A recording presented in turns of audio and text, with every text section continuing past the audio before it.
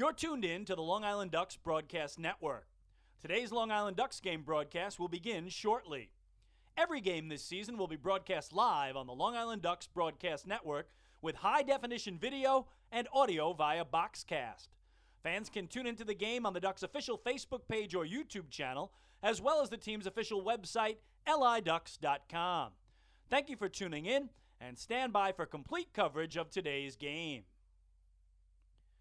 The box office is now open for 2018 individual ticket sales. Box office hours are Monday through Friday from 10 a.m. to 6 p.m. and Saturdays from 10 a.m. to 2 p.m. You can also purchase your tickets by calling 631-940-TIXX, going online to liducks.com, or visiting our mobile app.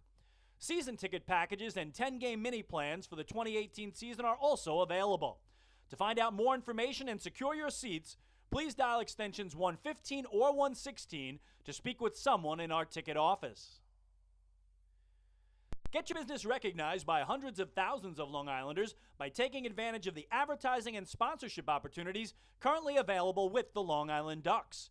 For more information, please dial extension 106 or check us out on the web at liducks.com. The Ducks offer many packages available for groups with as little as 25 people to as many as 2,000. We offer block seating, pregame and in-game picnics, luxury suites, our exclusive Smoke and Owls party deck, and so much more. In addition, groups have the opportunity to take part in a variety of experiences, such as performing the national anthem or taking the field with the Ducks as the Dream Team. Group ticket packages for the 2018 season are now on sale. For more information on Ducks group outings, please dial extension 124 during normal business hours to speak with our Director of Group Sales. Looking for official Long Island Ducks merchandise, hard-to-find memorabilia, team apparel, and so much more? Then be sure to check out the Waddle Inn Shop, the official merchandise store of the Ducks. Fans can visit the shop online anytime at liducks.com by clicking the merchandise icon. For more information, please contact our Merchandise and Client Relations Manager at extension 110. Children 14 and under can become members of the Bethpage Federal Credit Union Long Island Ducks Kids Club today. Kids will receive a unique gift package and take part in a variety of fun activities that come with being a member of the Kids Club. For more information on how to sign your child up, please contact the Community Relations Department at extension 102. Quacker Jack, the 8-time Best Long Island Mascot, is now available for appearances at parties and other special events throughout the Long Island community. Please contact the Community Relations Department at extension 102 to find out more information and to book an appearance. Once again, thank you for tuning in to the Long Island Ducks Broadcast Network. Today's game will begin momentarily. You're tuned in to the Long Island Ducks Broadcast Network. Today's Long Island Ducks game broadcast will begin shortly. Every game this season will be broadcast live on the Long Island Ducks Broadcast Network with high-definition video and audio via Boxcast. Fans can tune into the game on the Ducks' official Facebook page or YouTube channel, as well as the team's official website, liducks.com. Thank you for tuning in, and stand by for complete coverage of today's game. The box office is now open for 2018 individual ticket sales. Box office hours are Monday through Friday from 10 a.m. to 6 p.m. and Saturdays from 10 a.m. to 2 p.m. You can also purchase your tickets by calling 631-940-TIXX, going online to liducks.com, or visiting our mobile app. Season ticket packages and 10-game mini plans for the 2018 season are also available. To find out more information and secure your seats, please dial extensions 115 or 116 to speak with someone in our ticket office. Get your business recognized by hundreds of thousands of Long Islanders by taking advantage of the advertising and sponsorship opportunities currently available with the Long Island Ducks. For more information, please dial extension 106 or check us out on the web at liducks.com. The Ducks offer many packages available for groups with as little as 25 people to as many as 2,000. We offer block seating, pregame and in-game picnics, luxury suites, our exclusive Smoke and Owls party deck, and so much more. In addition, groups have the opportunity to take part in a variety of experiences, such as performing the national anthem or taking the field with the Ducks as the Dream Team. Group ticket packages for the 2018 season are now on sale. For more information on Ducks group outings, please dial extension 124 during normal business hours to speak with our Director of Group Sales. Looking for official Long Island Ducks merchandise, hard-to-find memorabilia, team apparel, and so much more? Then be sure to check out the Waddle Inn Shop, the official merchandise store of the Ducks. Fans can visit the shop online anytime at liducks.com by clicking the merchandise icon. For more information, please contact our Merchandise and Client Relations Manager at extension 110. Children 14 and under can become members of the Bethpage Federal Credit Union Long Island Ducks Kids Club today. Kids will receive a unique gift package and take part in a variety of fun activities that come with being a member of the Kids Club. For more information on how to sign your child up, please contact the Community Relations Department at extension 102. Quacker Jack, the 8-time Best Long Island Mascot, is now available for appearances at parties and other special events throughout the Long Island community. Please contact the Community Relations Department at extension 102 to find out more information and to book an appearance. Once again, thank you for tuning in to the Long Island Ducks Broadcast Network. Today's game will begin momentarily. You're tuned in to the Long Island Ducks Broadcast Network. Today's Long Island Ducks game broadcast will begin shortly. Every game this season will be broadcast live on the Long Island Ducks Broadcast Network with high-definition video and audio via Boxcast. Fans can tune into the game on the Ducks' official Facebook page or YouTube channel, as well as the team's official website, liducks.com. Thank you for tuning in, and stand by for complete coverage of today's game. The box office is now open for 2018 individual ticket sales. Box office hours are Monday through Friday from 10 a.m. to 6 p.m. and Saturdays from 10 a.m. to 2 p.m.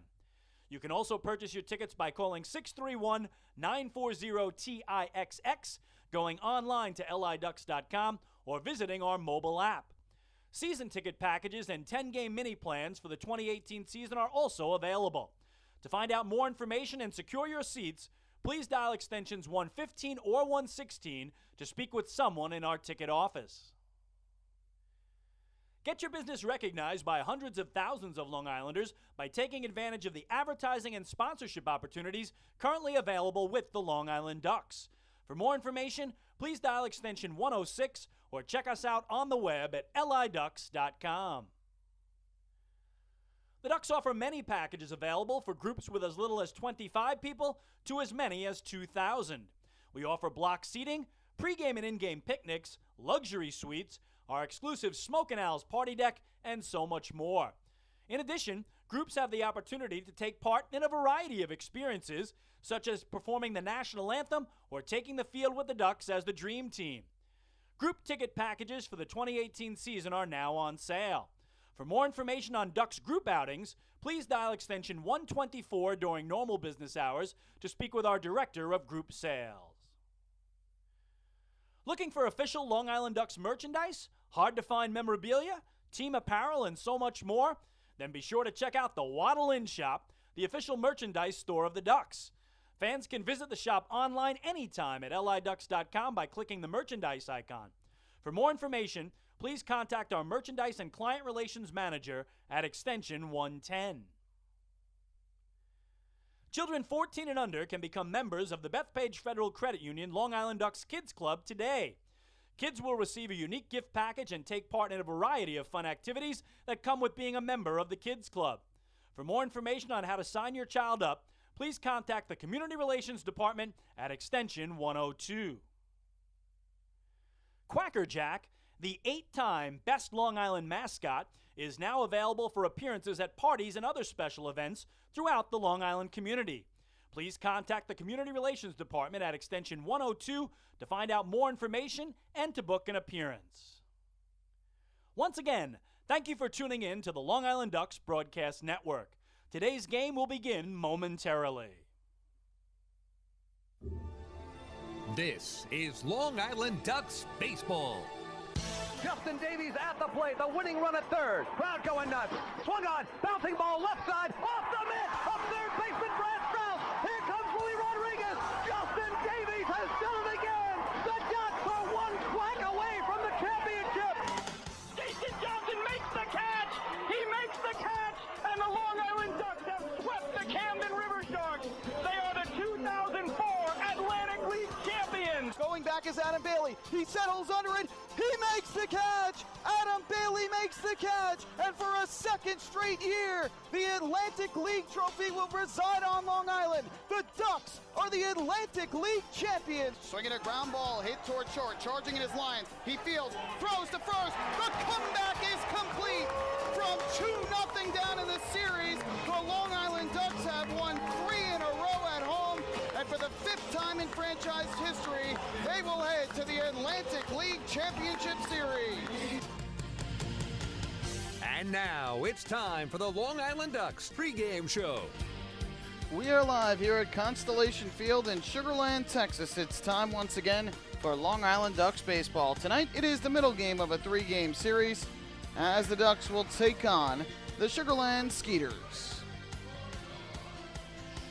Well, good evening, everybody. My name is Michael Pollack. I'll be bringing you the play-by-play for all of tonight's action. Thank you so much for tuning in here on the Long Island Ducks Broadcast Network, coming at you on liducks.com, Facebook Live, and youtube.com/DucksBaseball.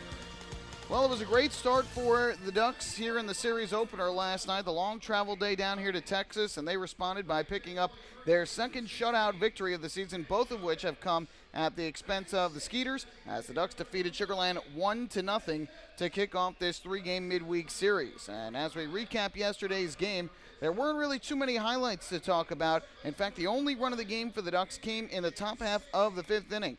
Taylor Ard, who was signed by the Ducks yesterday, picked up 2 singles, his second of which came in that 5th inning. He was able to advance from first to third on a pair of wild pitches thrown by Skeeter starter Dallas Beeler, and then with 1 out and with Ard at third base, to the plate came Robert Garcia. Beeler deals, and Garcia pops one in the air to shallow right, going out to second baseman Ginsanti. Can't make the over-the-shoulder catch. Here comes Ard to the plate. He's going to score. It's a bloop RBI single for Robert Garcia. The Ducks strike first, and they take a 1-0 lead. The infield drawn in there with the runner at third and only 1 out in the inning. They wanted to cut off the run at home plate. The move pays off for the Ducks as the RBI single over the drawn-in infield made it a 1-0 ball game. Meanwhile, Matt Larkins was the starter last night for Long Island. He scattered 3 singles over his 5 shutout innings of work. He did not walk a single batter, struck out 2, and ended his night inducing a double play off the bat of Anthony Ginsanti. Bullpen took over in the 6th inning. Dennis O'Grady came in, retired the Skeeters in order in the 6th, striking out 1. Rob Rogers in the 7th, 1-2-3 inning with a strikeout of Dennis Phipps to end the inning. Vinny Pestano then came in for the 8th, and he ran into some trouble to begin. Walked Matt Chavez on a borderline pitch to begin the inning, and then Kyle Kubica reached on an infield single to third off the glove of a diving Alex Soleil. So all of a sudden there were runners at first and second with nobody out in the inning. But Anthony Ginsanti grounded into a 6-4 fielder's choice to get the first out, putting runners at the corners with 1 away. And then up next came shortstop Alvaro Rondon. He was actually pinch hit for by Todd Cunningham, backup outfielder for the Skeeters, and Cunningham grounded into a fielder's choice. 1-6 on the put out there, keeping the runner at third base. And so it was still runners at first and third, 2 out, and at the plate was center fielder Barrett Barnes. 2-2 pitch, swing and a miss, strike 3. Vinny Pestano beats him with a fastball upstairs for strike 3, and the Ducks right-hander gets out of a first and second no-out jam here in the 8th inning to keep the Ducks in front by a run. A tremendous job by Pestano to get out of that jam. That took us to the 9th inning, and after the Ducks failed to get a run in the top half of the inning, K-Rod came in, Francisco Rodriguez for the bottom half of the 9th, induced a ground out back to the mound by Albert Cordero, a ground out to third base by Derek Norris, and the last hope for the Skeeters was left fielder Courtney Hawkins. 1-0 from Rodriguez, and Hawkins swings, lifts a fly ball in the air to shallow right center. Going out, Jordani Valdespin still racing out, and he makes the great over-the-shoulder catch. Oh, what a grab by Jordani Valdespin in shallow right center field. He puts an exclamation point on this one. This ball game is over, and the Long Island Ducks have shut out the Sugarland Skeeters 1-0. Save number 5 for Francisco Rodriguez as the Ducks take the series opener.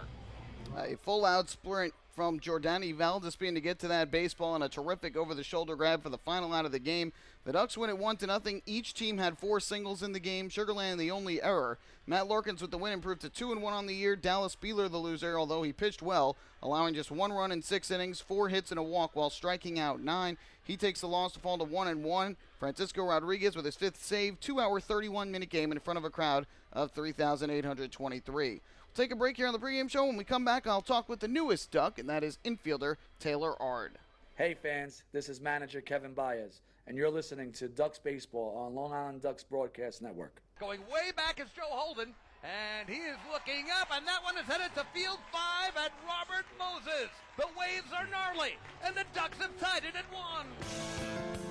That was another home run for the Ducks. And Duck fans, what's more fun than a home run that helps the Ducks win a game? How about a homer that helps the community win? Chappie's Funeral Home and the Long Island Ducks have once again teamed up for the Chappie's Home Run Challenge. If the Ducks hit 100 homers this season, Chappie's Funeral Home will donate $5,000 to the Quackerjack Foundation. So every time a Ducks hitter goes deep this season, watch for the Chappie's Challenge home run count on the scoreboard. And if we reach 100, we're all a winner. Chappie's Funeral Home, where caring for others is a family tradition. Can't get enough of the Long Island Ducks? Well, now you can get even more inside info on your favorite hometown team through Facebook and Twitter. The Ducks are constantly updating fans through social media with scores, transactions, ballpark promotions, and much more. You can even win great prizes. All you'll need to do is make a free account on Facebook and Twitter, and then visit us at facebook.com/LIDucks and twitter.com/LIDucks. Think you're Long Island's biggest Ducks fan? Get connected now.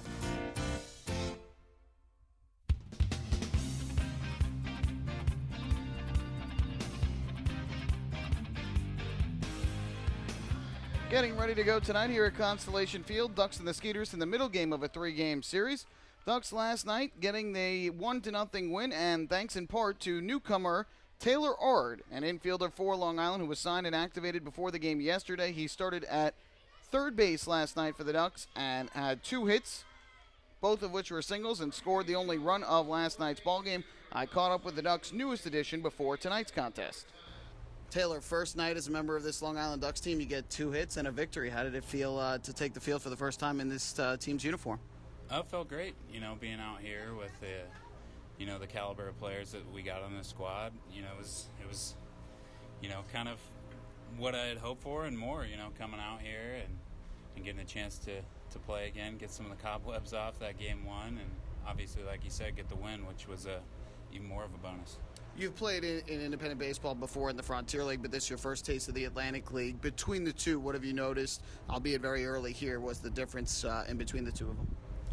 Just the quality of play, the pace of play, the caliber of players.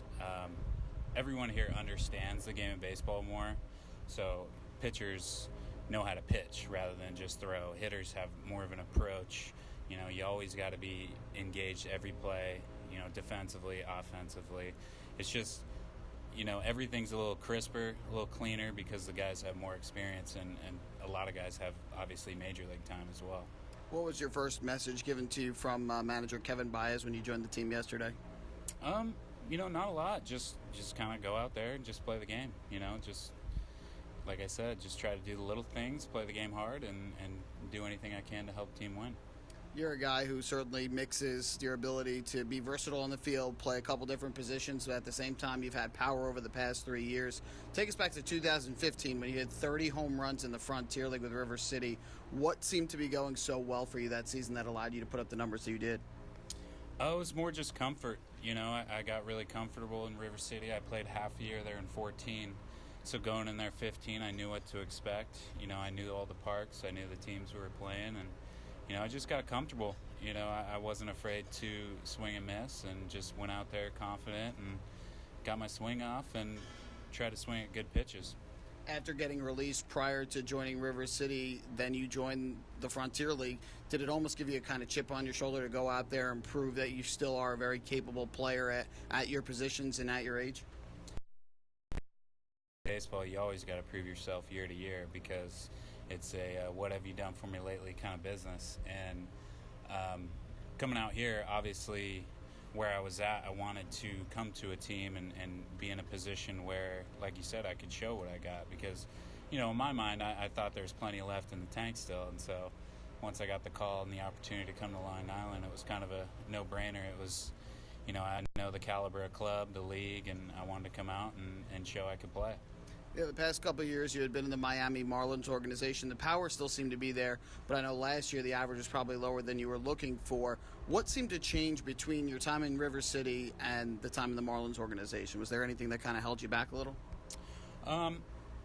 Depending on the organization you go to, there's always some sort of philosophies given to you up and down the minor league ranks. And obviously in River City, I had free range to kind of do whatever I want. It didn't matter whether I went 0 for 4 or 4 for 4. I knew I was going to be in the lineup. And just certain circumstantial issues, you have, like I said, hitting philosophies. They want you to do something. They're always tampering with your swing. And I think I kind of let that get to me at times where, looking back, I kind of wish I may have handled it differently and I could have had better stat lines, as you said. But, I'm just kind of looking forward to get back out here and just kind of let it go and see what I got. And finally, for a guy that joins the lineup that's littered with major league talent up and down the roster, both in the position players and the pitchers, are you looking to gain a lot of advice from those guys and talk to them, pick their brains during the course of your time here? Absolutely. I mean, there's a lot you can learn, outside of conversation. I can sit in the dugout and watch these guys and kind of, like I said, see what their approach is, see how they handle their day-to-day business, and learn from guys that have been there and been there for a while. And I'm just out here to, like I said, prove myself, get better, play wherever they need me, and try to help them win games. Awesome. Thanks so much for the time, Taylor, and best of luck here with the Ducks. All right, thank you very much. That is newcomer Taylor Ard here with the Long Island Ducks. We'll take a break and come back with a look at the pitching matchup, the starting lineups, and then the first pitch. Hey fans, this is outfielder and hitting coach Lou Ford, and you're listening to Ducks Baseball on the Long Island Ducks Broadcast Network. Oh, I love it. The color of my new Nicolat patio is so vibrant. It's unlike anything I've ever seen. You're welcome. I'm just going to go finish that Nicolat walkway now. Make your pavers vivid Nicolat pavers. The best looking, most vibrant pavers with the most 3-color blends in the industry. Featuring Nicolat's exclusive paver shield and color blending technology. With color throughout and guaranteed not to fade. Live life in color with Nicolat. Visit Nicolat.com.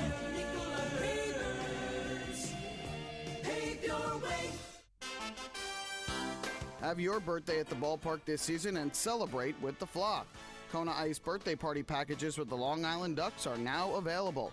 Each package includes 10 box seats, a commemorative birthday t-shirt, and autographed baseball. Refreshments including hot dogs, chips, cupcakes, frozen ice treats, and so much more. Best of all, the birthday child will stand on the dugout while the entire crowd sings happy birthday. Reserve your party today by calling the group sales department at 631-940-3825. Kona Ice birthday parties with the Long Island Ducks, a once-in-a-lifetime experience.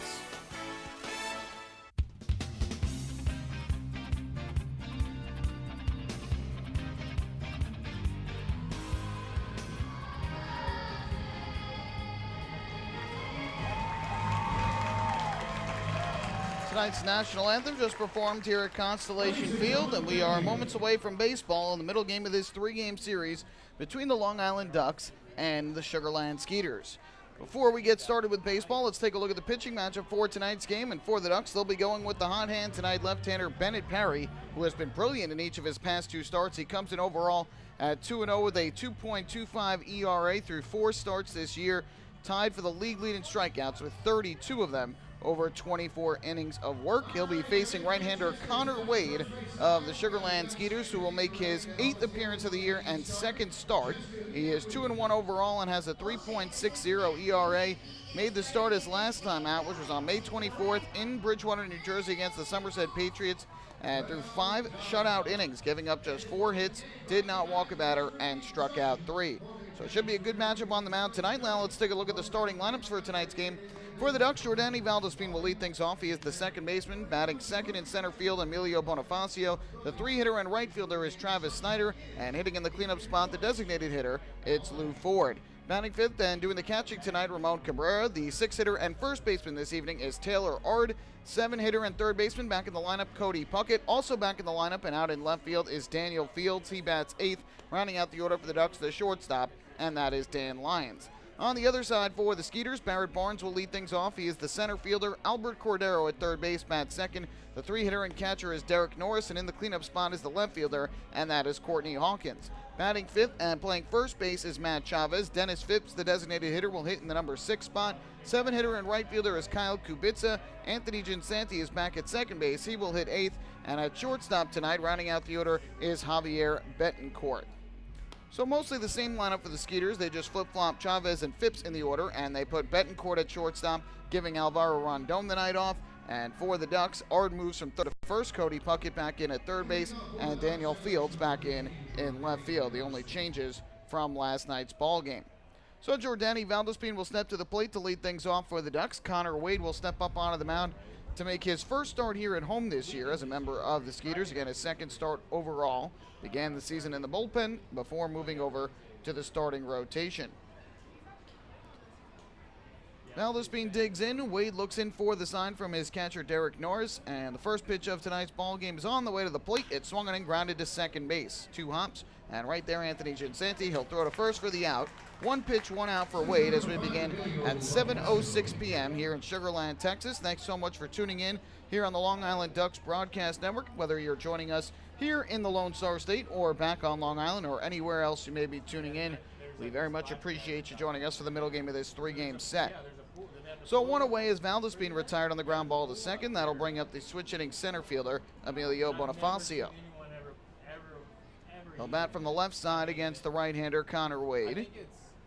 First pitch on the way to the plate. Bonifacio takes a fastball outside, and the count 1-0. Bonifacio comes in hitting .308 on the season, no home runs, and 8 runs batted in thus far. From the wind, and the 1-0.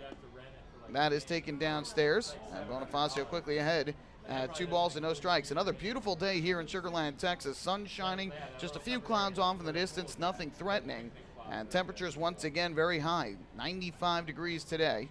1-1, and the fastball missed outside. Or excuse me, I think it was a 2-0 pitch, and now it should be 3-0. The scoreboard shows 2-1. If you get like 20 people together, they'll give you $35. Wade gets the sign. Here's the pitch, and Bonifacio lines this one over the try of the shortstop Betancourt. It's into left center. Bonifacio will turn it first, but stop right there as the throw comes in. And Emilio Bonifacio, who was 0 for 4 last night, gets aboard with the first hit of tonight's ball game. So Bonifacio, with his good speed, is on at first base, and with 1 on and 1 out, that'll bring up the right fielder, Travis Snyder. Yeah, I'll be there in a second. Wind is blowing in from right center towards home plate. The lights have come on at Constellation Field as the sun continues to set behind the ballpark. Most of the infield is in the shadows, just shortstop, really in the area of second base, and shortstop is in the sun. First pitch to Snyder. He swings through one for strike 1. Might have caught a little piece of it, but he tips it into the glove. And the count goes to 0-1 on Snyder, who comes in hitting .230 on the season, 3 home runs and 17 runs batted in for the 8-year Major League veteran. Third baseman Albert Cordero playing well off the bag here, with the shortstop shaded up the middle. That's Betancourt. 0-1. Broken bat flare in a shallow center. That's going to get down for a base hit in front of Barrett Barnes. Bonifacio will stop at second. For the second night in a row, Travis Snyder has a first-inning single. The Ducks, with back-to-back base hits, have runners at first and second and only 1 man out. Defensively tonight for the Skeeters, Courtney Hawkins is the starter out in left field. Barrett Barnes in center field, and Kyle Kubica around in right. Now on the infield from left to right, Albert Cordero, the third baseman. Javier Betancourt's at shortstop. Second baseman Anthony Ginsanti, and Matt Chavez over at first base. Doing the catching once again tonight is Derek Norris. And on the mound, the right-hander, Connor Wade.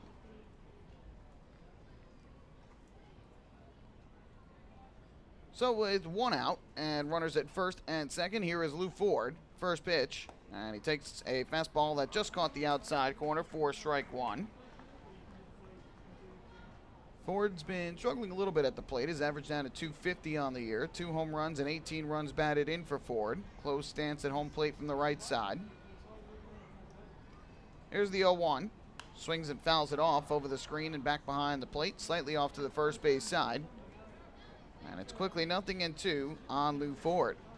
Ducks once again in the road gray uniforms here tonight as they were last night. The Skeeters wearing their black jerseys with the white and blue horizontal striping across and the white lettering on the front that says Sugarland. 0-2 pitch from Wade to Ford. And it's swung and grounded right back to the mound. Wade will field. He'll go to the second baseman, Ginsanti, for one. The turn to first in time. A 1-4-3 double play off the bat of Lou Ford. And that'll end the top half of the first inning. No runs for the Ducks. They do get 2 hits in the inning, but leave a runner on base. And after a half inning of play, it's the Ducks 0 and the Skeeters coming up to bat. Hey fans, this is pitcher John Brownell, and you're listening to Ducks Baseball on the Long Island Ducks Broadcast Network. Sayville Ford, Long Island's Ford giant, has been family-owned and operated for over 60 years. Stop by today to check out their giant selection of new and pre-owned vehicles at their state-of-the-art showroom featuring enclosed service drives and a luxurious customer lounge. Get giant savings on hundreds of new and used vehicles in stock.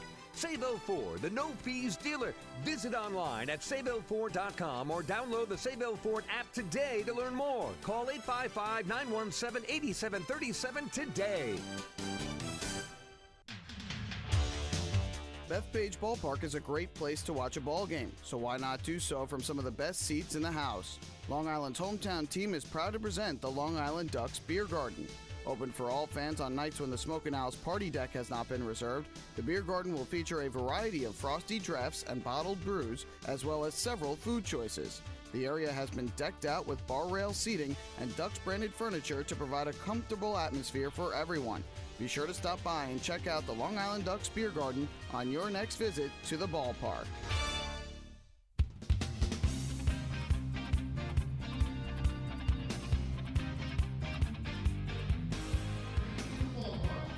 Every walk by Ducks batter this season is brought to you by City MD Urgent Care. There are over 15 City MD locations across Long Island offering the comprehensive quality care you need the moment that you need it. City MD Urgent Care. Need a doctor?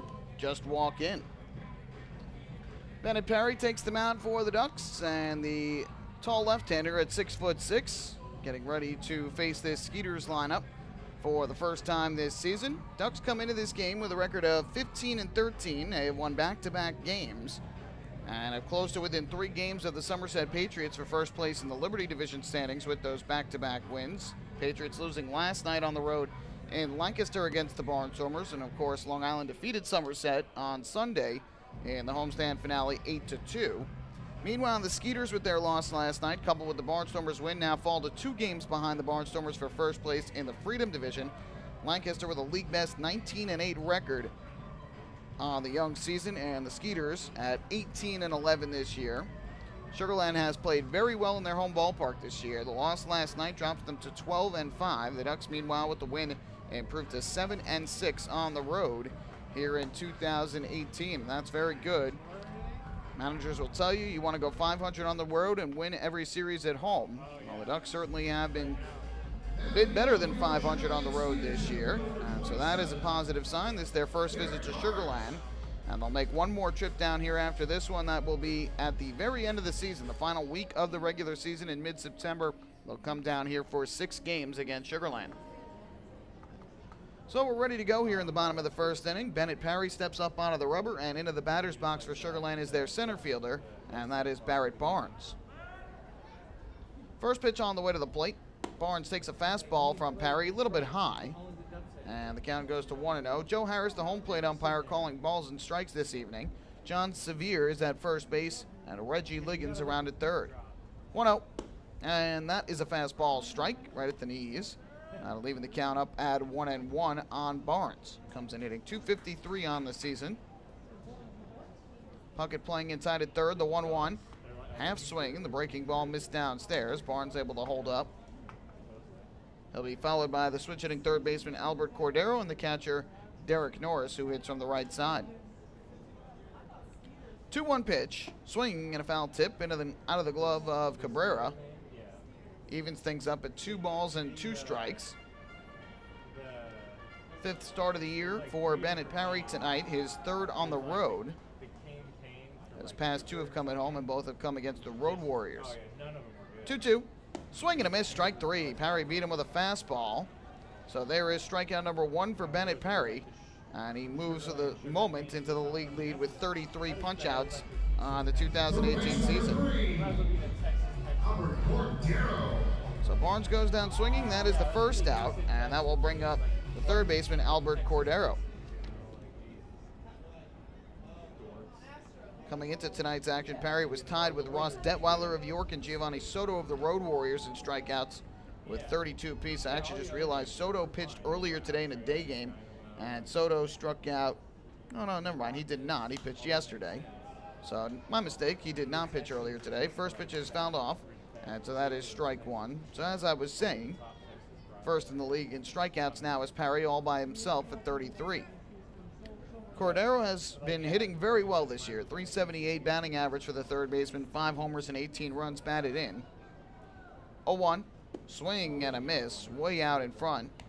And the count 0-2. Cordero is a productive player, but the Skeeters have the ability to add Derek Norris, who waits on deck, who was in the majors last year with the Tampa Bay Rays as a catcher as well. So the way to get Cordero in the lineup, they have been playing him regularly at third base while Norris does the catching.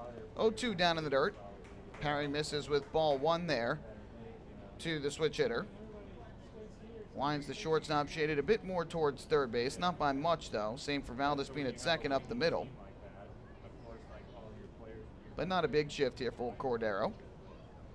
Parry's 1-2. Breaking ball swung on and missed for strike 3. Nasty movement on that curveball from Bennett Parry. He picks up back-to-back strikeouts to begin the ballgame. And quickly 2 out in the bottom of the first inning. Defensively for the Skeeters, for the Ducks, tonight, it's Daniel Fields in left. Center fielder is Emilio Bonifacio, and around in right field is Travis Snyder. On the infield from left to right, you've got Cody Puckett at third base, the shortstop Dan Lyons, Jordani Valdespin at second, and Taylor Ard across the diamond at first base from where he was yesterday at third. First pitch here to Norris. He swings and pumps it up. Foul territory to the first base side. Cabrera and Ard give it a look, but this will be well back into the seats out of play. And the count 0-1. Ramon Cabrera doing the catching tonight. And Bennett Parry, the left-hander on the rubber, looking to retire the Skeeters in order here in the bottom of the first inning. No score here at Constellation Field. Parry gets the sign and comes set. It'll be an 0-1. Kicking the pitch is a fastball that missed downstairs. Evens things up at 1-1 on Norris, hitting .247 this year for the Skeeters. 3 home runs and 17 runs batted in.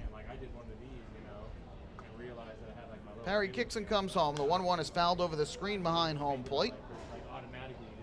And now Parry is a strike 3 away from striking out the side here in the opening inning.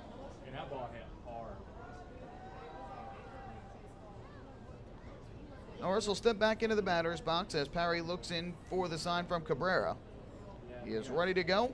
And the 1-2. Swing and a miss, strike 3. Another great breaking ball from Bennett Parry, and he strikes out the side here in the first inning, getting all 3 Skeeters swinging. So Sugarland goes in order in the bottom half of the first inning. We move to the second. No score here at Constellation Field. Hey fans, this is shortstop Dan Lyons, and you're listening to Ducks Baseball on the Long Island Ducks Broadcast Network. We asked people across Long Island, what does energy efficiency mean to you? Energy efficiency? It means finding ways to save a few dollars on my electric bill each month. PSEG Long Island is introducing smart technologies that let you control just how much energy you use. To me, it really is important to keep Long Island green, so future generations can enjoy our island's beauty. And we're partnering on renewable sources that will keep Long Island sustainable for generations. Discover all of our energy efficiency programs at pseglyny.com/efficiency.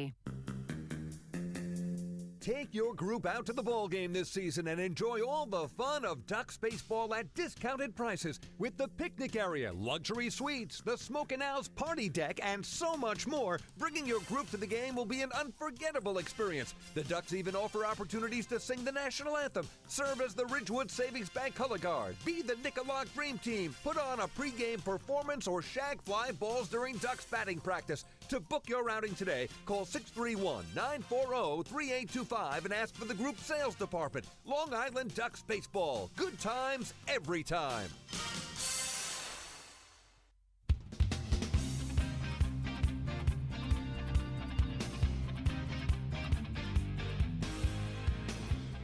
Well, when Bennett Parry struck out the side in the bottom half of the first inning, retiring the Skeeters 1-2-3, it was another PSEG Long Island energy-efficient inning.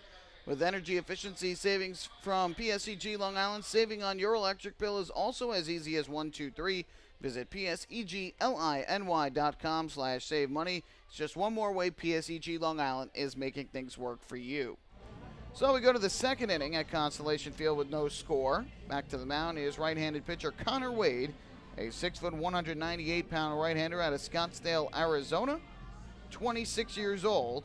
As we mentioned, his first 6 appearances of the season came out of the bullpen for Sugarland before he moved into the starting rotation his last time out, which was on Thursday night of this past week against the Somerset Patriots in Bridgewater, New Jersey. So to the second inning we go. It'll be Ramon Cabrera to lead things off. Left switch hitter, batting from the left side. First pitch on the way, and Cabrera takes a fastball that just caught the outside corner for strike 1.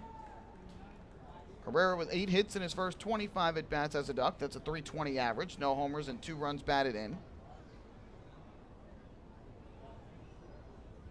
Here's the 0-1. Try to hit the same spot, did Wade, this time a little bit further off the plate. And that will even things up at 1-1 on Cabrera, who will be followed by Taylor Ard and Cody Puckett in this second inning. From the wind, the 1-1. Breaking ball missed low and inside. Lifting up the back foot was Cabrera. And the count goes to 2-1.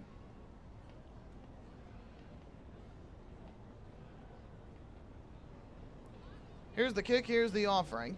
And Cabrera takes just off the outside corner, about belt high. Wade wanted that for strike 2 and said the count now in the favor of Cabrera at 3-1. Shortstop shaded up the middle, shading his eyes from the sun. That's Javier Betancourt. 3-1, and Cabrera pops it foul to the third base side as he went chasing after that pitch over the outside corner. That'll run the count full at 3-2. Overall, Wade 2-1, a 3.60 ERA in his 7 games, one of which was a start. Wade ready to deal the 3-2. Kicks and comes home, and Cabrera swings and lines it into right field. That'll get down for a base hit. One hop in front of Kubica. Good at bat there for Ramon Cabrera, and he's got his 9th hit of the year, a leadoff single. 3rd hit of the game for Long Island. And that'll bring up the first baseman, Taylor Ard, batting in the number 6 spot. For Wade, in 15 innings of work this season, he has allowed 20 hits, so has a tendency to give up quite a few hits, but has only surrendered 6 runs, all of which were earned, only has 2 walks given up, and has struck out 11 batters. All those stats coming into tonight's game. First pitch here to Ard, and he takes inside under the hands. Was able to hold up his swing. And the count goes to 1-0 on Ard, wearing number 35 for the Ducks. He was 2 for 3 last night and scored the only run in Long Island's 1-0 shutout of the Skeeters. Wade's 1-0, and Ard checked his swing but fouled it off. Just caught a piece of the bat as he tried to hold up the swing. That'll leave in the count up at 1 ball and 1 strike. Ard comes to Long Island after spending the past 2 seasons in the Miami Marlins organization. Last year at AA Jacksonville, the year prior at Advanced A Jupiter. Cabrera leads the 1-1, swinging and a miss. A good slider from Wade over the outer half of the plate. Chased after by Ard in the count 1-2. So I'm going to get one. Out. Second baseman Ginsanti shaded towards the middle here. The third baseman Cordero plays close to the line. Here's the 1-2. Swinging a foul ball off to the first base side. This will drift up and out of play. Keeps the count right where it is at 1 ball and 2 strikes. Last night, Ard with a single, moved from first to third on a pair of wild pitches from Dallas Beerler and scored on the bloop RBI single by Robert Garcia in the 5th inning that proved to be the difference maker. Again, the 1-2, and Ard swings and lines it foul down the right field line up onto the last section of suites, and then it caroms back down below. Light crowd on hand here tonight, a little bit less than we had here last night for the opener of this series.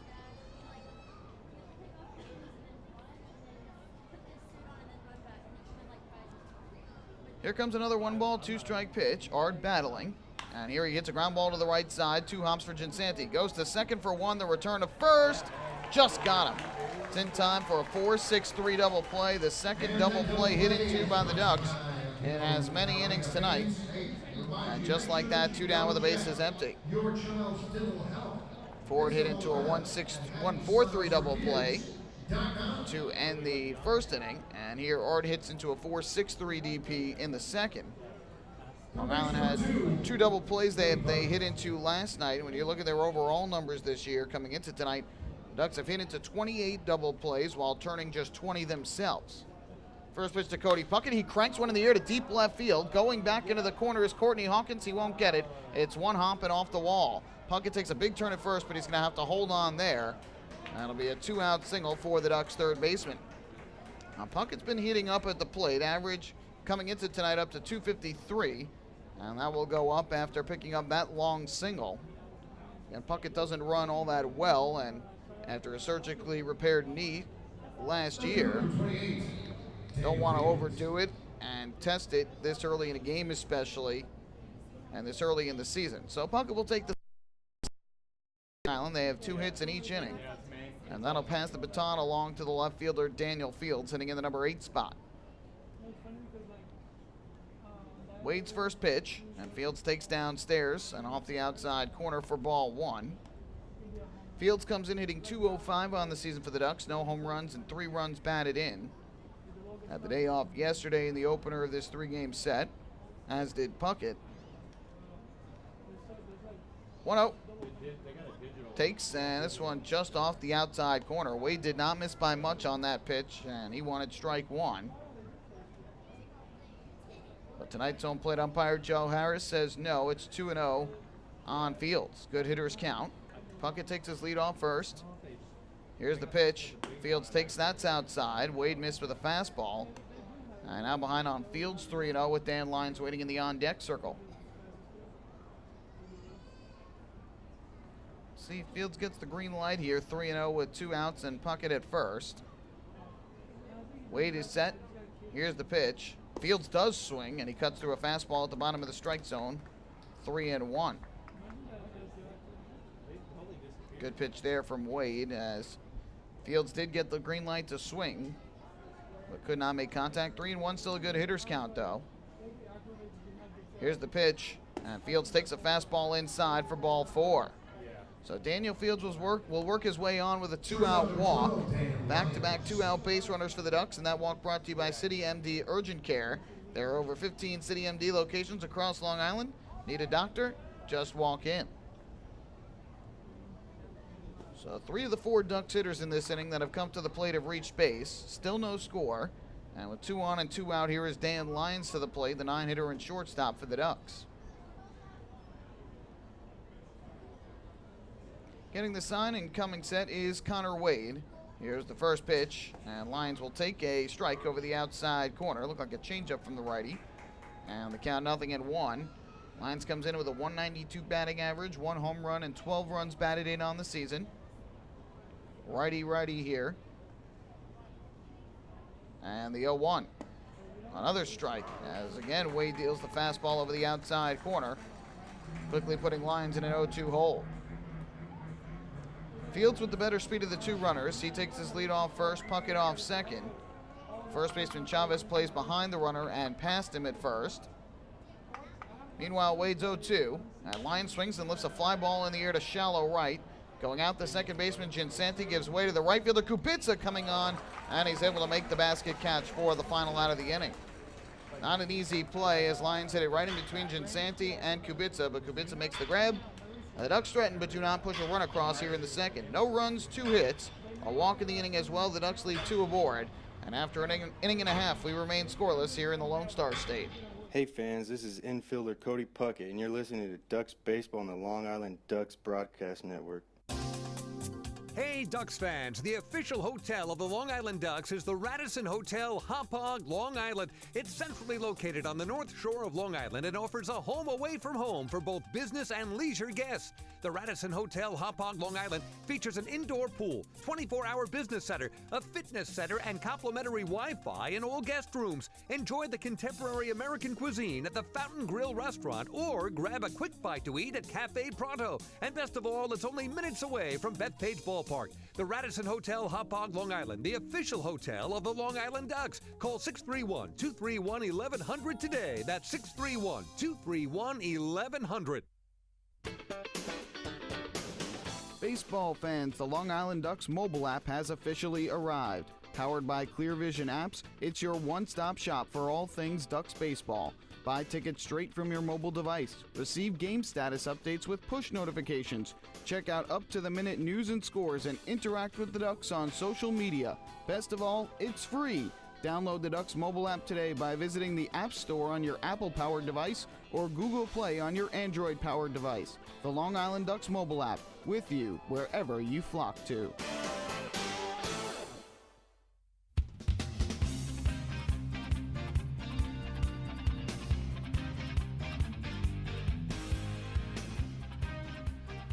On to the bottom half of the second inning. No score between the Ducks and the Skeeters. It's time for the Ducks Health Report, which is brought to you by Island Shore Physical Therapy, the official therapist of the Long Island Ducks. 3 players out on the disabled list right now for Long Island. Andrew Barbosa, the closest of the 3 to return. He has been doing some work to get back. Long toss, scheduled to throw live to hitters later this week. And the hope is that he might be able to return to the rotation next week for Long Island, whether it be at home or on the road. The Ducks will be at home to begin the week as they will take on the Lancaster Barnstormers. Then they'll head on the road to face the York Revolution later in the week. Swing and a miss at a breaking ball, and the count goes to 0-1 on Courtney Hawkins, the left fielder and cleanup hitter for the Skeeters. Here's the 1-0 from Perry. Breaking ball hit high in the air to left and hit well. Going back, Daniel Fields into the corner on the warning track, and in front of the wall, he'll make the catch for the first out of the inning. Courtney Hawkins gave it a ride. He has tremendous power, leads the league with 7 home runs this year, but flies out to deep left field. The wind not doing him many favors as it's blowing in from right center towards home plate. 1 away, and that'll bring up Matt Chavez. David Washington out on the disabled list as well after suffering the right finger injury, middle finger injury, back on Friday night. And so he is out, as is Audie Affner, who is out long term, as he is dealing with the broken finger. Otherwise, the Ducks a healthy bunch. Colin Walsh out on the disabled list, an infielder for the Skeeters. First pitch here to Chavez, and he rips one to the left side and through a base hit. So there's the first hit of the ball game for Sugarland as Matt Chavez with a hard hit line drive between short and third. Skeeters get their first base runner after Parry struck out the side in order in the first. With 1 on and 1 out, that'll bring up Dennis Phipps, the designated hitter. Benny Parry making his 5th start of the year. He has 1 complete game, 2-0 record, and a 2.25 earned run average for the Southpaw in his first season with the Ducks. First pitch on the way, and Phipps will take a fastball that I believe missed low.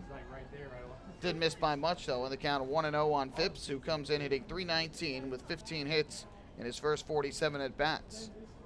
1-0. And there's a strike that time, a fastball knee-high. Late calls on the strikes from home plate umpire Joe Harris. Ard holding on the runner at first in Chavez, who has yet to steal a base or attempt one this year. 1-1. Swing and a miss. Nasty breaking ball diving down and out of the zone. Phipps swings through it, and the count of 1-2. 24 innings for Parry, 19 hits. These stats coming into the game, 6 runs, all of them earned. Here's the 1-2. Swing and a miss for strike 3. Again, that good breaking ball diving down in the zone. That time looked like a changeup, not the curveball we saw earlier in the game. But 4th strikeout for Parry, and he records the 2nd out here in the 2nd inning. Just 7 walks given up by Parry this year, 2 or less in 3 of the 4 starts.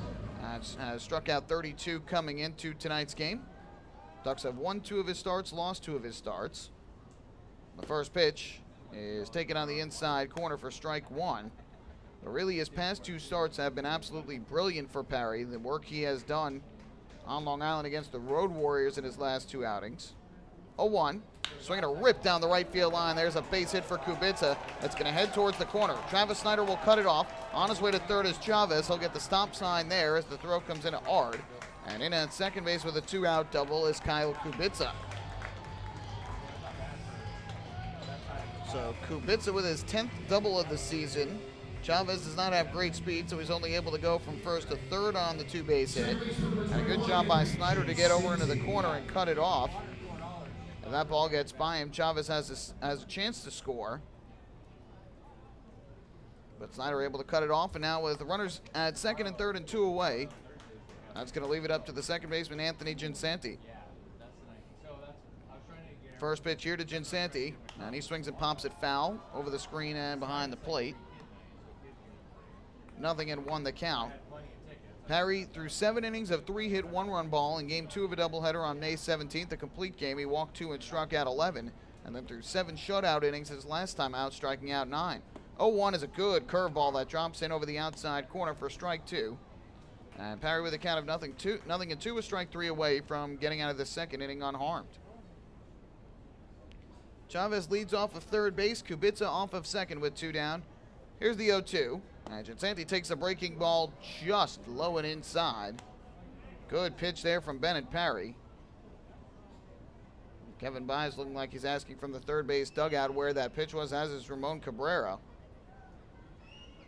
And I think they said it was down and in. So 1-2 the count now on Ginsanti. Here's the pitch. Swing and a miss, strike 3. Got him with the breaking ball downstairs once again. 2 more strikeouts for Parry, 5 strikeouts on the night through 2 innings for the lefty. No runs, 2 hits in the inning for the Skeeters. They leave both runners in scoring position. And after 2 at Constellation Field, Ducks and the Skeeters remain scoreless. Hey fans, this is pitcher Matt Larkins, and you're listening to Ducks Baseball on the Long Island Ducks Broadcast Network. Going way back is Joe Holden, and he is looking up, and that one is headed to field 5 at Robert Moses. The waves are gnarly, and the Ducks have tied it at 1. That was another home run for the Ducks. And Duck fans, what's more fun than a home run that helps the Ducks win a game? How about a homer that helps the community win? Chappie's Funeral Home and the Long Island Ducks have once again teamed up for the Chappie's Home Run Challenge. If the Ducks hit 100 homers this season, Chappie's Funeral Home will donate $5,000 to the Quacker Jack Foundation. So every time a Ducks hitter goes deep this season, watch for the Chappie's Challenge home run count on the scoreboard. And if we reach 100, we're all a winner. Chappie's Funeral Home, where caring for others is a family tradition. Can't get enough of the Long Island Ducks? Well, now you can get even more inside info on your favorite hometown team through Facebook and Twitter. The Ducks are constantly updating fans through social media with scores, transactions, ballpark promotions, and much more. You can even win great prizes. All you'll need to do is make a free account on Facebook and Twitter, and then visit us at facebook.com/LIDucks and twitter.com/LIDucks. Think you're Long Island's biggest Ducks fan? Get connected now.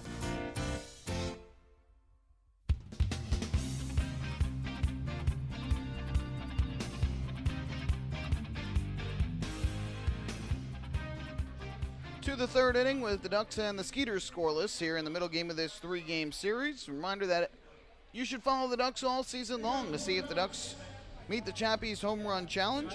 Should Long Island hit 100 home runs this season, they will meet the Chappie's Home Run Challenge, and Chappie's Funeral Homes will donate $5,000 to the Quacker Jack Foundation. Chappie's Funeral Homes, where caring for others is our family tradition. Jordani Valdespin to lead off for the Ducks, who have registered 4 hits and a walk through the first 2 innings, but have yet to dent home plate. First pitch from Wade. Valdespin squares to bunt, pulls back, and takes a strike over the outside corner. 0-1. Valdespin swung at the first pitch of the ball game and grounded out to Anthony Ginsanti at second. So Valdespin now 0 for 5 here to start the series with 2 strikeouts and 3 groundouts to second. Here's Wade's 0-1.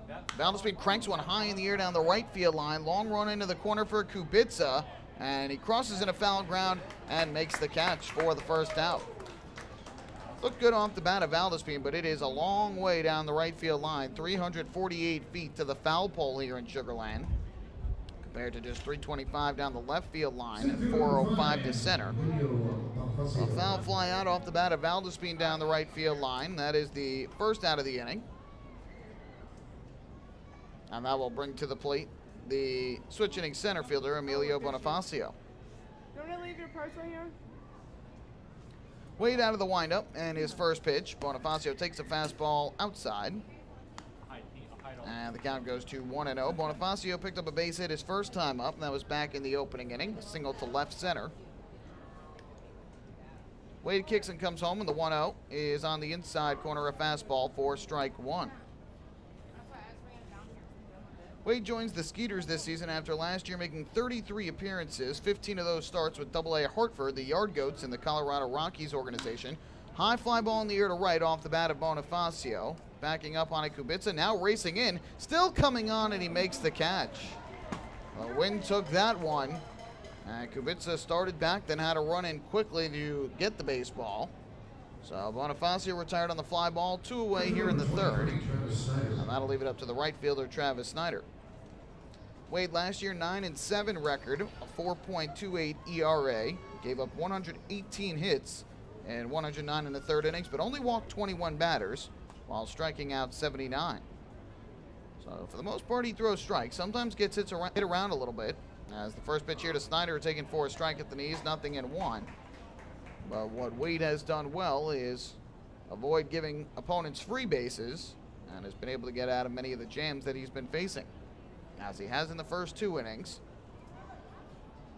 0-1. Ground ball hit to the right side. Ginsanti there, knocked it down, recovers, throws to first, and they get Snyder by a step for the final out of a 1-2-3 top half of the third inning. Much easier that time around for Connor Wade. 2.5 complete. Ducks 0 and the Skeeters 0. Hey, fam, this is Jordani Valles being second baseman, and you're listening to Duck Baseball on the Long Island Ducks Broadcast Network. Oh, I love it. The color of my new Nicolot patio is so vibrant. It's unlike anything I've ever seen. You're welcome. I'm just going to go finish that Nicolot walkway now. Make your pavers vivid Nicolot pavers. The best looking, most vibrant pavers with the most 3-color blends in the industry. Featuring Nicolot's exclusive paver shield and color blending technology. With color throughout and guaranteed not to fade. Live life in color with Nicolot. Visit Nicolot.com.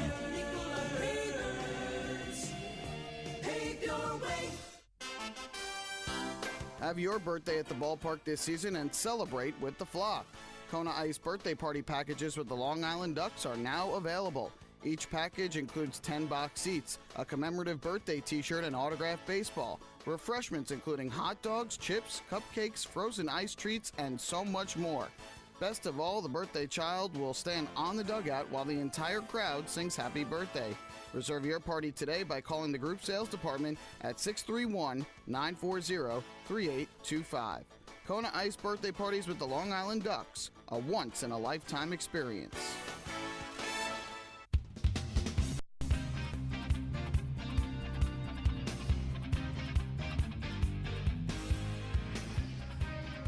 Well, fans, with Travis Snyder grounded out to second base to end the top half of this third inning, that was the 15th out of tonight's ball game. Did you know that a 15-minute phone call to Geico could save you 15% or more on your car insurance? Get a free quote today. Call 1-800-947-AUTO. That's 1-800-947-AUTO, or visit geico.com. So we move to the the bottom half of the third inning. Bennett Parry back to the mound, and he'll be facing the 9-1-2 hitters for the Skeeters. Javier Betancourt will begin, and then it'll be Merritt Barnes and Albert Cordero. Ducks move to within 1 of the Skeeters in the all-time series with their win last night. Sugar Land holds a slim 62-61 lead. Tonight, the 124th all-time meeting in the regular season between the teams. And Long Island improved to 24-37 on the road here against Sugar Land, a place that has given them fits before. Once went 0-10 in this ballpark. It was back in 2013. First pitch, and that is taken low for ball number 1. Betancourt 0 for 6 thus far since joining the Skeeters here in 2018. Gets the start at shortstop tonight in favor of Alvaro Rondon, and fouls one off down the right field line, even the count at 1-1. Last year he was with AA Biloxi and hit .243 with 6 home runs and 22 runs batted in down in Mississippi. 1-1. Fouled down the right field line again, slicing into the seats and out of play. Parry jumps in front of the count, 1-2. 5 strikeouts for Parry over the first 2 innings. He did allow a pair of hits in the second, but ultimately no runs. That double by Kubica, the first extra base hit of this series for either team. 1-2, just getting a piece of the breaking ball was Betancourt. Parry getting a lot of swings on that nasty curveball he's got working tonight. He mixes that with a changeup that also dives down in the zone. And he's been getting a lot of swings and misses here in the early going. They almost got Betancourt, but just was able to catch a little bit of it. Once again, the 1-2. This one tapped into the ground here, first base side. Parry will field, spin, and throw to Ord at first in time for the out. Good athletic play there by Bennett Parry to get to that tough ground ball and get the out at first. So Betancourt retired on the 1-3 putout. One away here in the third, and that'll send us back to the top of the order for Skeeters center fielder Barrett Barnes. By the way, when Cody Puckett came to the plate and singled in the top half of the second inning, he was the 10th batter of tonight's game. Did you know that you could join Planet Fitness for as low as $10 a month? Visit planetfitness.com today, find your nearest club, and learn more. First pitch, and that fastball just missed the outside corner for ball 1. Barnes a strikeout victim his first time up as he went down swinging in the bottom half of the first inning. Foul to speed shaded up the middle as Barnes takes, and the fastball misses low to run the count to 2-0 in favor of the Skeeters center fielder.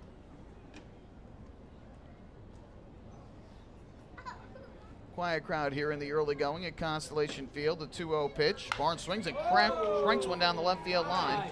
It'll land for a base hit. One hop off the wall. Barnes around first going for second. Here comes the throw from Fields, not in time.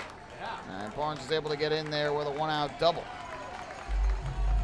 Fields has a good arm in left field, so runners earlier this season, have tried to test them, and Fields has thrown many of them out. There, just was not able to get the throw as on target as he needed to be to get Barnes out, and Barnes does have good speed. So a one-out double for the Skeeters center fielder. Sugarland now with 3 hits on the night. And up to the plate will step the third baseman, Albert Cordero. Parry comes set, looks to second, now deals to the plate, and there's a fastball strike over the inside corner. 0-1. Cordero also struck out his first time up as he chased that breaking ball from Parry down in the zone. I'll get your back. Left-hander gets the sign from Cabrera and comes set. Here's the 0-1. Breaking ball, and just getting a little piece of it was Cordero. Chops it into the ground, foul. And Parry gets in front, 0-2. Parry last Wednesday, a week ago, against the Road Warriors. 7 scoreless innings. He surrendered just 3 hits and 1 walk, all 3 of the hits singles, and struck out 9 batters. 20 strikeouts over his last 2 starts, and already has 5 tonight. The 0-2 from Parry. Chopped it to the ground up the third baseline, foul. Hitting at third base, Coach Lincoln Juice Gums will pick up the baseball and flip it to the Ducks dugout. Do it again at 0-2.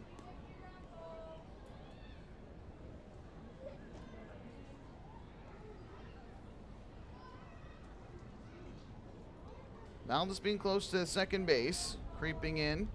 Here's the pitch, and it swung on and missed for strike 3. Off-speed pitch diving down in the zone from Parry and gets Cordero to chase it for the second time tonight. Strikeout number 6 for the left-hander, all of them swinging. And I believe all of them, or almost all of them, have all been on that same either breaking ball or changeup diving down at home plate. He's got a big looping breaking ball and then the hard changeup that comes in and then the bottom falls out of it. Almost looks like a sinker coming in. So with 2 down and a runner at second, here's Derek Norris. First pitch to him is a fastball that misses low for ball 1. Norris struck out swinging his first time up back in inning number 1. Tonight is Parry's first start against Sugarland this year. Opponents, by the way, have yet to get a hit against them with runners in scoring position and 2 out. 1-0. Norris chases the breaking ball downstairs to even up the count at 1-1. Sugarland coming into tonight's action, still leading the Atlantic League in hitting, but they're now tied with Southern Maryland with a 278 batting average entering today. Lancaster right behind them, both at 277. It was impressive to see what the Ducks pitching staff did against this lineup last night. 1-1, another good breaking ball and another swing and miss. And Parry ahead 1-2 and another strike 3 away from getting through the third and stranding another runner in scoring position. Barnes leads from second base with good speed, 4 steals and 6 attempts this year. Long look in from Parry, and asking for time here is the former big leaguer Norris. And a bit of a struggle offensively thus far for Norris. Does have 3 home runs on the year. Here's the 1-2. Fastball this time, just missed up and away. Try to surprise him with a fastball there, as he's been throwing a lot of those breaking balls and changeups with 2 strikes. But just missed above the letters, and the count 2-2. Parry set to go again, the 2-2 pitch. Again tried the fastball and missed it up and away. So the count full at 3-2. If Norris gets aboard, Courtney Hawkins would be next. No score, bottom of the 3rd inning here at Constellation Field. 4 hits for the Ducks, 3 for the Skeeters. Barnes takes his lead off second. And the payoff pitch. Swing and a miss, strike 3. Pulled the string again. And once again, cutting through it is Derek Norris. 7 strikeouts through 3 innings for Bennett Parry. No runs, 1 hit, 1 more left on for the Skeeters. And after 3 innings of play, the Ducks and the Skeeters remain scoreless. Hey fans, this is pitcher Jake Fisher, and you're listening to Ducks Baseball on the Long Island Ducks Broadcast Network. Go Ducks. The Atlantic League's biggest stars are coming to Long Island this summer. Join us on Wednesday, July 11th for the 2018 Atlantic League All-Star Game, presented by Good Samaritan Hospital Medical Center. See the top players from the Liberty and Freedom divisions take the field for the Midsummer Classic and the Dig Me Home Run Derby. Following the game, all fans in attendance will enjoy the largest fireworks spectacular on Long Island. Get your tickets for the 2018 All-Star Game today by visiting the box office, calling 631-940-TIXX, or going online to liducks.com. This season, build new memories. Beautiful evening for baseball. This season, witness the action. He reaches up, it's gone! This season, celebrate an all-star summer. The Ducks have won it 7-1. Gather your friends and family for an entertainment experience like no other. The Ducks 2018 schedule is full of new promotions, and with free parking and tickets starting at just $12, there's no better value on Long Island. Get tickets to an all-star summer at liducks.com.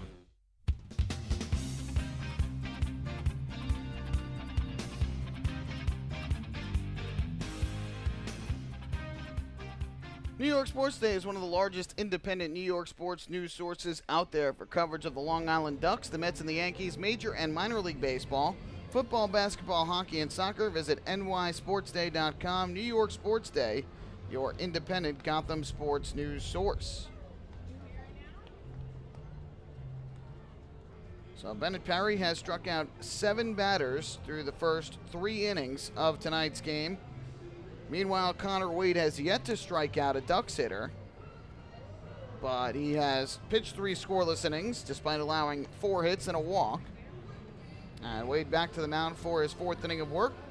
For the Ducks, it'll be their 4, 5, and 6 hitters, Ford, Cabrera, and Ard, coming up to the plate. So here is Lou Ford to bat as he will hit from the right side.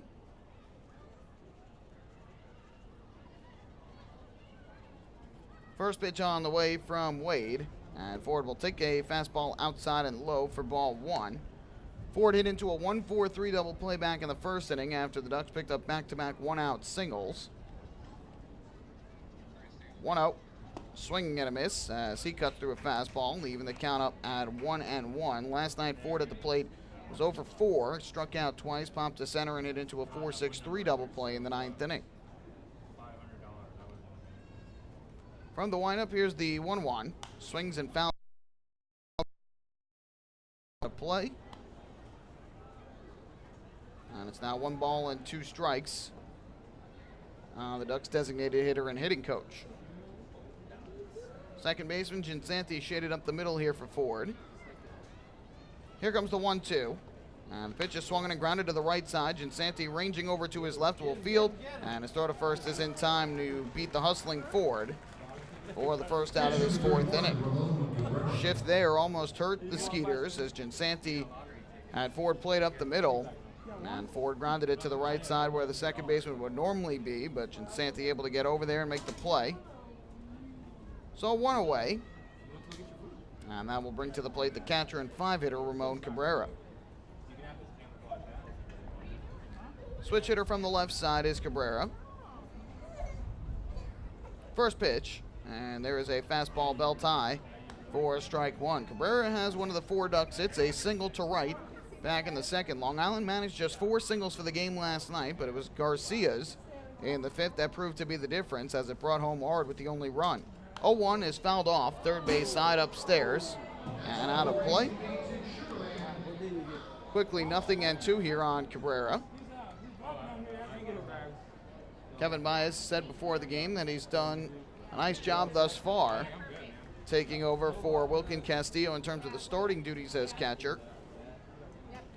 0-2, down and in. Ducks signed Ramon Cabrera after Audie Afner went down with the broken finger. Cabrera was going to be the backup, and then Castillo had his contract purchased by the Yankees, went to AAA Scranton Wilkes-Barre. A good job thus far for Ramon. Ground ball past the mound. No, it's fielded by Wade. He was able to get the glove down, and he flips on to first in time for the out. Good play by Wade as he snares the comebacker off the bat of Ramon Cabrera. 1-3 on the putout. And that is now 6 in a row retired by Wade since he walked Fields in the second inning. It's almost as if Wade was frustrated that he allowed a walk since he allows so few of them. He started to focus even harder and has done well since. Wade, a former 7th-round draft pick of the Arizona Diamondbacks in 2013, by the Colorado Rockies in 2013, out of Arizona. Again, he's from Scottsdale. First pitch here misses low, and that is ball 1 to Taylor Ard, who grounded into a 4-6-3 double play his first time at the plate. Was back in inning number 2. 1-0, swings and misses out in front of a breaking ball diving down in the zone.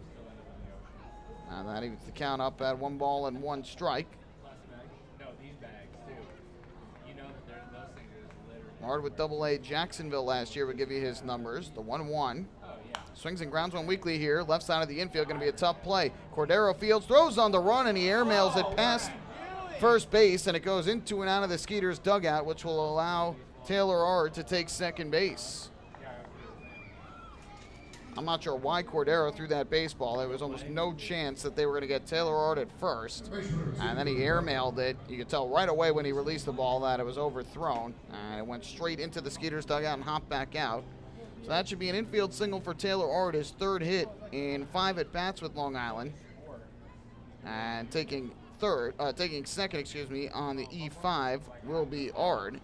And for Cordero, his 4th error of the season. So runner in scoring position for the Ducks here with 2 out. Cody Puckett to the plate. First pitch, Puckett grounds one to the left side. 2 hops for Cordero, another chance for him. And a throw across the diamond right on target for the final out of the inning. So Puckett, who singled his first time up, grounds to third here. The Ducks get a 2-out base runner, but nothing further. No runs, 1 hit, 1 error. The Ducks leave 1. And we get to the bottom of the 4th with this one still scoreless. Hey fans, this is outfielder Travis Snyder, and you're listening to Ducks Baseball on the Long Island Ducks Broadcast Network. Sayville Ford, Long Island's Ford giant, has been family-owned and operated for over 60 years. Stop by today to check out their giant selection of new and pre-owned vehicles at their state-of-the-art showroom featuring enclosed service drives and a luxurious customer lounge. Get giant savings on hundreds of new and used vehicles in stock. Sayville Ford, the no-fees dealer. Visit online at SayvilleFord.com or download the Sayville Ford app today to learn more. Call 855-917-8737 today. Bethpage Ballpark is a great place to watch a ball game, so why not do so from some of the best seats in the house? Long Island's hometown team is proud to present the Long Island Ducks Beer Garden. Open for all fans on nights when the Smokin' Owl's party deck has not been reserved, the Beer Garden will feature a variety of frosty drafts and bottled brews, as well as several food choices. The area has been decked out with bar rail seating and Ducks-branded furniture to provide a comfortable atmosphere for everyone. Be sure to stop by and check out the Long Island Ducks Beer Garden on your next visit to the ballpark.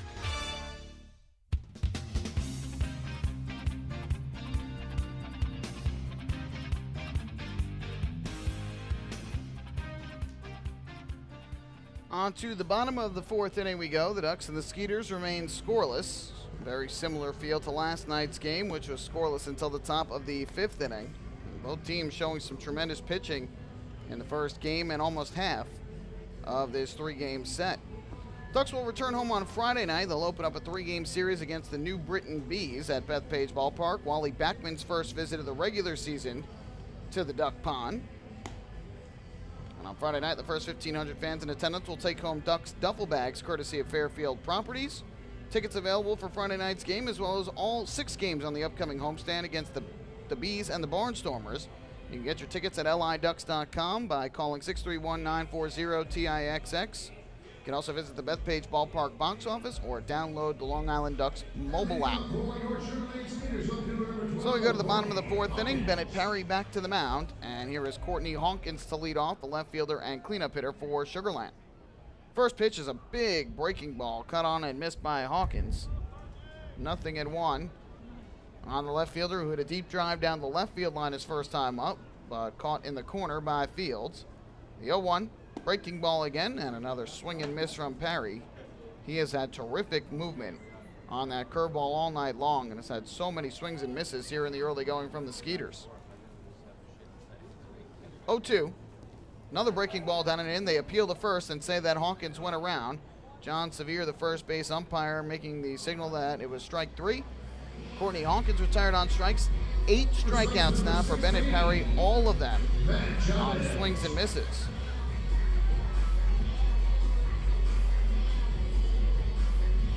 So there is the first out of this fourth inning. And up to the plate will step the first baseman, Matt Chavez, hitting in the number 5 spot from the right side.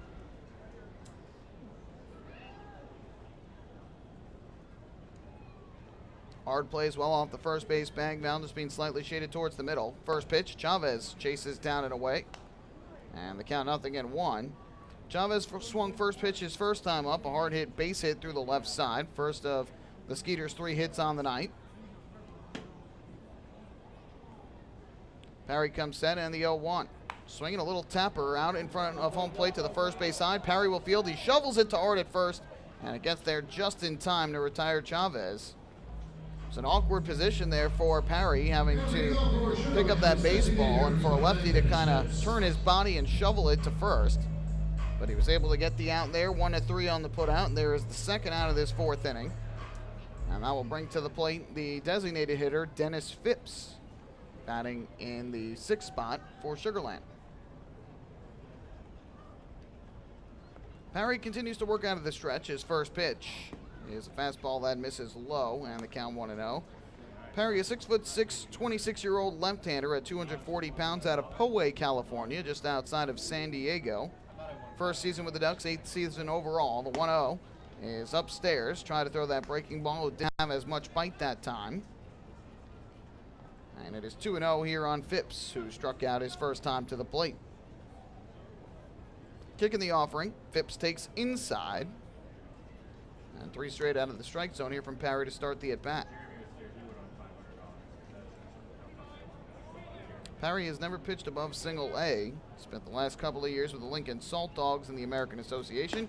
And here catches the inside corner on a fastball for strike 1. Phipps thought it was ball 4 and started to make his way down to first base. And now has to come back to home plate and having a conversation with Joe Harris about the call.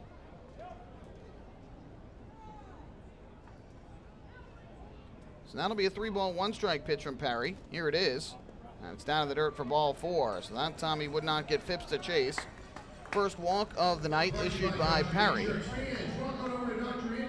a 2-out base runner for the Skeeters here in inning number 4. Walk on over and see how they can help you meet your insurance need. I got money for your Skeeters. Number 25 now, Kubica. So with a runner at first and 2 down, here's Kyle Kubica, who doubled his first time up. A 2-out double to right field in the second inning. First pitch from Parry. Kubica takes a fastball on the inside corner for strike 1. Parry with 8 strikeouts here tonight. He set his career high with 11 2 starts ago against the Road Warriors on May 17th.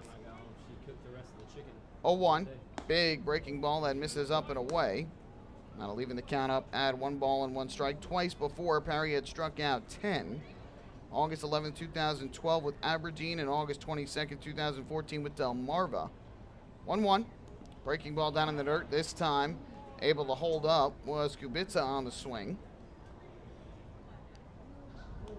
And so the count goes to 2-1. Parry continuing to do what he did on the mound last year, in which he allowed 2 runs or less in 10 of his 13 outings.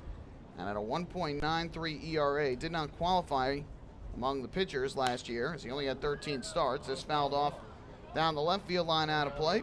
And that'll even up the count at 2-2 strikes. Had he been able to qualify, he would have led the American Association in earned run average. Came in at 2.25 in the ERA department into tonight's ball game. Ranks him 7th in the Atlantic League. Swing and a miss, strike 3.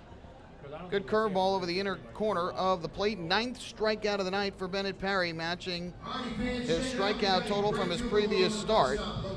2 more Ks here in the 4th, and the Skeeters retired. No runs, no hits, no errors. 1 runner left on base, courtesy of the walk. To the 5th inning we go. Still scoreless in Texas. Hey fans, this is pitcher Shair Jurgens, and you are listening to Ducks Baseball on the Long Island Ducks Broadcast Network.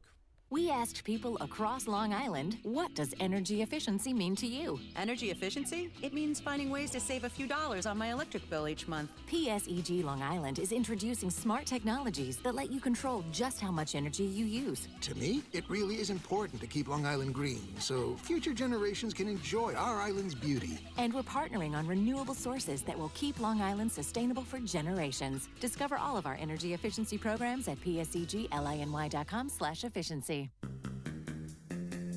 Take your group out to the ball game this season and enjoy all the fun of Ducks baseball at discounted prices with the picnic area, luxury suites, the Smokin' Owls party deck, and so much more. Bringing your group to the game will be an unforgettable experience. The Ducks even offer opportunities to sing the national anthem, serve as the Ridgewood Savings Bank color guard, be the Nicolak Dream Team, put on a pregame performance, or shag fly balls during Ducks batting practice. To book your outing today, call 631-940-3825 and ask for the group sales department. Long Island Ducks Baseball. Good times every time.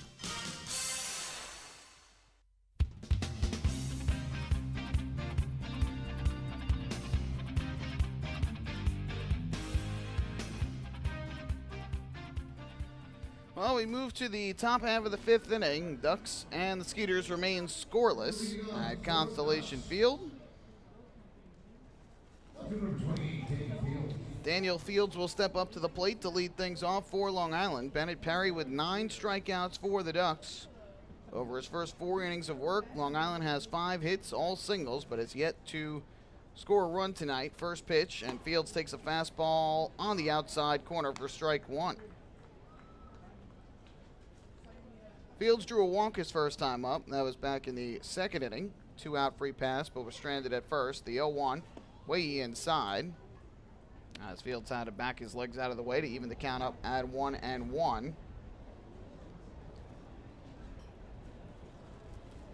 Defense slightly shaded here to the right side for Fields, who cuts through a fastball and misses.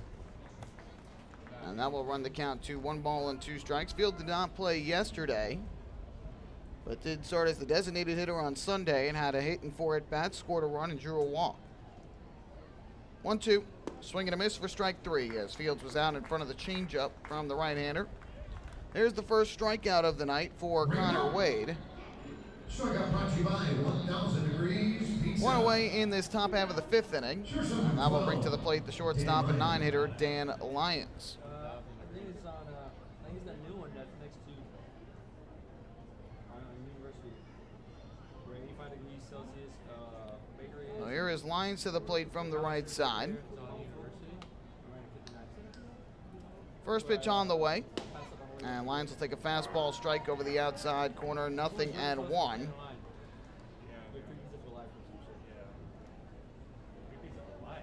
Lyons in his first at bat popped out to right field. And here a fastball misses low to even up the count at 1-1 on Lyons. But then she probably saw a playground or something. Last night, Dan Lyons was 0 for 3 at the plate. A fly out in foul territory, a double play ground on a strikeout. Here he chases a slider well outside. And the count goes to 1-2. So if they came and asked us if we wanted to run. We'll also have our trivia question here in the top of the 5th inning, where we'll test your knowledge of the Long Island Ducks, the Atlantic League, and baseball as a whole. So stay tuned for that. 1-2. Ground ball hit to the left side. Backhanded by the shortstop. He knocked it down, recovers, throws to first, not in time. And Lyons is able to beat it out. We'll see how that is scored. It was a tough play for the shortstop Betancourt in the hole. He tried to backhand it, knocked it down. And then his throw to first, not in time. So Lyons is aboard here with 1 out in the 5th inning. Back to the top of the order we go for Jordani Valdespin.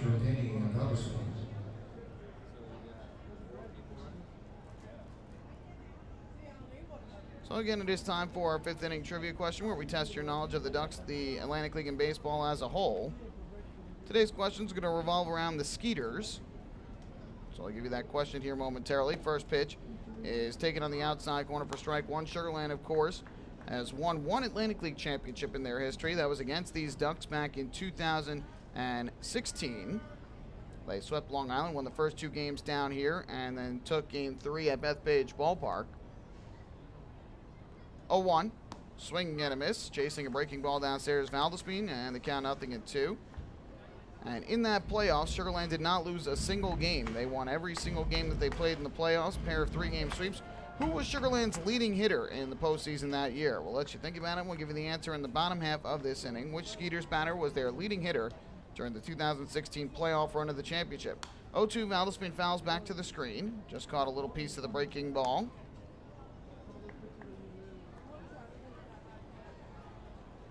So the count remains 0-2 on Valdespin. It was 0 for 2 tonight. The ground out and a foul pop to right. And still looking for his first hit of the series. Lyons takes his lead off at first. He'll have to race back there as Wade throws over. Back safely there is Lyons. And it's 0-2 on Valdespin, who over the weekend was 3 for 12 with a home run and a run batted in. Scored twice against the Patriots.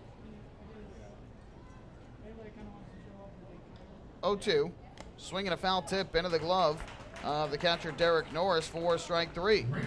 Valdespin goes down on strikes. Second strikeout of the inning for Connor Wade. There's the second out. They have ruled an error.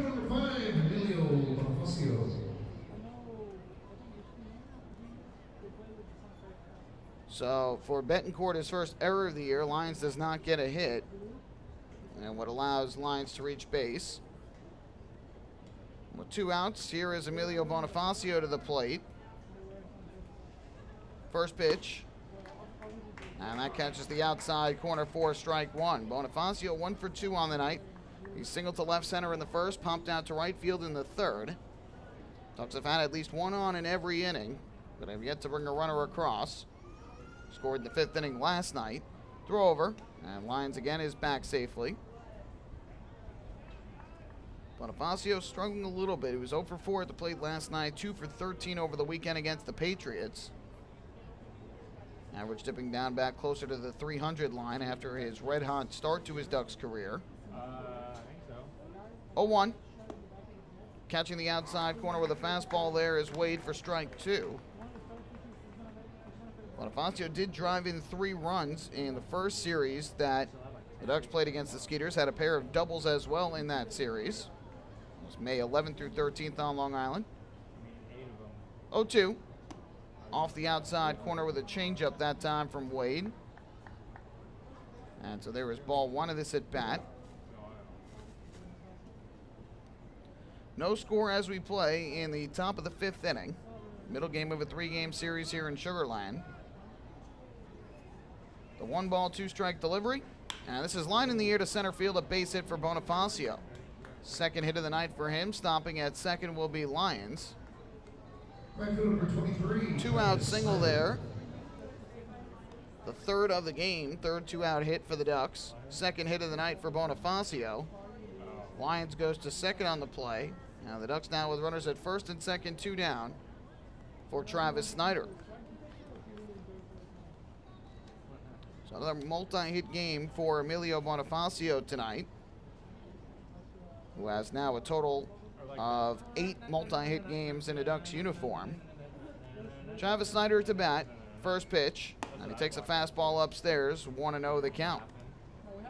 Snyder is 1 for 2 on the evening. He singled up the middle back in the first inning, a broken bat base hit, and then grounded out to second in his second at bat that ended the third inning.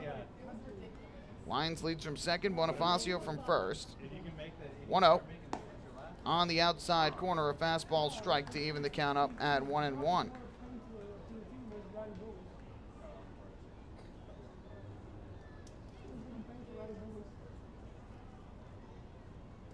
Wade trying to get through trouble once again here in this fifth inning.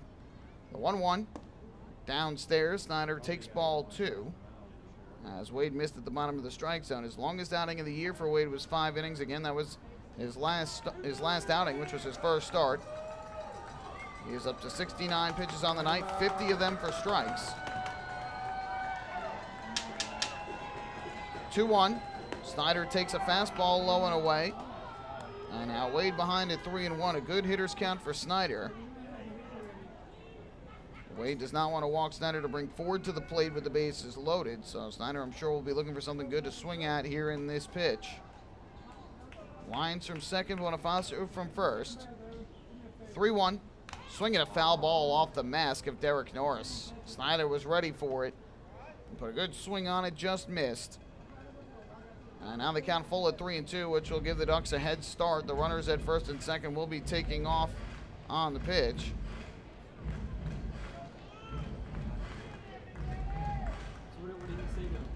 So Lions will get the head start from second, almost guaranteeing that he'll score on a base hit. Bonifacio will get the head start from first, almost guaranteeing he'd score on an extra base hit. Sugarland has gotten a right-hander now loose in their bullpen out in right field. And it'll be a 3-ball, 2-strike pitch from Connor Wade to Travis Snyder. Right-hander is set at the belt, looks to second, deals to the plate. Snyder, a swing and a miss. No, he fouled it off. Just caught a little piece of it. And a good job by Snyder to make some contact there to keep the at-bat alive. It was blocked at first by home plate umpire Joe Harris, so I didn't see the contact made, but then you see the ball bounce in front of the plate and you know that Snyder's still alive. Snyder last night had a hit and a walk in his 3 at-bats, 4 plate appearances.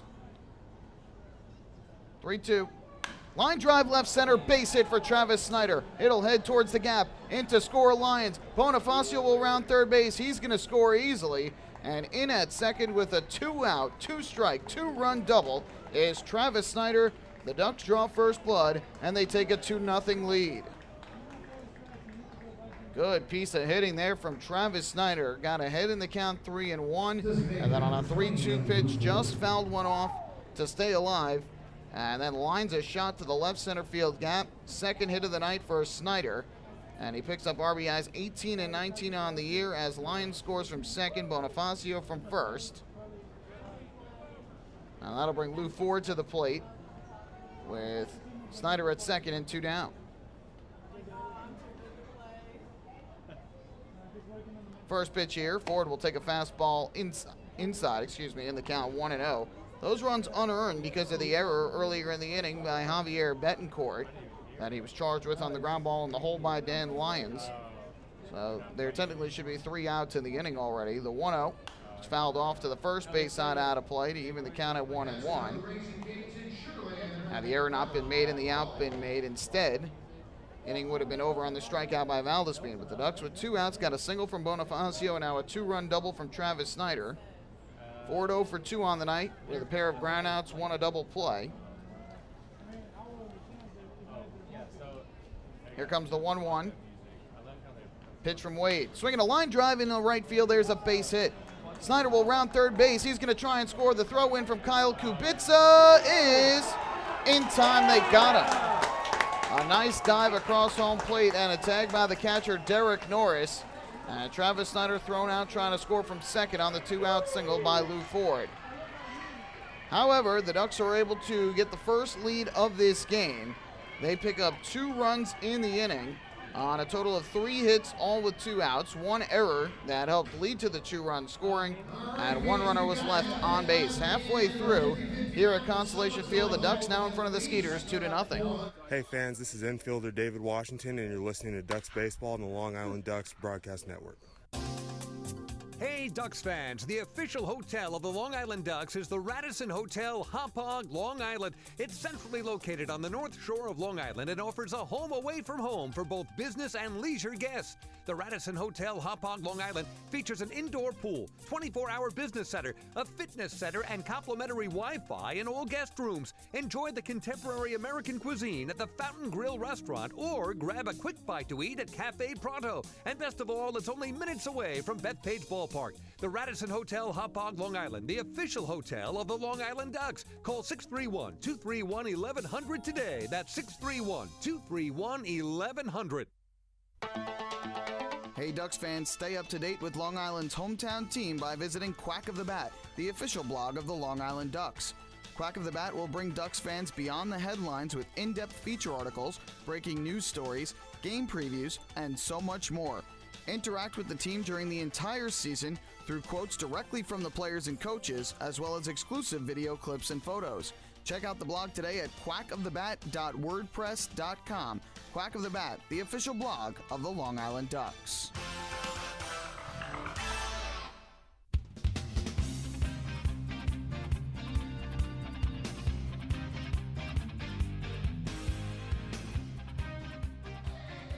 Bottom half of inning number 5 here at Constellation Field. The Ducks with a 2-0 lead over the Skeeters, now out hitting Sugar Land 8-3 in this game.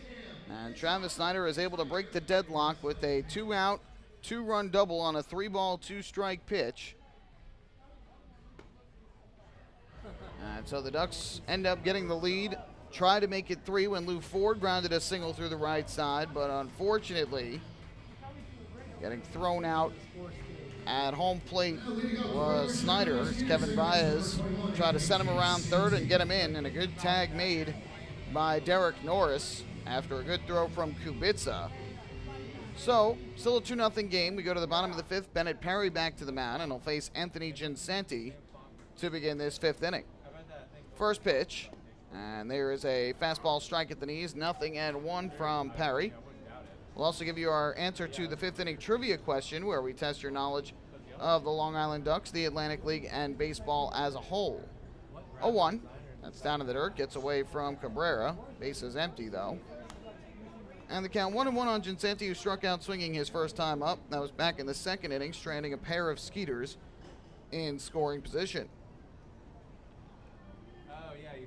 Swing and a miss. Nasty breaking ball diving down and in. And the count goes to 1-2. We'll remind you of the question here momentarily. It revolved around the Skeeters back from their 2016 Atlantic League Championship run. Parry's 1-2. And Ginsanti chases the breaking ball downstairs for strike 3 and make it 10 strikeouts, all swinging on the night for Bennett Perry. 4 1/3 innings, 10 strikeouts for the Ducks left-hander, who has been getting so many swings and misses on those breaking balls. He's had 63 pitches to this point, 43 of them for strikes.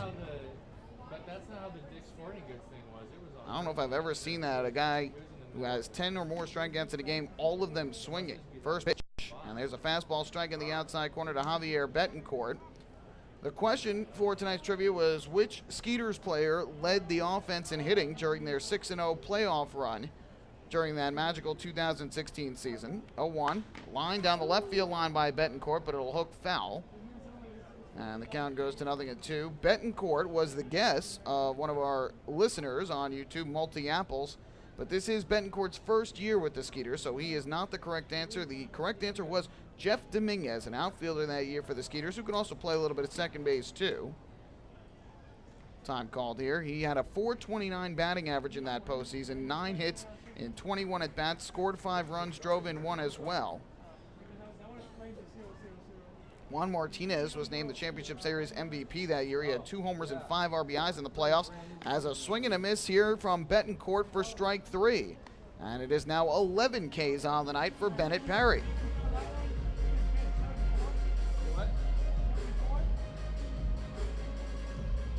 Skeeters have been chasing that pitch all night long, and I can't blame them for swinging. It looks like a strike coming out of the hand of Perry, but the bottom just dropping out of the curveball, the changeup.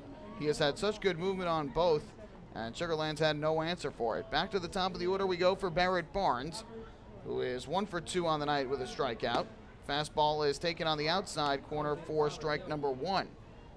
In fact, right now, the only Skeeters player without a strikeout against Perry is Matt Chavez, who has singled and grounded back to the mound. Every other Skeeters player has struck out once. The 0-1 here, and Barnes takes a fastball on the inside corner for strike 2. Perry is strike 3 away from striking out the side here in the 5th inning and setting a new career high for himself in strikeouts. He has tied it with his 11th here in the game. 0-2 to Barnes. Fouled off back to the screen behind the plate. Challenged him with a fastball, but just caught a little piece of it. So we'll have another 0-2 pitch in this at-bat to Barnes, who doubled down the left field line his last time up with 1 out in the 3rd. Perry's 0-2. Swinging a foul ball over the screen this time, back and out of play. Comes back down onto the field. Like a breaking ball diving down and in on Barnes, who coming into today's action leads the Atlantic League with 22 walks on the season. Last year was with AAA Indianapolis and the Pirates organization. We're limited to just 31 games there. Perry steps off the rubber, wants to go through the signs once again. He had 247 with Indianapolis with a home run and 10 runs batted in.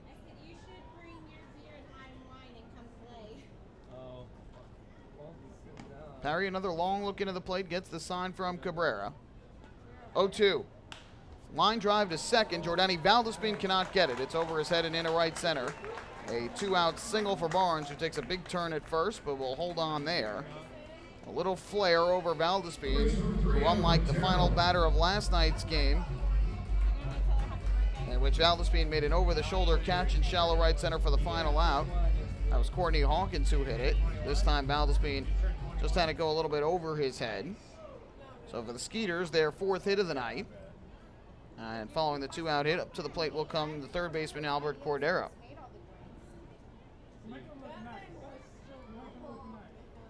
Perry set, first pitch. Cordero takes a fastball outside. And the count goes to 1-0 there. Cordero went down swinging in both the 1st and the 3rd innings tonight. Barnes being held on at first by Ard. Here's the pitch. Fastball at the knees over the outside corner for strike 1. Cordero returner to the Skeeters here this year. Last year put up some good numbers. 4 homers, 37 RBIs in 102 games. Hit 246 though. Swing and a miss. Perry blew the fastball by him that time.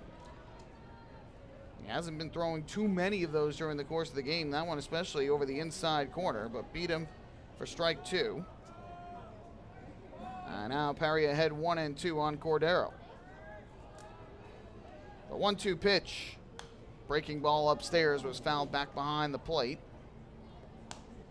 Cordero catches a piece to stay alive. We'll do it again at 1-2. 2-0 Ducks, bottom of the 5th inning here at Constellation Field.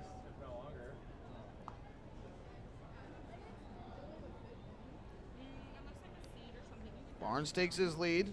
Perry gets the sign, throw over, and back safely there is Barnes. No action for the Skeeters in their bullpen, so it looks as though Connor Wade's going to come back out for a 6th inning of work after the rocky 5th. 1-2 from Perry. Breaking ball down to the dirt, a half swing. And time is called. The Ducks do not ask for an appeal.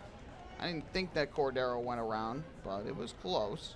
Looked like Valdespin was asking for the appeal at second base, but none was given. And so it's now 2-2 on Cordero, with Derek Norris waiting in the on-deck circle. 2-2 from Perry. Breaking ball swung on and missed for strike 3. Cordero slams the bat and the helmet down in disgust. And Bennett Perry has set a career high with his 12th strikeout of the night over 5 innings of work. He strikes out the side here in the 5th. No runs, 1 hit, 1 left. We go to the 6th. Ducks lead it 2-0. Hey fans, this is left-handed pitcher Andrew Barbosa, and you're listening to Ducks Baseball on the Long Island Ducks Broadcast Network. Going way back is Joe Holden, and he is looking up, and that one is headed to field 5 at Robert Moses. The waves are gnarly, and the Ducks have tied it at 1. That was another home run for the Ducks. And Duck fans, what's more fun than a home run that helps the Ducks win a game? How about a homer that helps the community win? Chappie's Funeral Home and the Long Island Ducks have once again teamed up for the Chappie's Home Run Challenge. If the Ducks hit 100 homers this season, Chappie's Funeral Home will donate $5,000 to the Quackerjack Foundation. So every time a Ducks hitter goes deep this season, watch for the Chappie's Challenge home run count on the scoreboard. And if we reach 100, we're all a winner. Chappie's Funeral Home, where caring for others is a family tradition.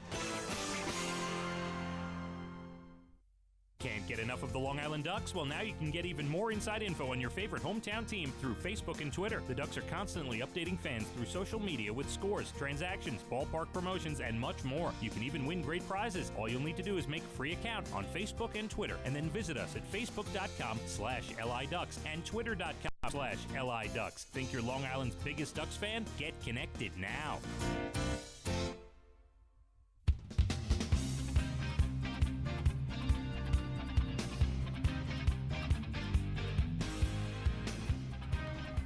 A career-high 12 strikeouts for Bennett Perry through 5 innings of play tonight. What a performance thus far from the left-hander. He has stranded 5 Skeeters runners on base over the first 5 innings, but all 12 of his strikeouts have been swinging, as he now surpasses his career high, which he set 2 starts ago against the Road Warriors at Bethpage Ballpark, and now can tie the franchise record for strikeouts in a single game with 2 more here tonight, and can surpass it with another. So should be interesting to see what happens here as when he comes back out for the 6th inning. Meanwhile, I had thought that the Skeeters were going to stick with Connor Wade. They do not. In fact, they have gone to their bullpen, and it looks like right-hander Danny Reynolds has come into the ball game. So Wade is done after 5 innings of work tonight. He had pitched well, but got into trouble throughout the course of the game. He did allow 8 hits over those 5 innings of work, but was able to work out of jams in each of the first 4 innings, except for the 3rd, in which he retired the side in order, but surrenders a pair of unearned runs on 3 2-out hits in the 5th inning, including the 2-run double by Travis Snyder. Walked 1 batter and struck out 2, did Wade. And so he is in line for the loss, which would drop him to 1-1 on the year, unless the Skeeters can come back. Meanwhile, the Ducks offense will try and get going against Danny Reynolds here in the 6th, or I should say, instead of get going, try and continue where they left off in the 5th inning, which was with 3 straight hits. The only reason the inning ended was because Travis Snyder got thrown out trying to score from second on Lou Ford's base hit through the right side. Ramon Cabrera will lead things off as Reynolds takes the mound for Sugarland. This Skeeters bullpen has been a very strong one this year, and the pitching staff for Sugarland, as is customary, has been solid on the mound. First pitch, and Cabrera a half swing at a fastball upstairs. He did not go, and the count 1-0. Cabrera is 1 for 2 on the night. He singled through the right side in the 2nd inning and grounded back to the mound in the 4th.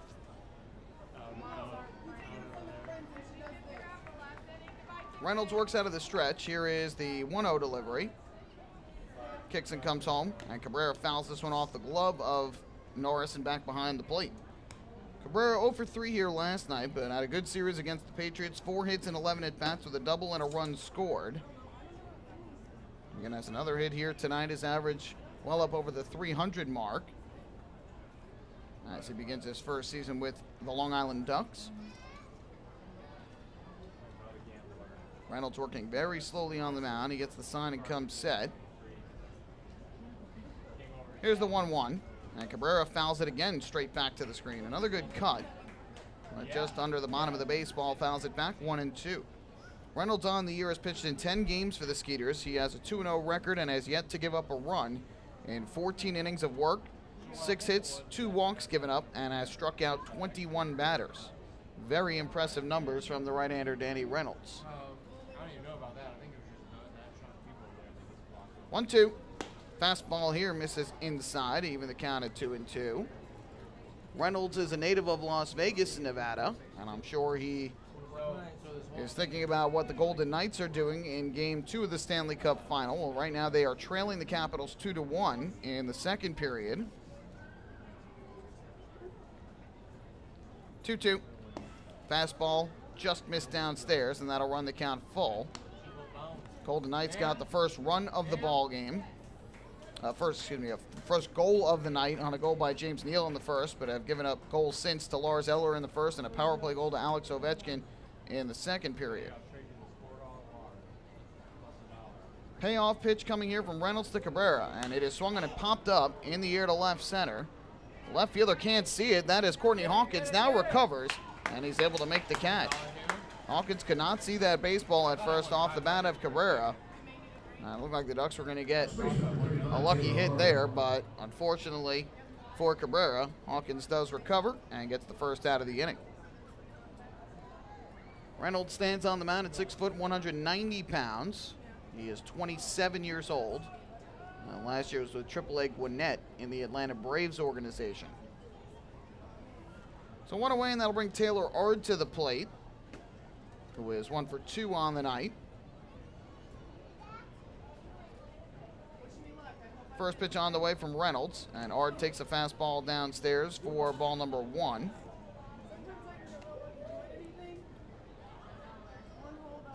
Reynolds last year with AA Mississippi and AAA Gwinnett had a 3.10 ERA to go along with a 1-3 record in 41 appearances.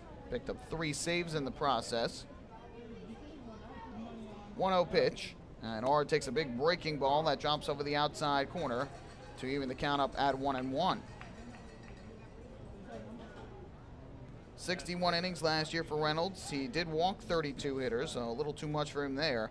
54 strikeouts and 52 hits. Hard throwing right-hander out of Las Vegas. Working very slowly, though, on the mound here on the top of the 6th inning. Here comes the 1-1. Pitch on the way. Swinging a ground ball foul along the third base line. Caroms off the facing of the stands and goes out into left.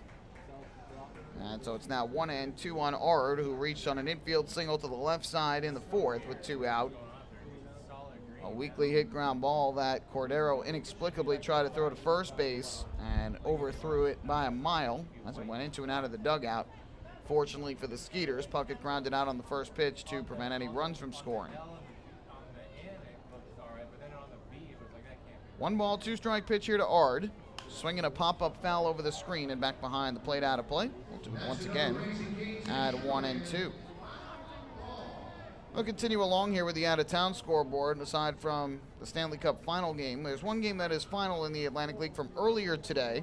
The York Revolution defeated the Southern Maryland Blue Crabs 7-5. Zach Rhodes got the win to improve to 2-0. Drake Britton, the loss, fell to 2-2. 1-2. Line drive to the right side of the infield. Tough hop for Ginsanti. He knocks it down, recovers, throws to first in time. Tough play there for Ginsanti. A very in-between hop, but was able to get enough of it with his body to stay with it and throw to first for the out. 2 away here in the 6th, and that'll bring Cody Puckett to the plate. The save went to Junior Rincon earlier today for York. And Corey Vaughn hit 2 home runs for the Blue Crabs, his 4th and 5th of the year, while Alexi Casilla went deep with his 2nd of the season for the Revolution. Casilla had 4 hits and 4 RBIs on the day. Jose Cuevas added 3 hits and 2 runs. And Tyler Clark, 2 hits, 2 RBIs, 2 runs scored. First pitch to Puckett is a fastball up and in for ball number 1. 2 games are going on right now in Lancaster, Pennsylvania. The Barnstormers have a 9-6 lead over the Somerset Patriots, bottom half of the 8th inning. Kyle Davies started for the Patriots. Ryan Kelly is now in. Steve Johnson started for the Barnstormers. And John Anderson is now in. Breaking ball misses low. And that'll run the count to 2-0 on Puckett, who has singled and grounded to third in his 2 at-bats tonight. For the Barnstormers, 2 hits, 2 RBIs, and 2 runs from Anderson De La Rosa, leading the way offensively. 2-0. There's a fastball strike over the outside corner. Alex Castellanos with 2 hits and 4 RBIs to lead the Patriots offense tonight in that high-scoring ball game. So the count 2-1 here on Cody Puckett with the bases empty and 2 down. Reynolds looking for a 1-2-3 inning in the 6th. Here's the 2-1. Puckett swings and foul tips it into the glove of Norris, and that will even up the count. New Britain Bees just went final. The Bees defeat the Road Warriors tonight 7-4 up in Connecticut.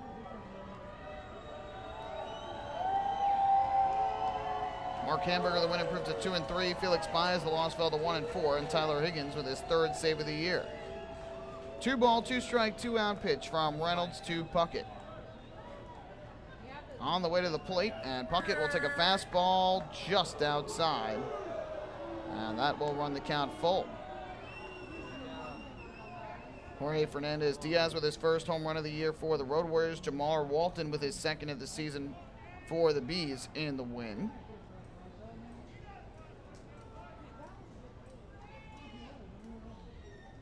Three-two pitch on the way to the plate from Reynolds. Here it is, and Puckett swings and pops it in the air, foul to the first base side. That will drift out of play. Yankees hold on to defeat the Astros 5-3 after their come-from-behind walk-off win last night. Luis Severino the win with 11 strikeouts in 7 innings, improves to 8-1. Dallas Keuchel the loss, fell to 3-7, and Aroldis Chapman with his 12th save of the year. Gary Sanchez 2 RBIs to lead the Yankees. And meanwhile, Max Stassi homered, his 5th of the season for the Astros. Once again, it'll be a 3-2.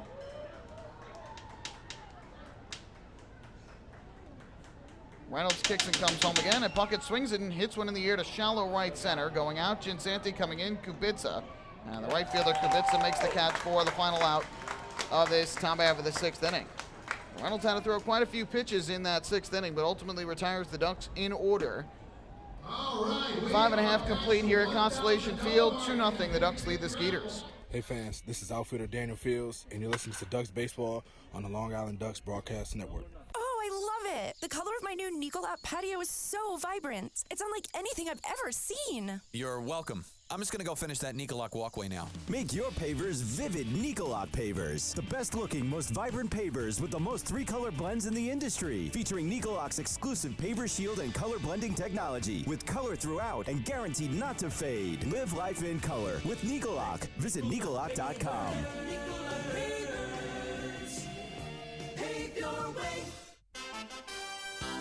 Have your birthday at the ballpark this season and celebrate with the Flock. Kona Ice birthday party packages with the Long Island Ducks are now available. Each package includes 10 box seats, a commemorative birthday t-shirt, and autographed baseball. Refreshments including hot dogs, chips, cupcakes, frozen ice treats, and so much more. Best of all, the birthday child will stand on the dugout while the entire crowd sings happy birthday. Reserve your party today by calling the group sales department at 631-940-3825. Kona Ice birthday parties with the Long Island Ducks, a once-in-a-lifetime experience.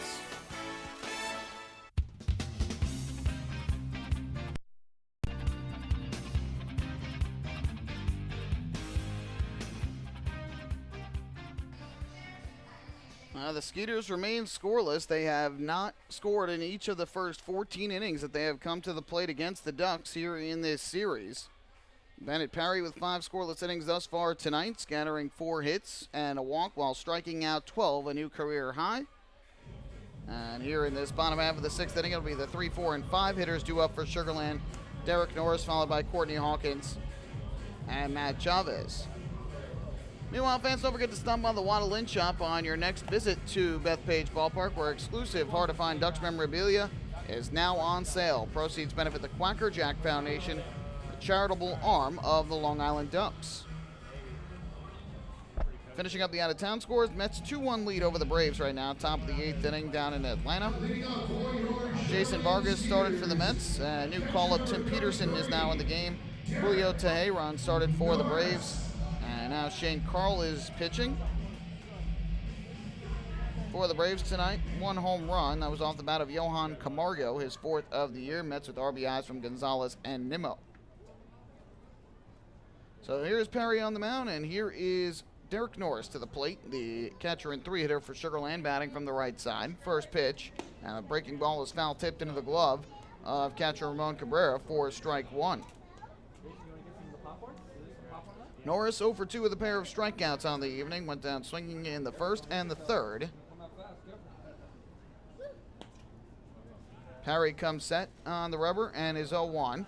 Is another good breaking ball, and it drops over the inside corner for strike 2.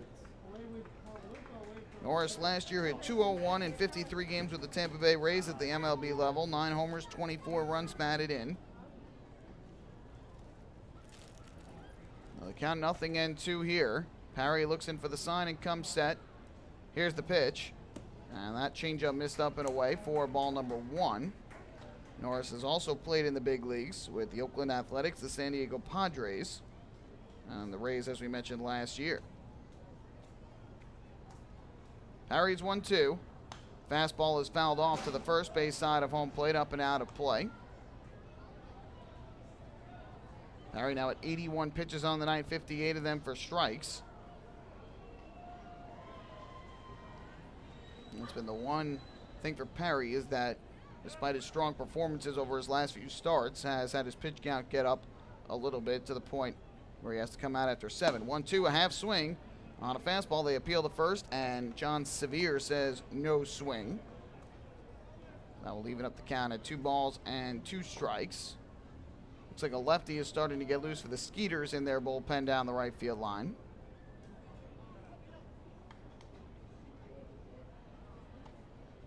Parry is ready to deliver the 2-2. Here it is, and Norris swings and misses at the breaking ball for strike 3. Another swinging strikeout for Bennett Parry, his 13th of the night, and he's 1 away from tying the franchise single game record.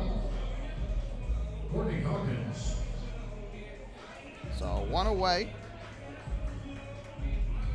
And up to the plate is going to step the left fielder, Courtney Hawkins, who has gone 0 for 2 thus far with a flyout and a strikeout. First pitch, swing and a miss. Another good breaking ball from Parry, 0-1. Hawkins pumped out to left in the second, went down swinging in the fourth. Valdez being shaded up the middle at second, the 0-1. Fastball outside. That'll even the count at 1-1 on Hawkins. 7 homers, 28 RBIs for Hawkins, leading the Atlantic League in both categories. 1-1, big breaking ball and another swing and miss. And these Skeeters hitters just looking out to the mound after some of these pitches from Parry, looking away from the mound as well. And just wondering what is going on. The left-hander has looked strong. 1-2 pitch on the way is a fastball that runs upstairs. And that will even up the count at 2 balls and 2 strikes on Hawkins. Began the year in the White Sox organization with Double-A Birmingham, 3 for 25 before joining the Skeeters. Had 3 RBIs in that span as well.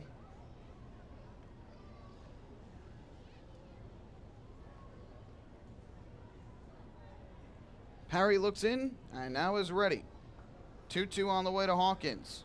Fastball is just low. Good pitch there from Parry, but just missed the outside corner again. Might have been a little bit low.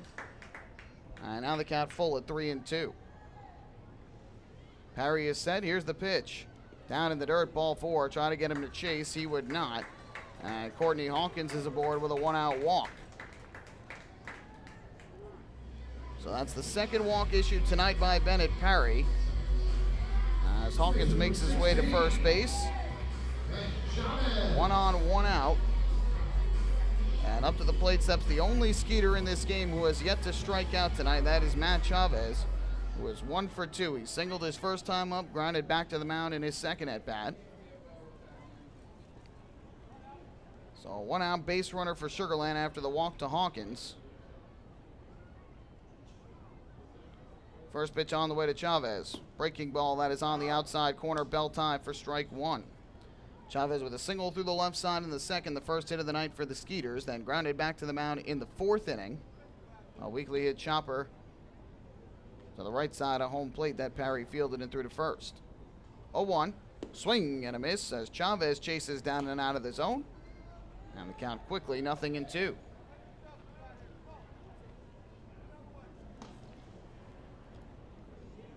So good job by Parry here to get ahead quickly in the count after walking the left fielder Hawkins. The 0-2 from Parry. Swing and a miss for strike 3. Got him to chase downstairs, and Bennett Parry has tied the Long Island Ducks franchise record for strikeouts in a single game with his 14th of the night, all of them swinging. Dennis Phipps. So Perry strikes out 2 of the first 3 hitters in the 6th inning. Every Skeeter batter has struck out at least once tonight. And now it's Dennis Phipps to the plate. First pitch, fastball runs upstairs, and the count goes to 1-0. Phipps is 0 for 1 tonight. He went down swinging on strikes in the 2nd inning and then drew a walk in the 4th. 1-0.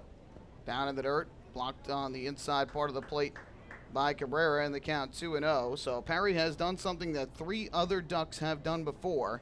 14 strikeouts in 1 game. It was last done by Tim Melville a year ago, almost to the date, June 7th of 2017, and game 2 of a doubleheader at New Britain. 2-0. Lined into left field, on the run, Daniel Fields into the gap. He dives and can't make the catch. It will go to the wall. On his way around third, heading to the plate is Hawkins. Here comes the relay throw. It's cut off by Lyons. A 2-out RBI double to the left center field gap from Dennis Phipps. The Skeeters are on the scoreboard with their first run of the series, and they close to within 2-1. Tremendous effort by Daniel Fields to try and catch that baseball into the left center field gap. Full extension dive. That would have been the catch of the year if he came up with it, and just eluded his glove. So give Phipps the double, his 5th of the year, as well as his 8th run batted in. And so Sugarland has closed to within 1. It's a 2-1 ball game. And Phipps now the tying run at second with Kyle Kubica coming up to the plate. But first, Kevin Baez is going to come out of the dugout. The Ducks manager wants to have a conversation with the left-hander. Again, Perry has pitched extremely well to this point, but he has had 95 pitches now, 65 of them for strikes. His season high in pitches is 98. And so it'll be interesting to see how much longer Perry can go in tonight's game.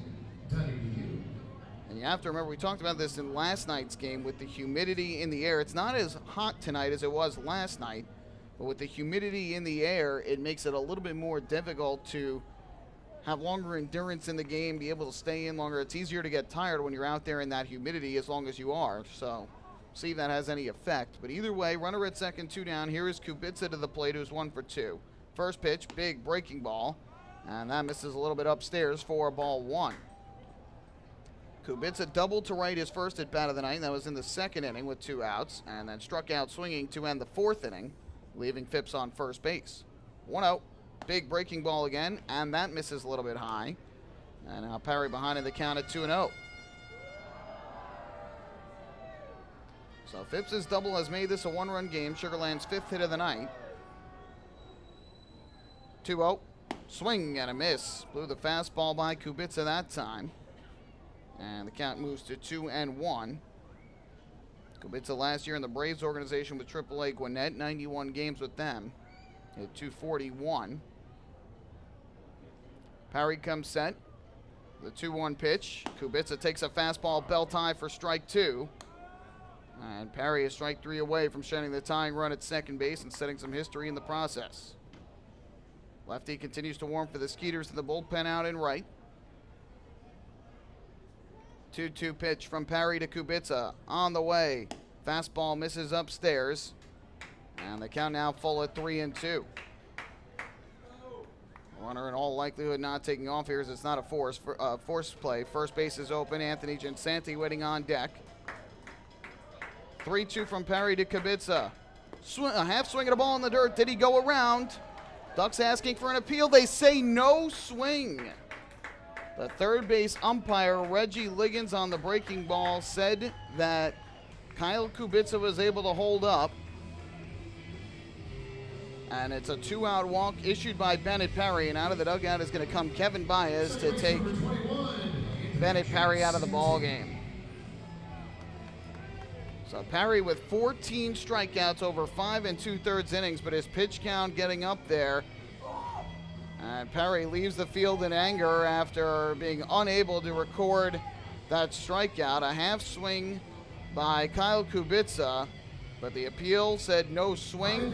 A 2-out walk issued by Perry, and he exits this ball game. A new pitcher coming in for the Ducks to try and escape this jam. First and second with 2 outs for Sugarland. Long Island leading by a run. It's a 2-1 ball game. Hey fans, this is manager Kevin Baez, and you're listening to Ducks Baseball on Long Island Ducks Broadcast Network. We asked people across Long Island, what does energy efficiency mean to you? Energy efficiency? It means finding ways to save a few dollars on my electric bill each month. PSEG Long Island is introducing smart technologies that let you control just how much energy you use. To me, it really is important to keep Long Island green so future generations can enjoy our island's beauty. And we're partnering on renewable sources that will keep Long Island sustainable for generations. Discover all of our energy efficiency programs at psegLINY.com/efficiency. Take your group out to the ball game this season and enjoy all the fun of Ducks baseball at discounted prices with the picnic area, luxury suites, the Smokin' Owl's party deck, and so much more. Bringing your group to the game will be an unforgettable experience. The Ducks even offer opportunities to sing the national anthem, serve as the Ridgewood Savings Bank color guard, be the Nickolock Dream Team, put on a pregame performance, or shag fly balls during Ducks batting practice. To book your outing today, call 631-940-3825 and ask for the group sales department. Long Island Ducks Baseball. Good times every time.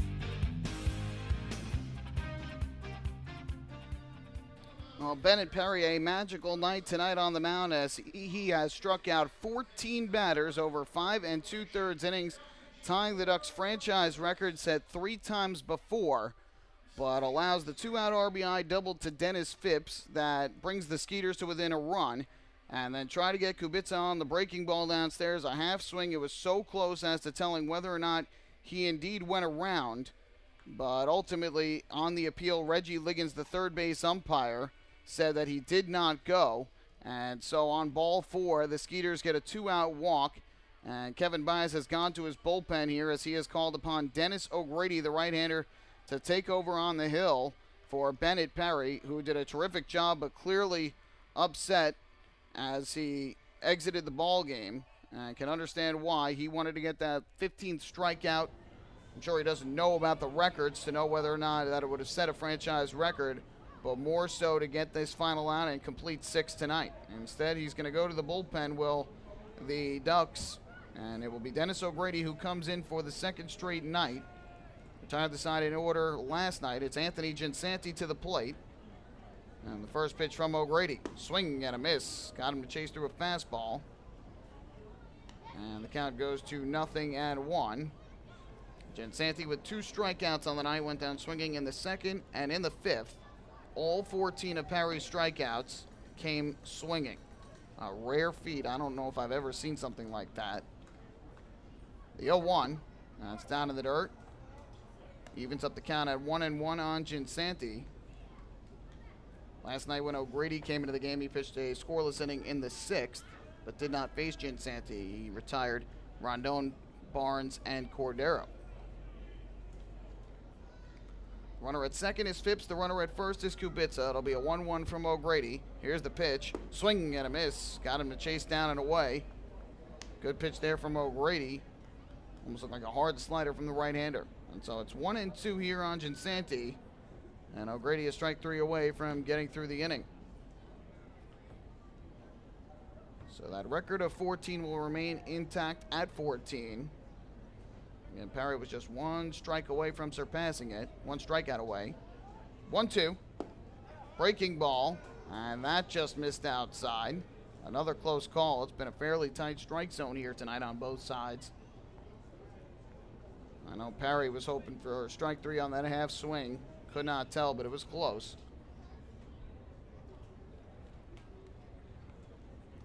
2-2. Ground ball foul along the third base line by Ginsanti. Off the front of the stands. We'll do it again. And I don't have a final pitch count yet on Perry, but I know he was up close to 100. Over 95, close to 100.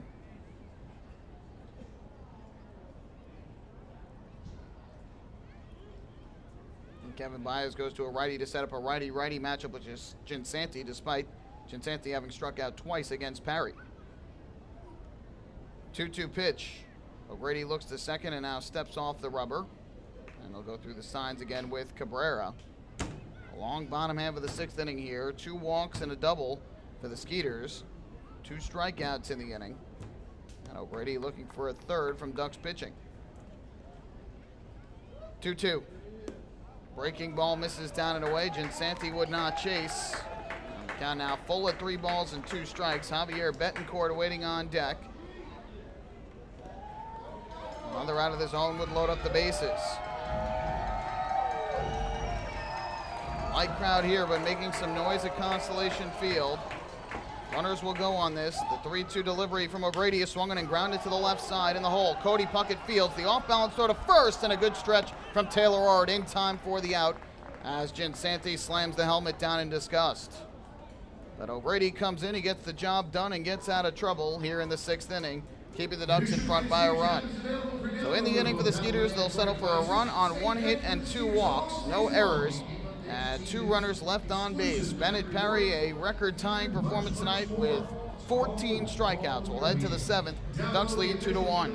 Hey fans, this is pitcher Dennis O'Grady, and you're listening to Ducks Baseball on the Long Island Ducks Broadcast Network. The Atlantic League's biggest stars are coming to Long Island this summer. Join us on Wednesday, July 11th for the 2018 Atlantic League All-Star Game, presented by Good Samaritan Hospital Medical Center. See the top players from the Liberty and Freedom divisions take the field for the Midsummer Classic and the Dig Me Home Run Derby. Following the game, all fans in attendance will enjoy the largest fireworks spectacular on Long Island. Get your tickets for the 2018 All-Star Game today by visiting the box office, calling 631-940-TIXX, or going online to liducks.com. This season, build new memories. Beautiful evening for baseball. This season, witness the action. He reaches up, it's gone!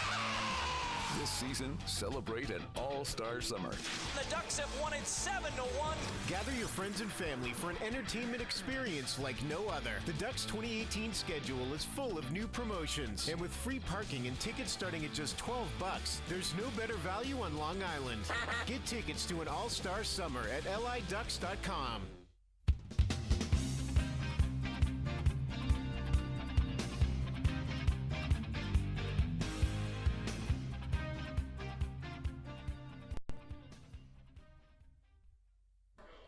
Seventh inning here at Constellation Field. Another tight ball game between the Ducks and the Skeeters, 2-1 in favor of Long Island.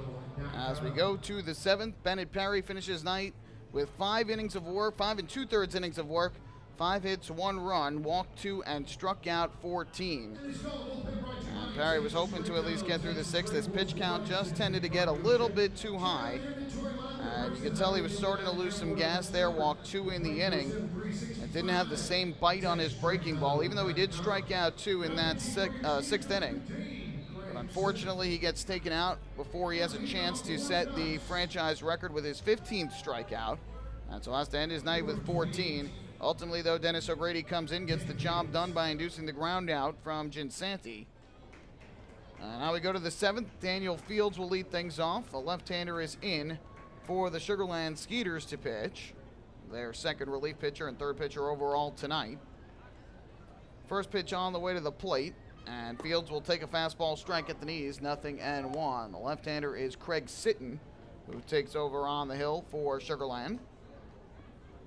Fields is 0-for-1 with a walk and a strikeout tonight. 0-1 pitch. Fields takes down and away this time. Reynolds with a scoreless inning in the 6th. He threw a lot of pitches, but ultimately retired the Ducks in order on 2 flyouts and a ground out in relief of Connor Wade, who coincidentally allowed less earned runs than Parry. Did allow 2 unearned runs. 1-1. Ground ball up the middle, and that is going to sneak through into center field, a base hit for Daniel Fields. 9th hit of the ball game for Long Island. Fields' first of the night, and he is on to begin this 7th inning. We'll see how Kevin Baez plays this one. You got your 9-hitter and shortstop Dan Lyons to the plate, who is 0-for-2 on the night. Hasn't gotten a hit in each of his last 5 games. Will he try and bunt to move Fields into scoring position for Valdespina and Bonifacio? Again, runs have been at a premium thus far over the first 2 games of the series, so 1 run could be big for either team. Here is Lyons to the plate. Coming set is Sitton. First pitch, Lyons was squaring, and the throw over to first Not in time as Chase Fields back. Fields is 4 for 4 in the stolen base department.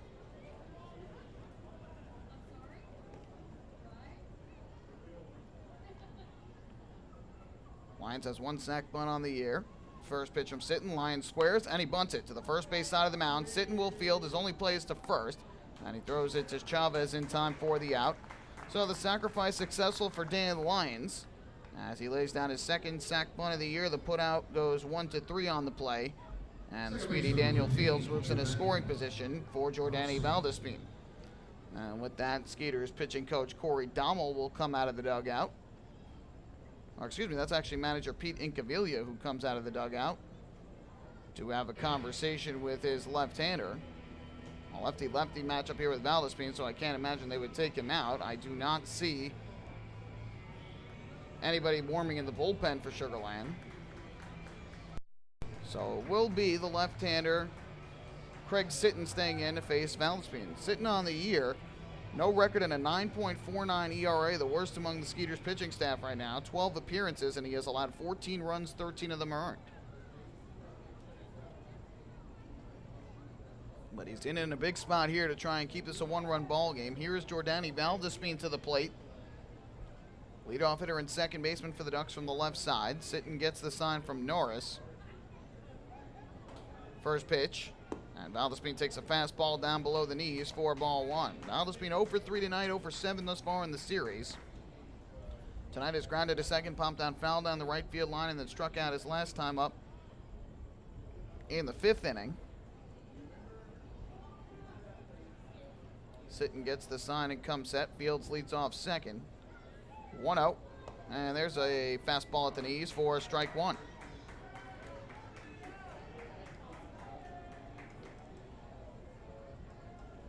Sitton in his 12 1/3 innings has given up 21 hits coming in, just 4 walks though, and has struck out 12. Works very, very slowly on the mound. Now gets the sign and will come set. 1-1. Valdespin takes a curveball. That catches the outside corner. And moves the count to 1-2. Good pitch there from Sitton. Did not give Valdespin anything over the plate to hit, and just did nip a bit of the outside corner. He's got the count in his favor. Bonifacio waiting in the on-deck circle with a pair of hits tonight. Long Island out hitting Sugar Land 9-5 in this game, as time is called at home plate.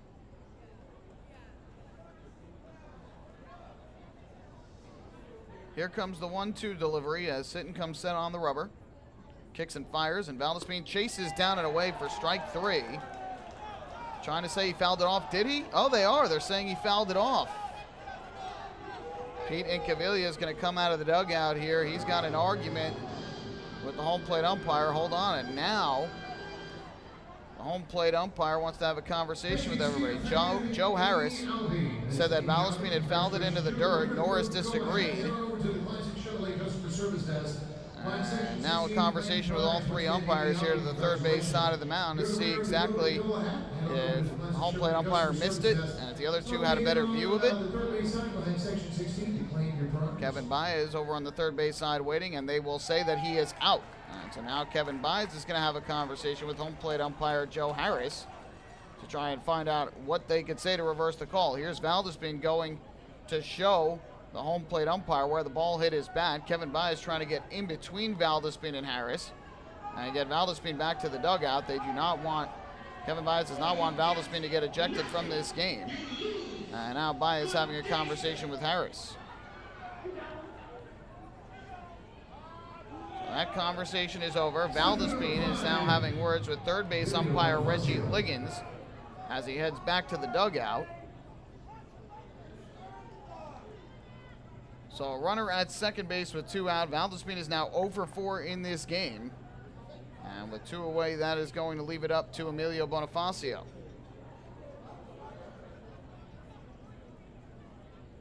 So Sitton gets his first strikeout. And just the 3rd for Skeeter pitching tonight. Time is called here.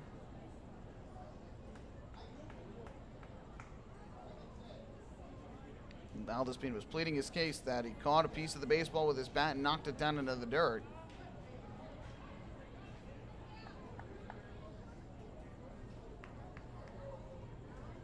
Bonifacio, a switch hitter, batting from the right side. He's got 2 singles and a run scored on the night. Fields takes his lead off second. On the first pitch, Bonifacio takes a fastball strike over the outside corner, 0-1. Bonifacio lined a base hit to left center field in the first inning, then singled up the middle in the 5th, and scored 1 batter later on Travis Snyder's 2-out, 2-run double. Bonifacio pumped out to right field back in the 3rd inning. Sitton's 0-1. Bonifacio takes downstairs and off the outside part of the plate to even the count up at 1 ball and 1 strike. Sitting in his first year here with the Skeeters out of McMinnville, Oregon. Last year was with AAA Sacramento and the Giants organization. 47 games, 2 starts. A hot shot foul down the first base line by Bonifacio. Hit it hard, a late swing, and he fouls it off down the right field line for strike 2, and now Sitton a strike 3 away from getting through this inning unharmed. Allowed an inning opening single to field to a sacrifice to second by Lyons. Valdespin struck out, and now it's a 1-ball, 2-strike pitch coming up to Emilio Bonifacio. Here's the pitch, and Bonifacio swings and fouls the breaking ball back to the screen behind home plate. Last year, Sitton 6-4 record and a 3.74 ERA. Struck out 46 and walked just 16 in 65 innings of work, though he did allow 70 hits.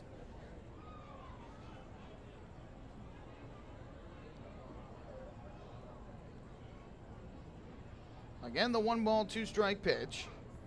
Kicks and comes home, and Bonifacio takes a fastball in the inside corner, strike 3 called.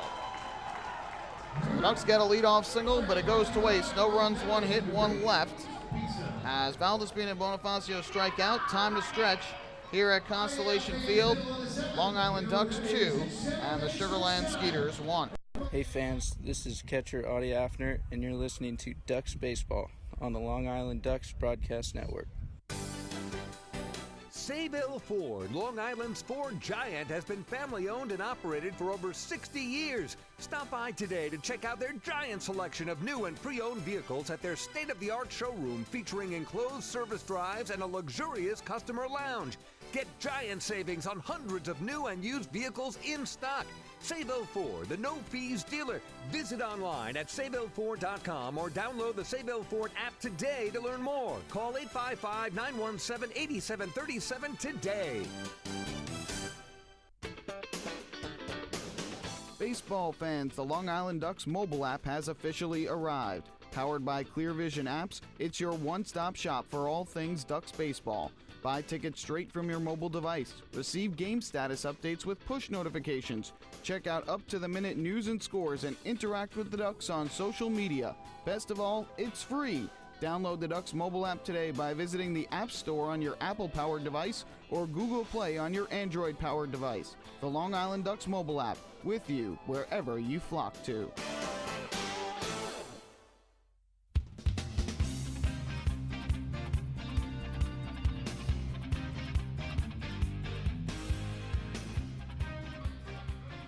Fans, a reminder that fresh local coffee is brewing at the first and third base concession stands at Bethpage Ballpark, and homebrewed iced coffee is available at the Duck Island Kitchen. Grab yourself a hot or iced Ducks blend from Hampton Coffee Company today or on your next visit to Bethpage Ballpark. Well, Craig Sitton comes in, allows a leadoff single to Daniel Fields, but strikes out Valdespin and Bonifacio to strand the runner in scoring position after Fields was moved to second on a sac bunt. And into the ball game now for Long Island is right-hander Rob Rogers, who will pitch here for the second straight night.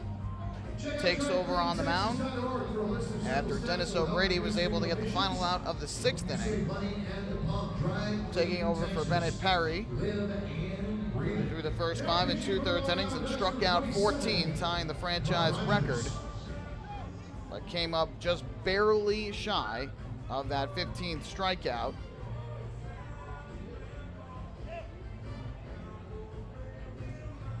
Looks like we're going to get a pinch hitter here for the Skeeters to start things off.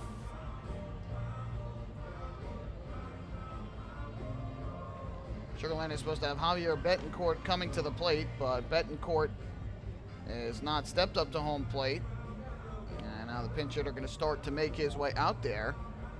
It is Colin Walsh. As far as I'm aware, Colin Walsh is on the disabled list.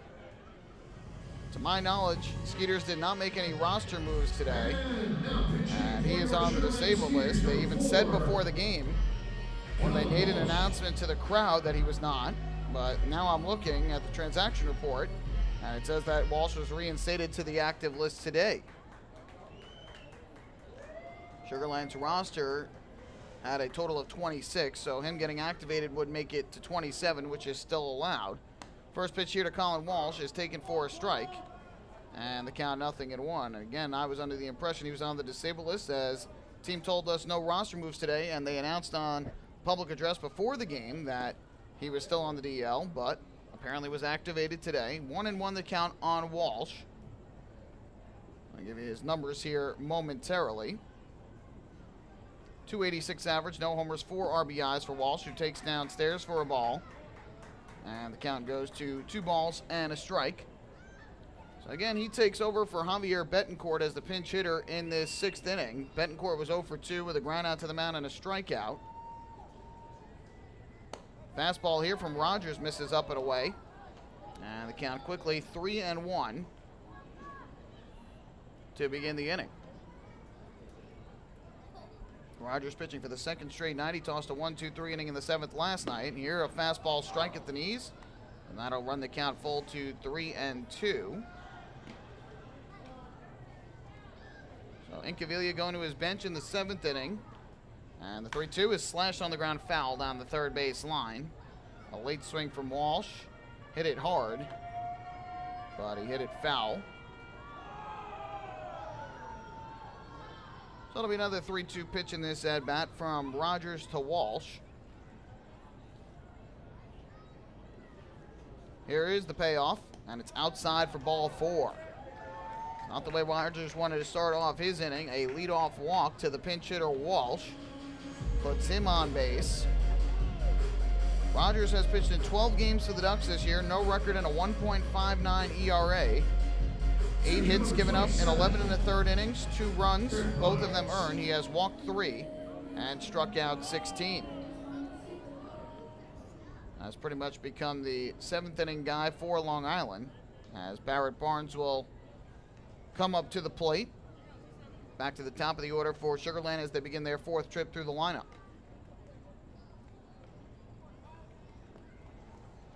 And now we're going to get a pinch runner here for Sugar Land, as Alvaro Rondon will come in. So they bring Colin Walsh off the bench to pinch hit.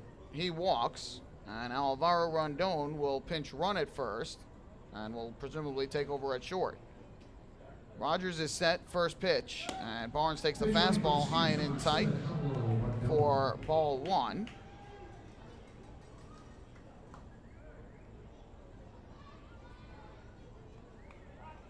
Barnes tonight is 2 for 3. He has doubled and singled in his 3 at-bats, also struck out well back in the 1st inning. Rogers turns a throw over, and he dives back safely ahead of the tag from Taylor Ard.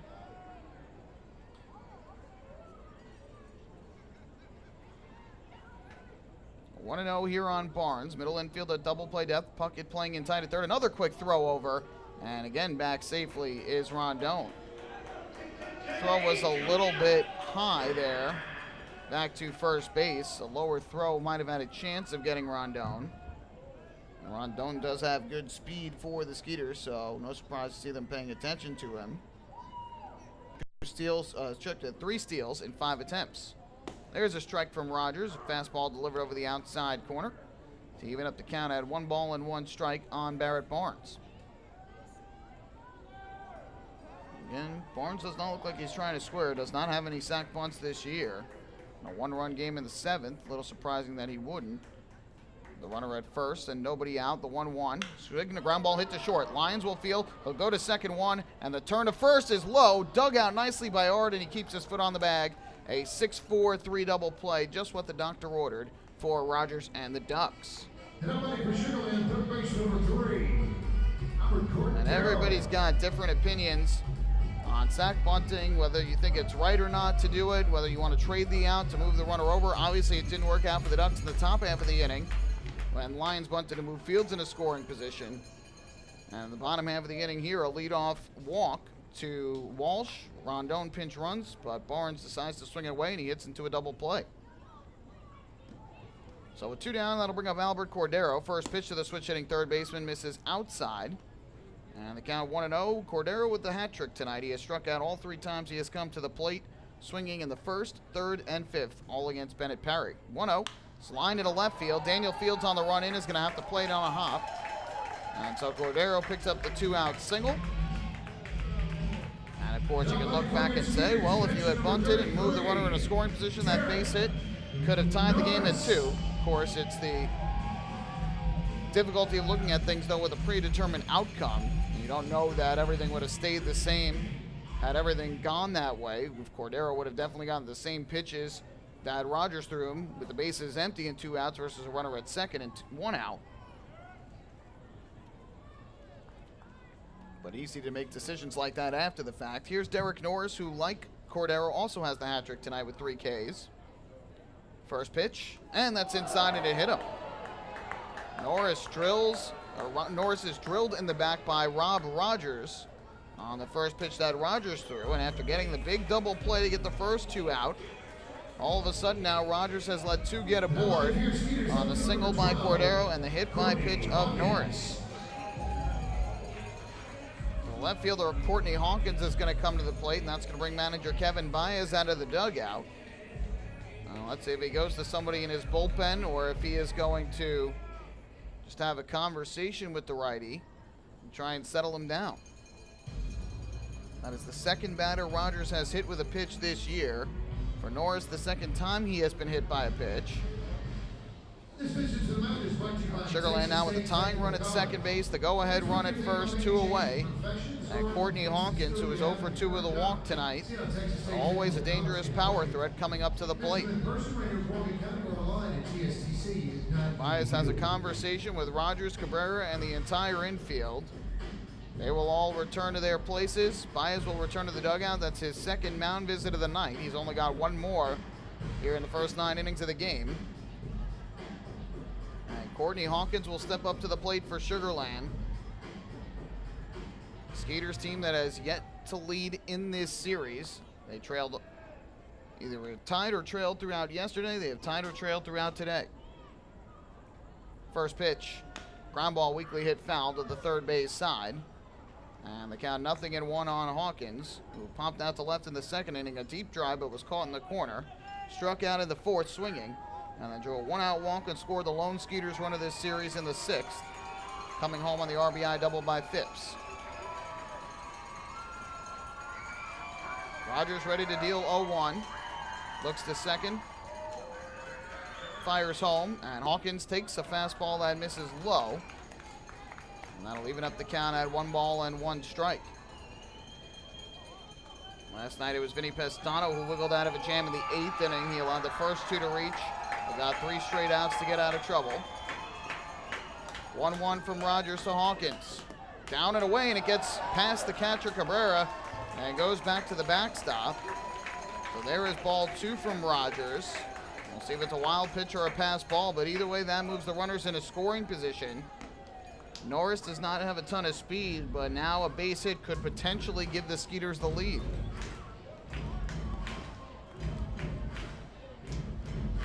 So now 2 in scoring position for Sugarland. Skeeters have left 7 men on thus far tonight, 1 in each of the last 5 innings at least. A couple times leaving 2. Time is called here at home plate, as this game has slowed down massively since the bullpens took over. 2 ball, 1 strike pitch from Rogers to Hawkins. Here it comes. Hawkins takes inside. It goes off the glove of Cabrera again. It'll go to the backstop. Into score from third is Cordero. Skeeters get gifted a run, and they tie this game up at 2. And for the second start in a row, Bennett Perry is denied a win when he pitched brilliantly. Tough break for Bennett Perry. The first instance was ruled a wild pitch that moved Cordero to third and Norris to second. Now we'll see what this one was charged, but now a runner at third with 2 down. It'll be a 3-1 count. Rogers gets the sign and comes set. Here's the pitch, and Hawkins takes a breaking ball strike over the outside corner, 3-2. They ruled that a wild pitch as well. So 2 wild pitches in the inning on Rob Rogers bring home the tying run. And for Rogers, his first 2 wild pitches of the season. Payoff pitch coming here to Hawkins. Rogers deals, Hawkins swings, and it's a ground ball to third base, just foul. Right along the line. And third base umpire Reggie Liggins signals a foul ball. And that keeps the count full at 3-2 on Hawkins, who almost had the go-ahead hit. So the Skeeters have come back from a 2-0 deficit to tie the game, and on the go-ahead run 90 feet away, Rogers battling here in the 7th.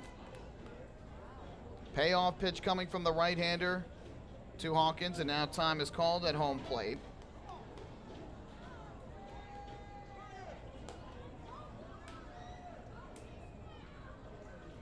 Here comes the 3-2 once again, and Hawkins takes the breaking ball up and over his head for ball 4. That's now 3 straight who have reached for the Skeeters with 2 outs, and the base is empty in the 7th inning.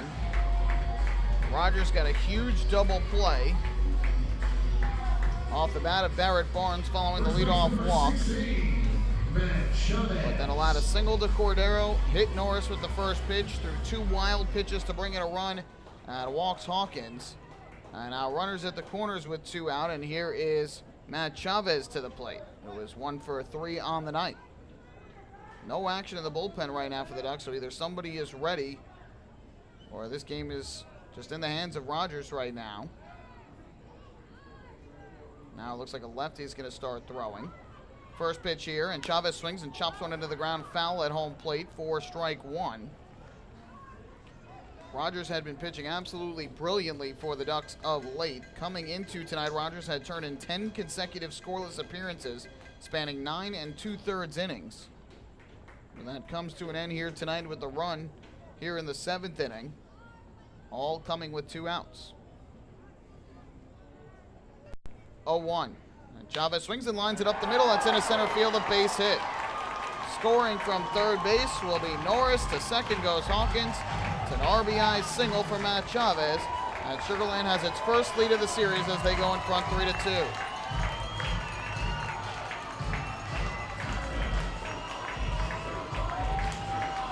The wheels have come off for Rogers here in the 7th inning. Single, hit by pitch, 2 wild pitches, walk, and an RBI single have given the Skeeters the lead at 3-2. And out of the dugout now is going to come Dottie Pitchford, the trainer for the Ducks, as well as manager Kevin Baez. And looks like something might be wrong with Rogers here. Rogers, who has been so strong out of the bullpen for the Ducks. Ducks have to hope this is nothing serious at all with Rogers. He has been a strong and very vital piece to the back end of their bullpen. He's going to have to come out of the game here, though, in the 7th inning, and he's going to head straight to the clubhouse down the right field line with Ducks trainer Dottie Pitchford. So a double play ball to get the first 2 outs of the inning. But 4 straight have reached, 2 runs have come in. And we'll have another pitching change here at Constellation Field where the Skeeters have taken the lead at 3-2. Don't go anywhere. Pitching change coming up. We'll be right back after this. Hey fan, this is Carlos Pimentel, pitcher, and you're listening to Ducks Baseball on the Long Island Ducks Broadcast Network. Going way back is Joe Holden, and he is looking up, and that one is headed to field 5 at Robert Moses. The waves are gnarly, and the Ducks have tied it at 1. That was another home run for the Ducks. And Duck fans, what's more fun than a home run that helps the Ducks win a game? How about a homer that helps the community win? Chappie's Funeral Home and the Long Island Ducks have once again teamed up for the Chappie's Home Run Challenge. If the Ducks hit 100 homers this season, Chappie's Funeral Home will donate $5,000 to the Quackerjack Foundation. So every time a Ducks hitter goes deep this season, watch for the Chappie's Challenge home run count on the scoreboard. And if we reach 100, we're all a winner. Chappie's Funeral Home, where caring for others is a family tradition.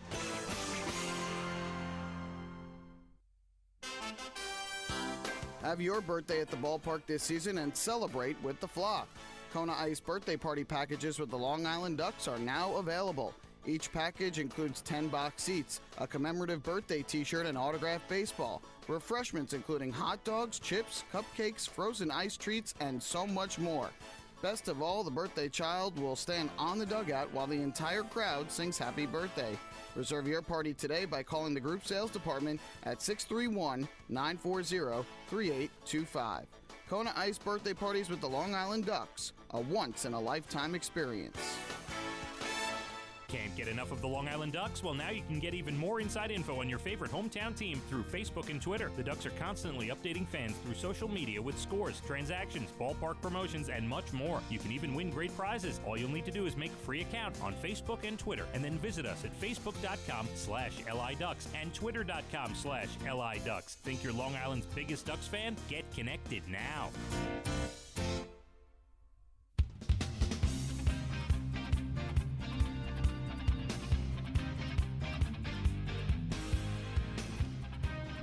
My, how things have changed here in Sugar Land, Texas. Bennett Perry tonight with 5 2/3 dominant innings, striking out 14 Skeeter batters to tie the Ducks franchise single-game record.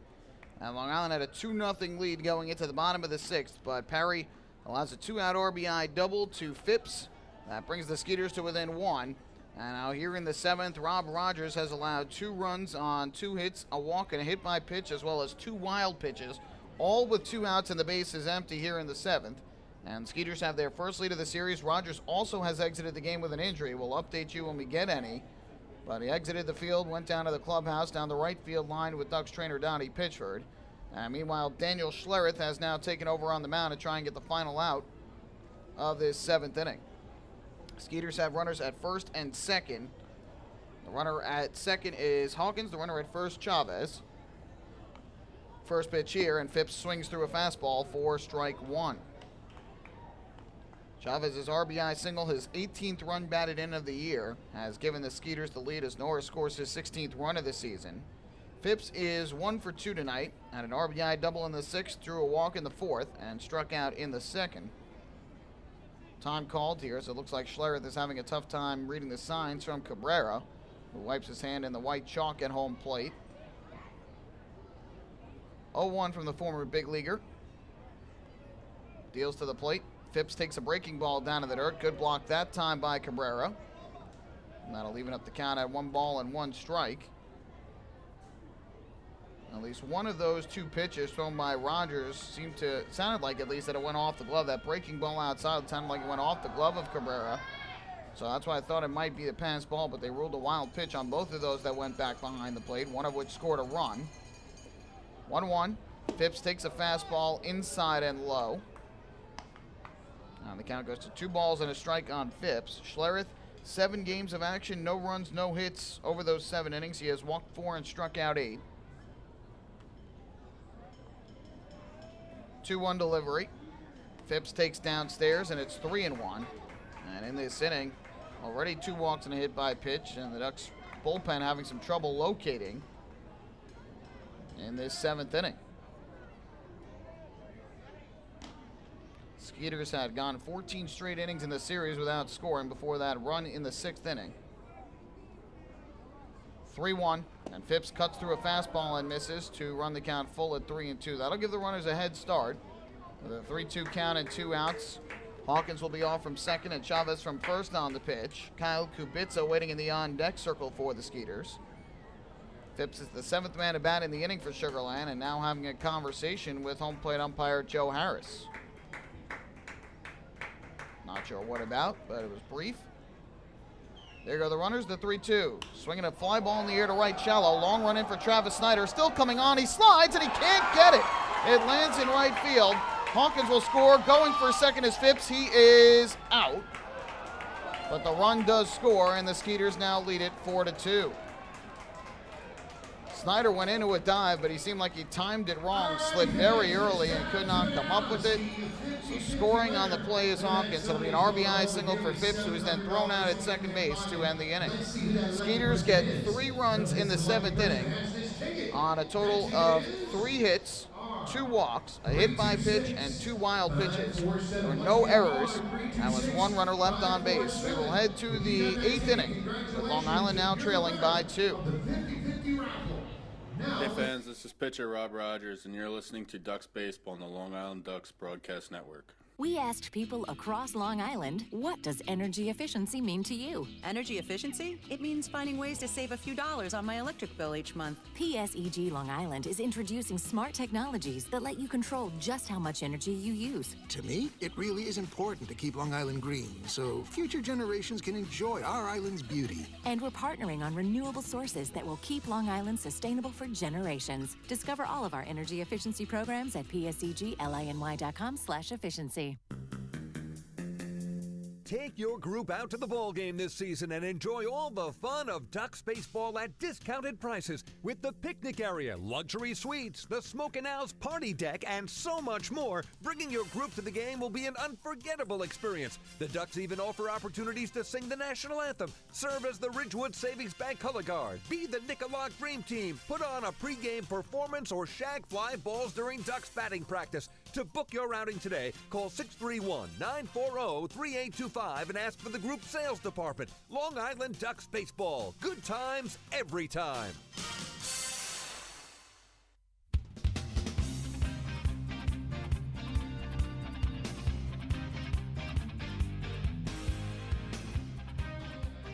Well, the Ducks offense certainly has some work to do now after leading since the top of the 5th inning. Sugar Land has come back with a run in the 6th, 3 in the 7th, and they have their first lead of this series at 4-2.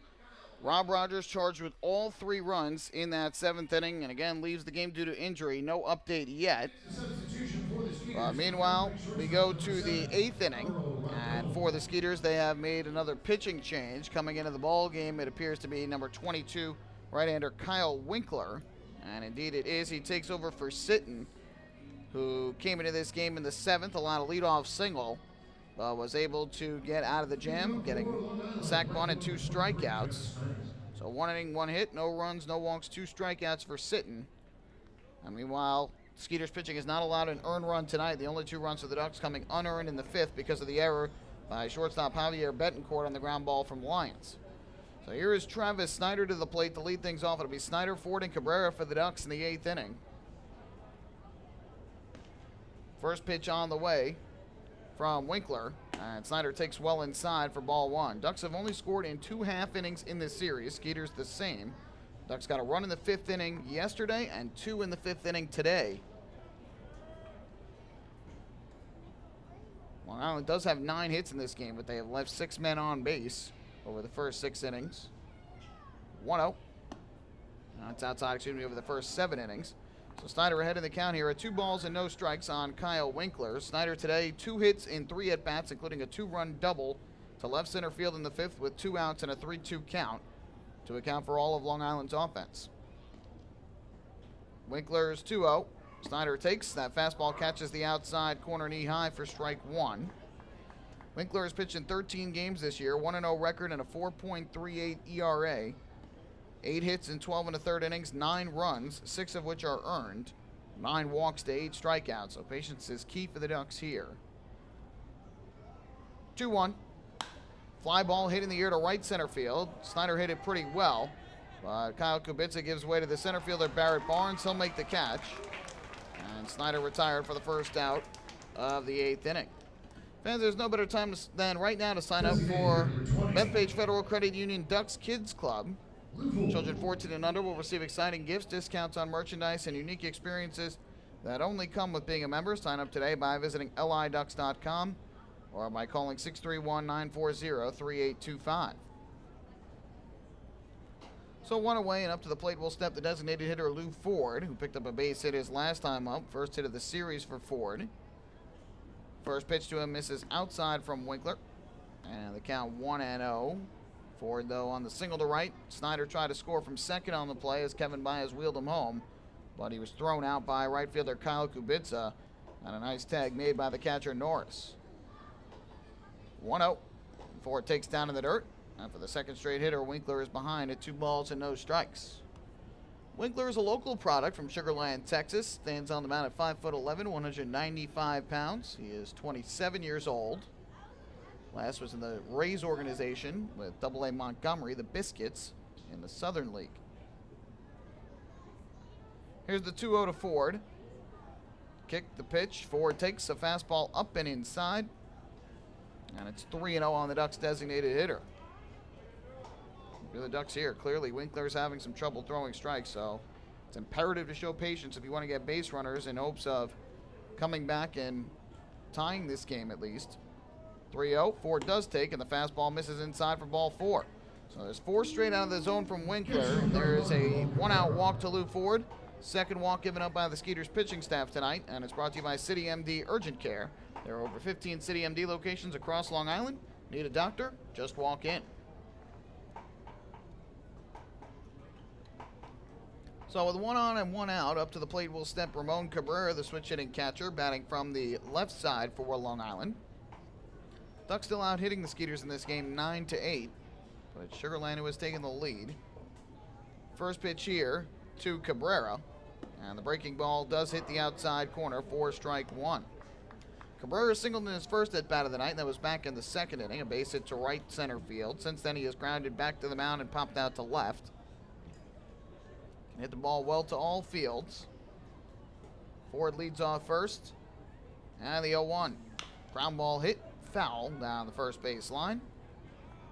And Winkler quickly jumps in front, 0-2 on Cabrera. Winkler last year in the Rays organization, AA Durham and AAA Montgomery, where he was teammates with Ducks third baseman Alex Soleil. 3-4 record, a 3.88 ERA, 49 games, one of which was a start, and he recorded 14 saves. Here's the 0-2, and Cabrera lays off the high fastball. Pick up ball 1 in the at-bat. 53 1/3 innings for Winkler last year, 52 strikeouts. He allowed 51 hits and walked 29.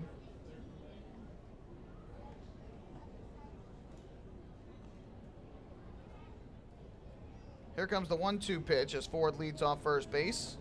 Fires, and Cabrera takes the breaking ball well up and outside. Runs the count even at 2-2. Both teams have a right-hander warming in their bullpen. Skeeters out in right, the Ducks in right center. Can't tell who the two righties are. There is a righty on both sides. I think it's Matt Marsh for the Ducks. You can't tell for sure on the Skeeter side of things. 2-2. And Cabrera fouls it straight back to the screen right in front of us behind home plate. Good cut there by Cabrera. Lines it straight foul back. We'll do it again. Cabrera now with 9 hits in his first 28 at-bats with the Ducks. Over the 300 mark for the catcher.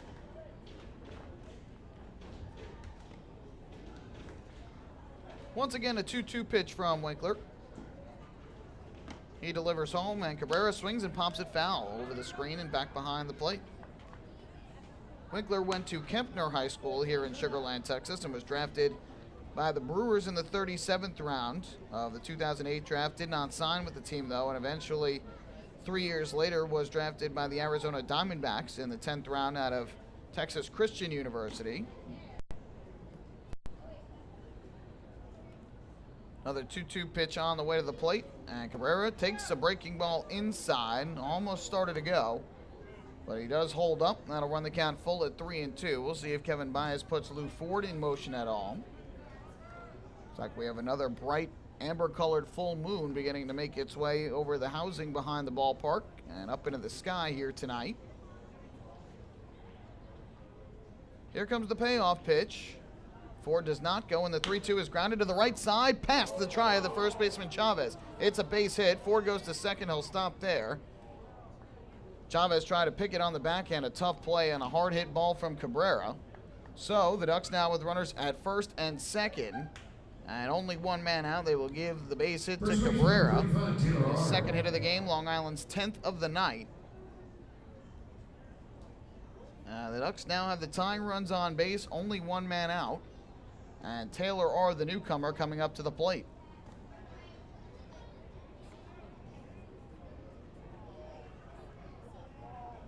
Quick conversation on the mound between the catcher Norris and the right-hander Winkler. And here is Taylor Ard, who is 1 for 3 on the night. He had 2 hits last night in his Duck debut. And a chance here to pick up his first run batted in as a Duck with Lou Ford at second base, Ramon Cabrera at first, and after the conference on the mound and everybody getting set, Out of the dugout is going to come Pete Incaviglia, and he is going to likely go to his bullpen. I think there was some frustration there on the Ducks side as Skeeters had the catcher go out to the mound to talk, then come back, and as they were getting ready, Incaviglia comes out. Now he's going to have a conversation on the mound and finally makes the call down to the bullpen. So after the long-awaited delay by the Skeeters, Winkler's going to come out of this game. Skeeters will make a pitching change here in the top half of the 8th inning. Ducks with their 10th hit have now put runners at first and second with 1 out, trailing by 2. And Taylor Ard coming up to the plate. Hey fans, this is manager Kevin Baez, and you're listening to Ducks Baseball on Long Island Ducks Broadcast Network. We asked people across Long Island, what does energy efficiency mean to you? Energy efficiency? It means finding ways to save a few dollars on my electric bill each month. PSEG Long Island is introducing smart technologies that let you control just how much energy you use. To me, it really is important to keep Long Island green so future generations can enjoy our island's beauty. And we're partnering on renewable sources that will keep Long Island sustainable for generations. Discover all of our energy efficiency programs at psegLINY.com/efficiency. Take your group out to the ball game this season and enjoy all the fun of Ducks baseball at discounted prices with the picnic area, luxury suites, the Smokin' Owls party deck, and so much more. Bringing your group to the game will be an unforgettable experience. The Ducks even offer opportunities to sing the national anthem, serve as the Ridgewood Savings Bank color guard, be the Nickalock Dream Team, put on a pregame performance, or shag fly balls during Ducks batting practice. To book your outing today, call 631-940-3825 and ask for the group sales department. Long Island Ducks Baseball. Good times every time. This season, build new memories. Beautiful evening for baseball. This season, witness the action. He reaches up, it's gone! This season, celebrate an all-star summer. The Ducks have won it 7-1. Gather your friends and family for an entertainment experience like no other. The Ducks 2018 schedule is full of new promotions, and with free parking and tickets starting at just $12, there's no better value on Long Island. Get tickets to an all-star summer at liducks.com.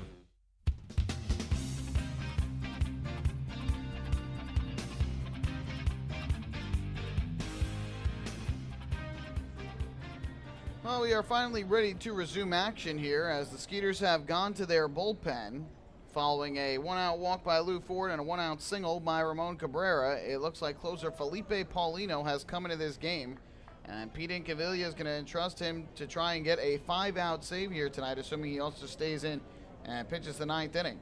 Meanwhile, it's Taylor Ard to the plate, 1 for 3 on the night. First pitch from Paulino, and Ard swings through a breaking ball diving down in the zone. And the count 0-1. Ard with an infield single to third in the 4th. Prior to that, a double play ball in the 2nd, then grounded out to second base in the 6th inning.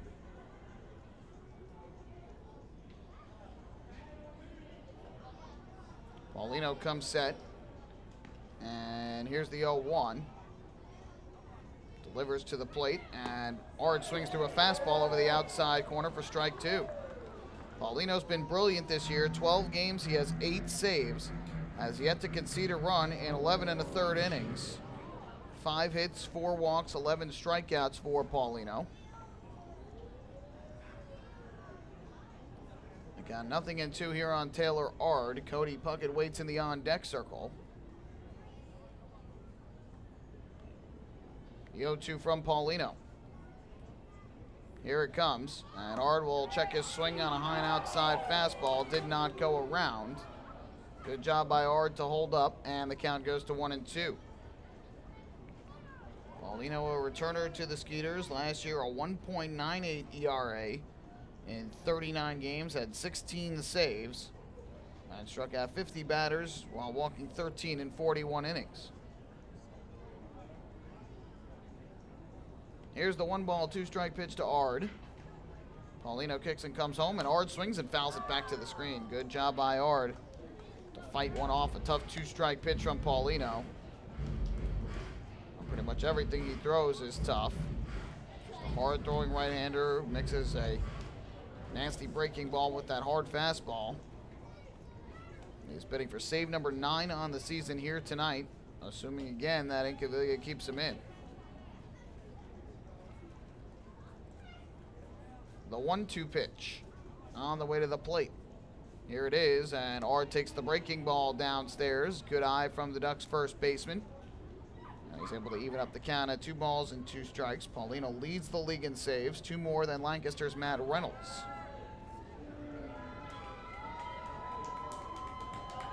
And the light crowd on hand here trying to make some noise in this top of the 8th inning. Their team leading by 2, but the Ducks threatening. First and second with 1 out. 2-2 from Paulino. Here's the pitch. Breaking ball misses the outside corner.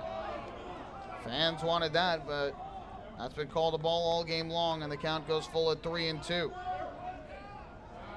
Skeeters dugout asking Joe Harris, the home plate umpire, where that pitch was. And Harris says outside. 3 ball, 2 strike count, 1 out and 2 on. Don't think you'll see the runners take off here, but we'll see. Payoff pitch coming from Paulino. Kicks and fires home, and Ard will swing and hit a ground ball just foul down the third base line. Karam's off the stands and into shallow left field. Ard is in good battle here with Paulino, who comes out of the bullpen for Kyle Winkler after Winkler allows the walk and the single back-to-back with 1 out in the inning.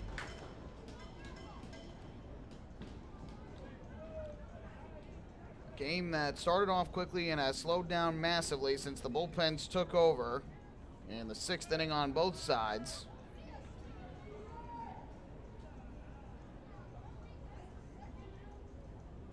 And now time called once again.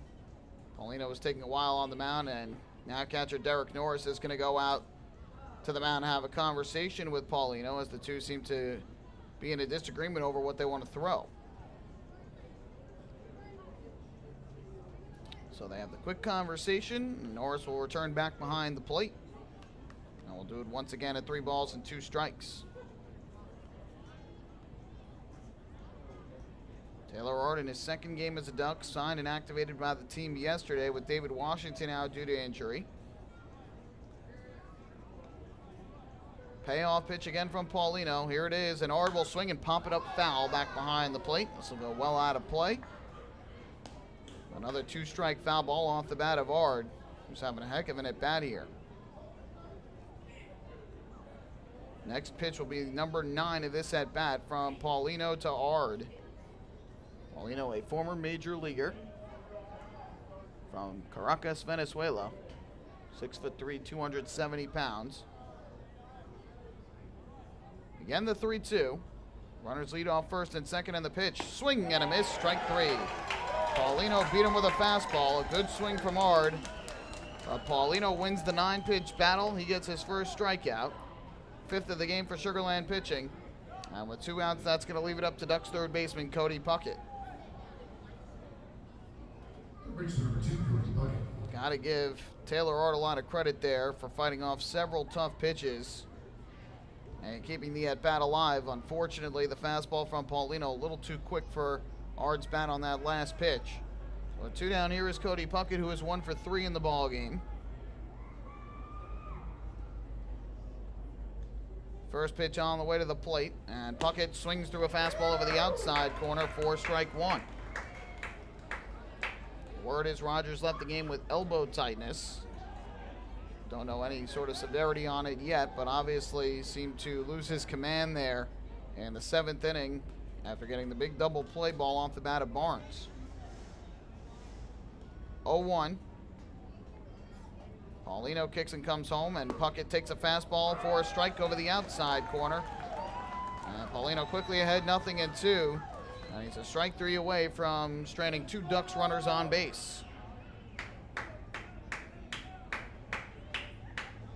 And Caviglia going to his closer here, presumably for a 5-out save after Winkler allowed the 2 base runners with 1 out. Here comes the 0-2. Kick in the pitch, and Puckett takes down and away. Would not chase. And there is ball 1. Puckett had singled to left way back in the 2nd inning, and the Ducks had Pair of 2-out base runners in that inning. They had a pair of 1-out base runners in the first, but came up empty in both situations. Had the runner at second with 1 out in the 7th, but did not score. Paulino's 1-2. And Puckett will swing and pop it in the air, foul to the first base side. A defensive swing on a breaking ball. Just did catch enough to fight it off. And we'll do it once again, at a ball and 2 strikes. These two teams will wrap up the 3-game series here tomorrow night at 7:05 local time. Before the Ducks make their way back home to face the Bees on Friday night, Skeeters will stay here and welcome in the York Revolution. Here's the 1-2 delivery. Once again to Cody Puckett. Paulino deals, and Puckett will check his swing on a breaking ball down and away. But he did not go. And so that evens up the count at 2-2. The Ducks showing some good patience here in this inning against Paulino, not chasing much out of the zone. It's a tough right-hander to face. The numbers this year have proven it. He was very good out of the bullpen last year for the Skeeters. He's got the 2-ball, 2-strike count here as Ford leads from second and Cabrera from first. Pitch on the way, and Puckett swings and fouls it off again. Just caught a little piece once again, did Cody Puckett. And it doesn't matter if you crush one 500 feet foul or you hit a tiny little tapper foul. Either way, it's a foul ball, and your at-bat continues. And Puckett is battling here with Paulino, trying to get the pitch that he wants to drive to the outfield. 2 balls, 2 strikes, 2 outs, 2 on. The Ducks trailing by 2 in the top of the 8th inning. They're out hitting the Skeeters by 2 at 10-8. And Sugarland has committed the only 2 errors in this game. Paulino is ready to go. Here comes the pitch. And Puckett takes outside and high. Missed the corner with a fastball, and the count now full at 3-2. So that'll give the Ducks a benefit here. The runners will get the head start. Ford will run from second, Cabrera from first on the 3-2 delivery, which means if Puckett can get one down the line or into the gap, 2 runs should score. 3-2. Paulino kicks, turns back to second, and Ford is back there. Neither Ford nor Cabrera have blazing speed, so they will be waiting for Paulino to deliver the pitch before they take off. Here comes the 3-2. Paulino fires home, and Puckett takes downstairs for ball 4. Terrific at bat there for Cody Puckett, who fell behind in the count, but he is able to work out the walk. And that walk brought to you by City MD Urgent Care. There are over 15 City MD locations across Long Island. Need a doctor? Just walk in. So Cody Puckett works his way aboard. The 3rd walk given up by Skeeter pitching. Ducks will go to their bench here, and Alex Soleil will pinch run for Cody Puckett as he represents the go-ahead run at first base. So Soleil will give him more speed there, and Daniel Fields will come to the plate with the bases loaded and 2 men out here in the top of the 8th, and the Ducks trailing by 2. Fields tonight has a hit and a walk in 3 plate appearances after getting the night off last night. First pitch from Paulino, and Fields takes the fastball way low and inside for ball 1. Fields this year has not had an at-bat with the bases loaded. Has driven in a run, though. I believe that was on a bases-loaded walk, if I'm not mistaken, or a sac fly.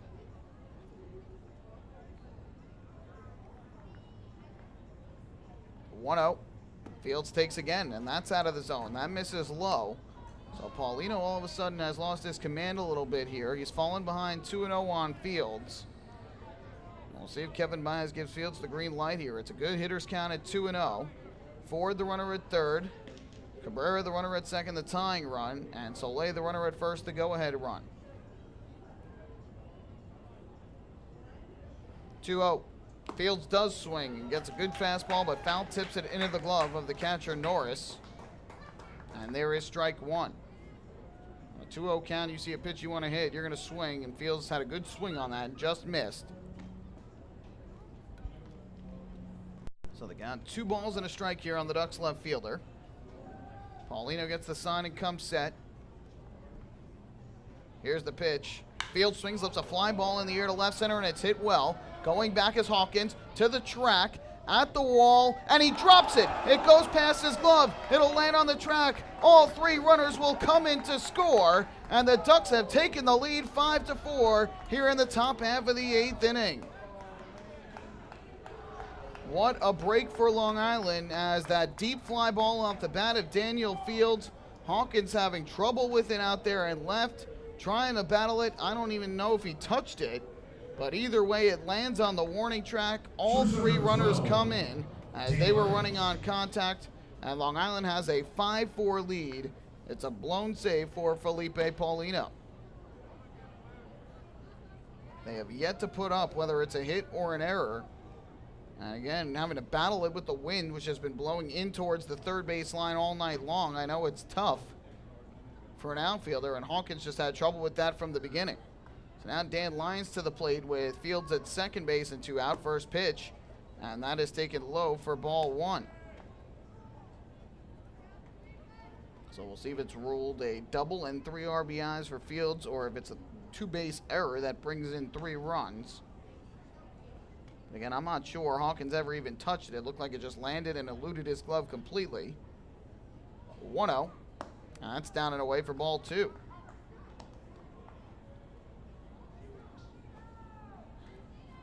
So for Ford, his 16th run of the year. For Cabrera, his 3rd. And for Soleil, as the pinch runner, he comes around to score after taking over his 10th run. He took the spot of Cody Puckett. I do believe they ruled it a double. Yes, it's a 3-run double for Fields, so he'll get 3 RBIs. 2-0 is hit high in the air down the left field line.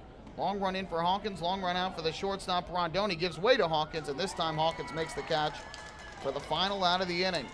However, the Ducks are able to rally against Winkler and Paulino, and they are able to play 3 runs in the inning on 2 hits, including the bases clearing 2 out, 3-run double off the bat of Daniel Fields. There were no errors, and ultimately 1 runner left on base. We go to the bottom half of the 8th inning, and the Ducks are now out in front of the Skeeters 5-4. Hey fans, this is infielder Alex Soleil, and you're listening to Ducks Baseball on the Long Island Ducks Broadcast Network.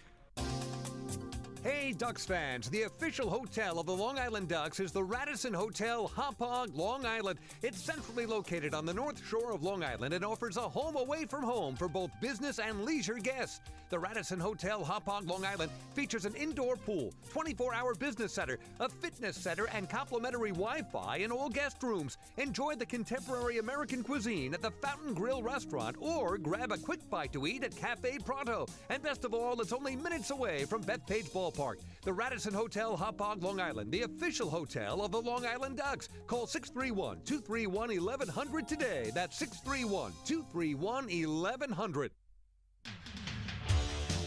Bethpage Ballpark is a great place to watch a ball game, so why not do so from some of the best seats in the house? Long Island's hometown team is proud to present the Long Island Ducks Beer Garden. Open for all fans on nights when the Smokin' Owl's party deck has not been reserved, the Beer Garden will feature a variety of frosty drafts and bottled brews, as well as several food choices. The area has been decked out with bar rail seating and Ducks branded furniture to provide a comfortable atmosphere for everyone. Be sure to stop by and check out the Long Island Ducks Beer Garden on your next visit to the ballpark.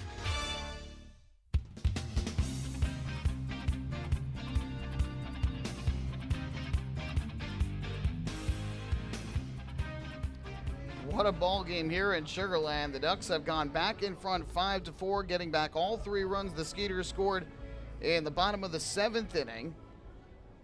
And Daniel Fields' deep fly ball to the left ends up landing on the warning track out of the reach of Courtney Hawkins. All 3 runners come in to score. That preceded by a clutch 2-out walk from Cody Puckett against the hard-throwing right-hander Felipe Paulino. So the Ducks have the lead back. Matt Marsh comes into the game here in the bottom of the 8th inning. And his first pitch fastball misses high to Kyle Kubica for ball 1. Marsh was warming up during that top half of the 8th inning. And so Kevin Byes brings him into the game here in a 1-run lead in the bottom of the 8th. 1-0. And Kubica fouls this one off at home plate on the fastball from Marsh to even up the count at 1-1. So, when Puckett walked and Soleil went in a pinch run, that run ended up coming in. That was charged to Paulino, and that is the first run or earned run that he has given up this season. 1-1. Kubica lays off the breaking ball. That misses downstairs. And the count goes to 2-1 on Kubica, who has doubled, struck out, and walked in his 3 plate appearances here tonight.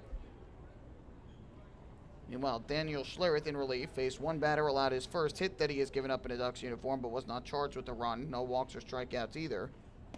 Fastball from Marsh runs high, and he's behind a 3-1 on the leadoff hitter Kubica, who will be followed by Ginsanti and then Rondon, who stayed in the game and went to shortstop after pinch running in the 7th inning. Soleil, by the way, stays in the game. He goes to play third base. 3-1. Ground ball sharply hit at Valdespin, second baseman. He'll throw on a first in time for the out. So Kubica hits the ball hard, but hits it right at Valdespin, and there's one away in this 8th inning. So the final lines here, again, Rogers 2/3 of an inning, 2 hits, 3 runs, 2 walks, no strikeouts, and 2 wild pitches, as he was saddled with all 3 runs in the 7th. Left the game with elbow tightness, nothing further than that from what we are told. Schlereth, 1/3 of an inning, 1 hit, no runs, walks, or strikeouts.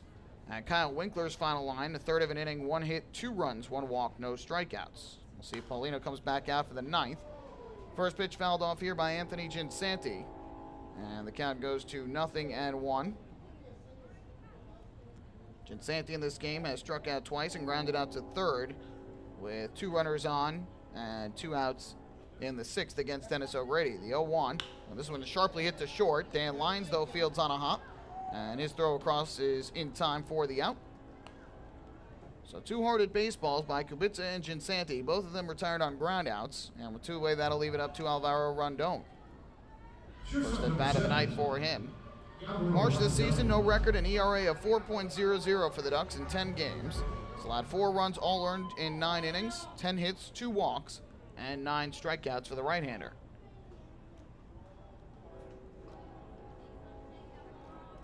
So 2 down, here is Rondon. First pitch to the switch-hitting shortstop, taken low and inside for ball 1.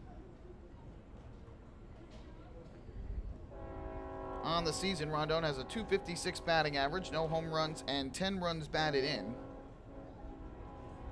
Here he lines one in the air to shallow left. Racing in is Daniel Fields. He'll make the running catch. And a nice performance here in the bottom of the 8th from Matt Marsh, who comes in and retires the bottom of the Skeeters order. 1, 2, 3. We'll head to the 9th here at Constellation Field. The Ducks with a 5-4 lead over the Sugarland Skeeters. Hey fans, this is pitcher Matt Marsh, and you're listening to Ducks Baseball on the Long Island Ducks Broadcast Network. Going way back is Joe Holden, and he is looking up, and that one is headed to field 5 at Robert Moses. The waves are gnarly, and the Ducks have tied it at 1.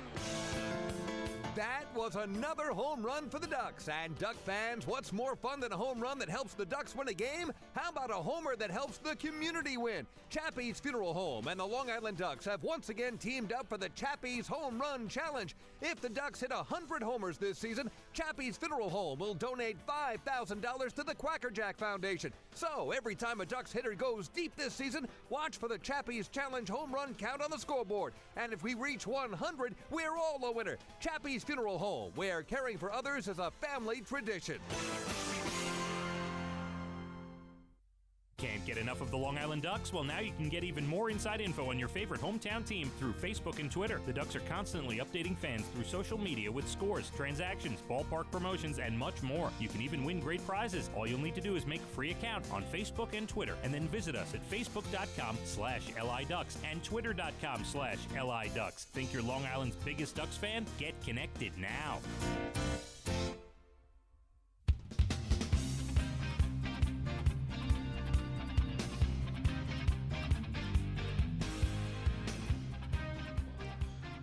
We head to the 9th in what has been a crazy back-and-forth game in Sugarland, Texas. The Ducks with a 5-4 lead over the Skeeters, out-hitting Sugarland 11-8. Skeeters have made the only 2 errors of this game.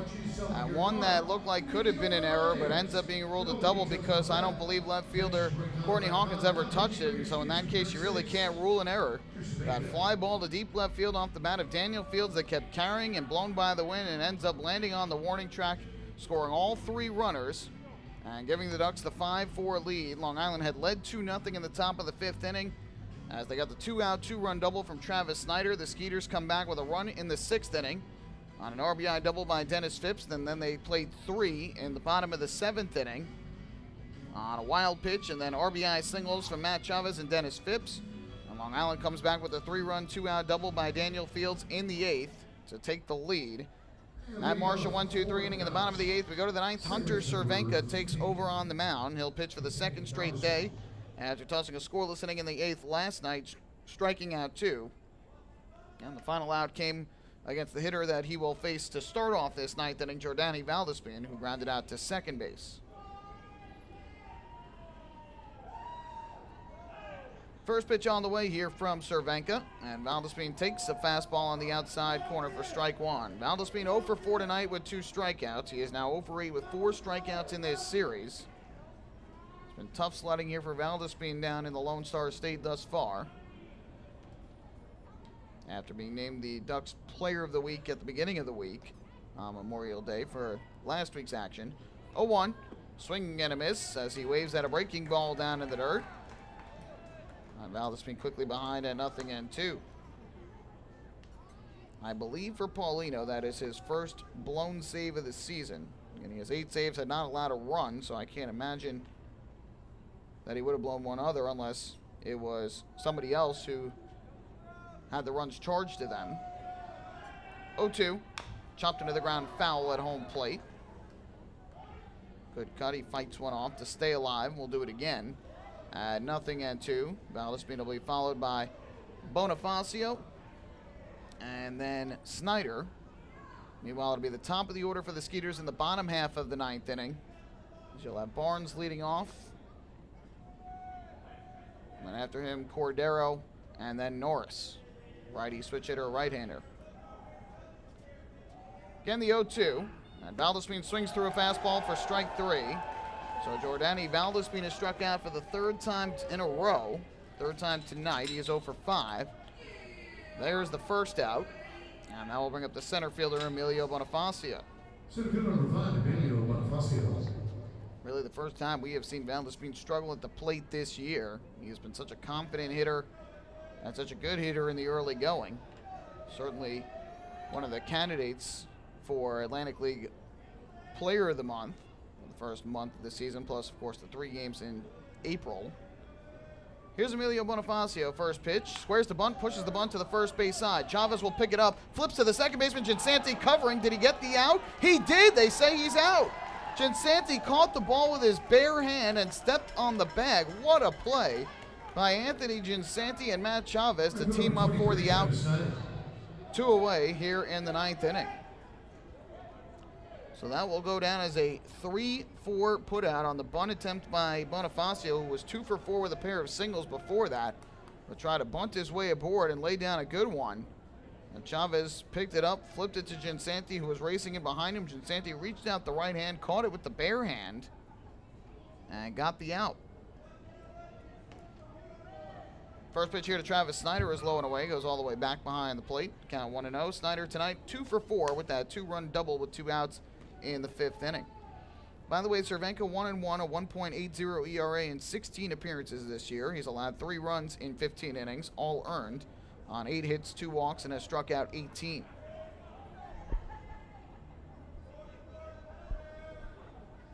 The 1-0 delivery. Snyder takes a fastball low and away. And the count goes to 2 balls and no strikes on the Ducks right fielder. Long Island leads 5-4, top of the 9th inning. It looks like it is Vinny Pestano who is getting loose in the bullpen out in right field, so perhaps Francisco Rodriguez not available tonight. 2-0. Snyder pops one in the air, foul down the left field line. This will drift out of play. And the count goes to 2-1. We were not told before the game that he was unavailable. But Rodriguez pitched a scoreless 9th inning last night and threw 11 pitches. Pestano threw his scoreless 8th inning and threw 23 pitches last night. The count 2-1 here on Snyder. Cervenka gets the sign and comes set. 2-1 pitch. Swinging a ground ball, sharply hit to second, but Anthony Ginsanti right there. He throws on a first in time for the out. And that'll put an end to a 1-2-3 top half of the ninth inning for left-hander Hunter Cervenka. Ducks go in order. We'll go to the bottom of the ninth here. Long Island will try and pick up their second win in a row over the Skeeters. They lead it 5-4. Hey fans, this is pitcher Asher Tolliver, and you're listening to Ducks Baseball on the Long Island Ducks Broadcast Network. Oh, I love it. The color of my new Nicolot patio is so vibrant. It's unlike anything I've ever seen. You're welcome. I'm just going to go finish that Nicolot walkway now. Make your pavers vivid Nicolot pavers. The best looking, most vibrant pavers with the most 3-color blends in the industry. Featuring Nicolot's exclusive paver shield and color blending technology. With color throughout and guaranteed not to fade. Live life in color with Nicolot. Visit Nicolot.com.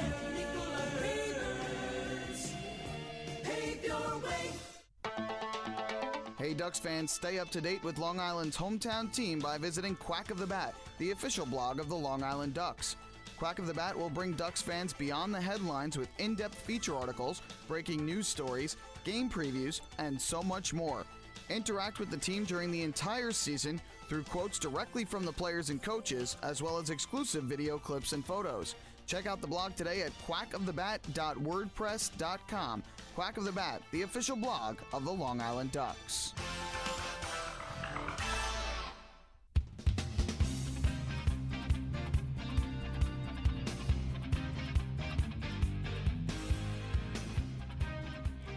Bottom of the ninth inning coming up at Constellation Field, and the Long Island Ducks looking for their second straight one-run win over the Skeeters. They defeated them last night 1-0 here in the series opener, picking up their second shutout of the season. And on a night that started with Bennett Parry tying a franchise record with 14 strikeouts, Vinny Pestano is going to come in for this bottom of the ninth inning. And he'll be facing the top three in the order for Sugarland: Barrett Barnes, Albert Cordero, and Derek Norris, who will come to the plate and try and find a way to at least even up this game for Sugarland. Ducks at one point led 2-0. Skeeters came back with a run in the 6th, 3 in the 7th to take a 4-2 lead. The Ducks with a 3-run, 2-out double off the bat of Daniel Fields in the 8th inning. The guy who certainly needed that with the struggles he has had offensively at points this year. Have a 5-4 lead. So here's Pestano to the mound, Barnes to the plate. First pitch of this ninth inning on the way, and it is dealt over the outside corner for strike one. Barnes tonight, 2 hits in 4 at-bats, a double to left in the 3rd and a single to right in the 5th. The 0-1, swinging and a miss, cuts through the slider over the outside corner by Pestano. The Ducks right-hander quickly in front, 0-2. Last time up, Barnes grounded into a double play, 6-4-3 in the 7th inning. 2 big outs to Rogers, but then all of a sudden the right-hander had trouble getting out number 3. 3 runs came across. 0-2. Fastball runs high and tight by Pestano for ball 1. Pestano pitched here last night, came into the game in the 8th inning, allowed a walk and an infield single to start things off, but then induced 2 fielders' choices and struck out Barnes to end the 8th inning. 1-2. Missed inside with a fastball, and that'll even up the count at 2 balls and 2 strikes. A huge strikeout for Pestano last night to get out of that jam and keep the Ducks in front by a run. And Barnes was so frustrated he slammed his bat in his helmet in disgust. 2-2. Fastball on the outside corner, strike 3 called. Pestano snuck it by him, freezing Barnes at home plate. That is the 15th strikeout of the night for Ducks pitching. First 14 coming from Parry. And there's the first out here in the 9th. Pestano this year a 1-0 record and a 1.29 ERA in 13 games. He's bidding for his 3rd save of the season.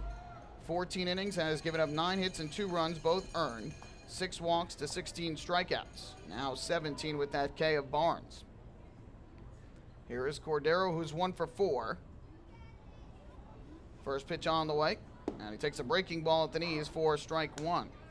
Cordero struck out in each of his first 3 at-bats, all swinging against Parry. The first 14 strikeouts, all by Parry, all swinging. 0-1. Cordero swings through a changeup this time, upstairs and out over the outside part of the plate. Cordero behind, 0-2. Last time up, Cordero singled to left field and eventually scored after moving to 3rd and then home on a pair of wild pitches by Rob Rogers. Pastano's 0-2. Kicks and comes home, and Cordero swings and drives it deep but foul down the right field line. Pastano tried to beat him inside, and Cordero got the bat head out in front, fouled it off. We'll do it once again at 0-2. Derek Norris waiting in the on-deck circle. A righty hitter for Sugar Land. Pastano steps back up onto the rubber, ahead in the count on Cordero.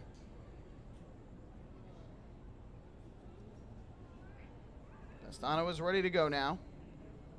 And the 0-2 delivered to the plate. Missed inside this time with a slider. Cordero backs out of the way of it. Would not chase out of the zone. It's 1-2.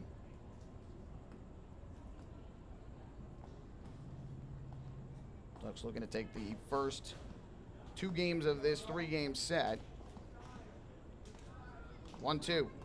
Broken back, ground ball to first. Taylor Ard gobbles it up. He'll take it to the bag himself in time for the out. Cordero loses the bat, loses the at-bat as he grounds out to first. 2 away here in the ninth. The Ducks 1 out away from the win. It'll be Derek Norris coming up to the plate for the Skeeters.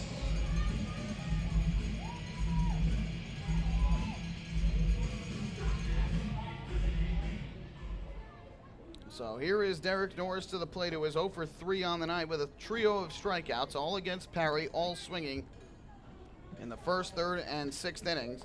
And then was hit by the first pitch he saw from Rob Rogers in the 7th, and eventually scored on Matt Chavez's RBI single. Pastano's first pitch to him here, and that hits him. Missed with the breaking ball inside and caught him on the leg. So for the second straight at bat, Derek Norris is hit by a pitch. And a 2-out free runner for the Skeeters as Norris will step to first base as the tying run. And that will bring Courtney Hawkins up to the plate. Skeeters do not have anybody available on their bench to pinch run, at least as far as I'm aware. Or maybe they do. It is going to be Cunningham who will pinch run. Yes, they do. My mistake. Cunningham is the pinch runner. He was the only player that they still had available on the bench. They used Rondon and Walsh earlier. Now it looks like they're checking out the leg here of Norris, who is limping off the field. Manager Pete Incaviglia and team trainer Max Mahaffey went out to check on him. So we will have a pinch hitter here for a pinch runner here for Norris in the form of Todd Cunningham. And Courtney Hawkins will come to the plate with a runner at first and 2 outs here in the 9th inning. First pitch from Pastano, runner bluffs, and this is hit high in the air, deep to left field. Fields goes back to the warning track. He's at the wall, and you can forget it. A 2-out, 2-run home run over the left field wall by Courtney Hawkins in the bottom of the 9th inning. And the Ducks, who are 1 out away from a win, end up losing this ball game 6-5. A gut-wrenching loss for the Ducks, who came back right away after losing the lead to the Skeeters. And those 2-out free bases will almost always come back to bite you. And they do here as Vinny Pastano gets 2 outs quickly, but hits Derek Norris, who is 0 for 3 with the first pitch he throws. And then his next offering is deposited over the left field wall for Courtney Hawkins' league-leading 8th home run of the season. So the Skeeters win this one 6-5 in walk-off fashion. Don't go anywhere. The post-game show's coming up next. We'll recap this game and hand out the player of the game honors. Long Island falls to Sugar Land 6-5. Hey fans, this is pitcher Vinny Pastano, and you're listening to Ducks Baseball on the Long Island Ducks Broadcast Network. The Atlantic League's biggest stars are coming to Long Island this summer. Join us on Wednesday, July 11th for the 2018 Atlantic League All-Star Game, presented by Good Samaritan Hospital Medical Center. See the top players from the Liberty and Freedom divisions take the field for the Midsummer Classic and the Dig Me Home Run Derby. Following the game, all fans in attendance will enjoy the largest fireworks spectacular on Long Island. Get your tickets for the 2018 All-Star Game today by visiting the box office, calling 631-940-TIXX, or going online to liducks.com. This season, build new memories. Beautiful evening for baseball. This season, witness the action. He reaches up, it's gone! This season, celebrate an all-star summer. The Ducks have won it 7-1. Gather your friends and family for an entertainment experience like no other. The Ducks 2018 schedule is full of new promotions, and with free parking and tickets starting at just $12, there's no better value on Long Island. Get tickets to an all-star summer at liducks.com.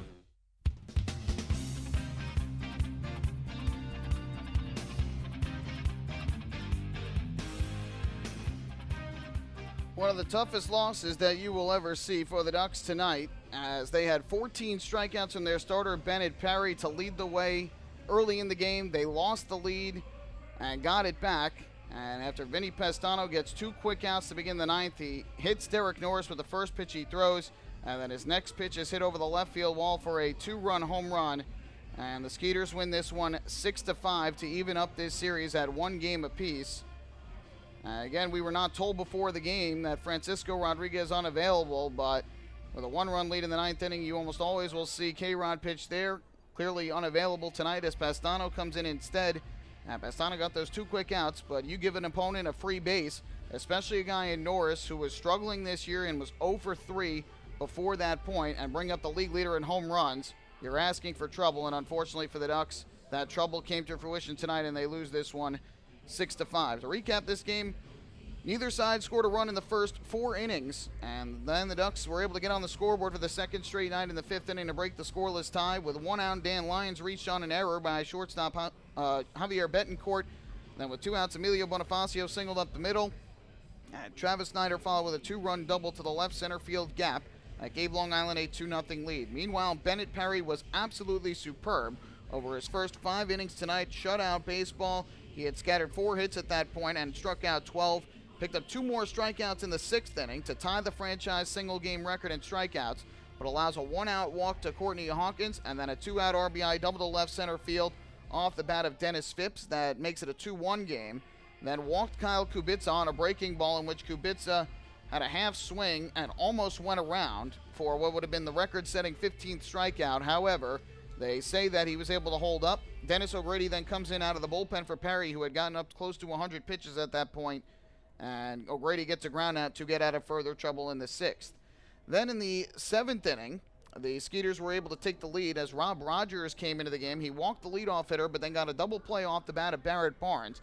And so with 2 outs and the bases completely empty, Rogers needed 1 out to get this game to the 8th inning, but seemed to run into trouble and ended up having to leave the game later with elbow tightness, so you wonder if that was a contributing factor, but allowed a single to Albert Cordero, hit Derek Norris with the first pitch he threw, walked Courtney Hawkins to load the bases. Rogers also threw 2 wild pitches that allowed Cordero to move to third and then score, and Norris to go from first to third.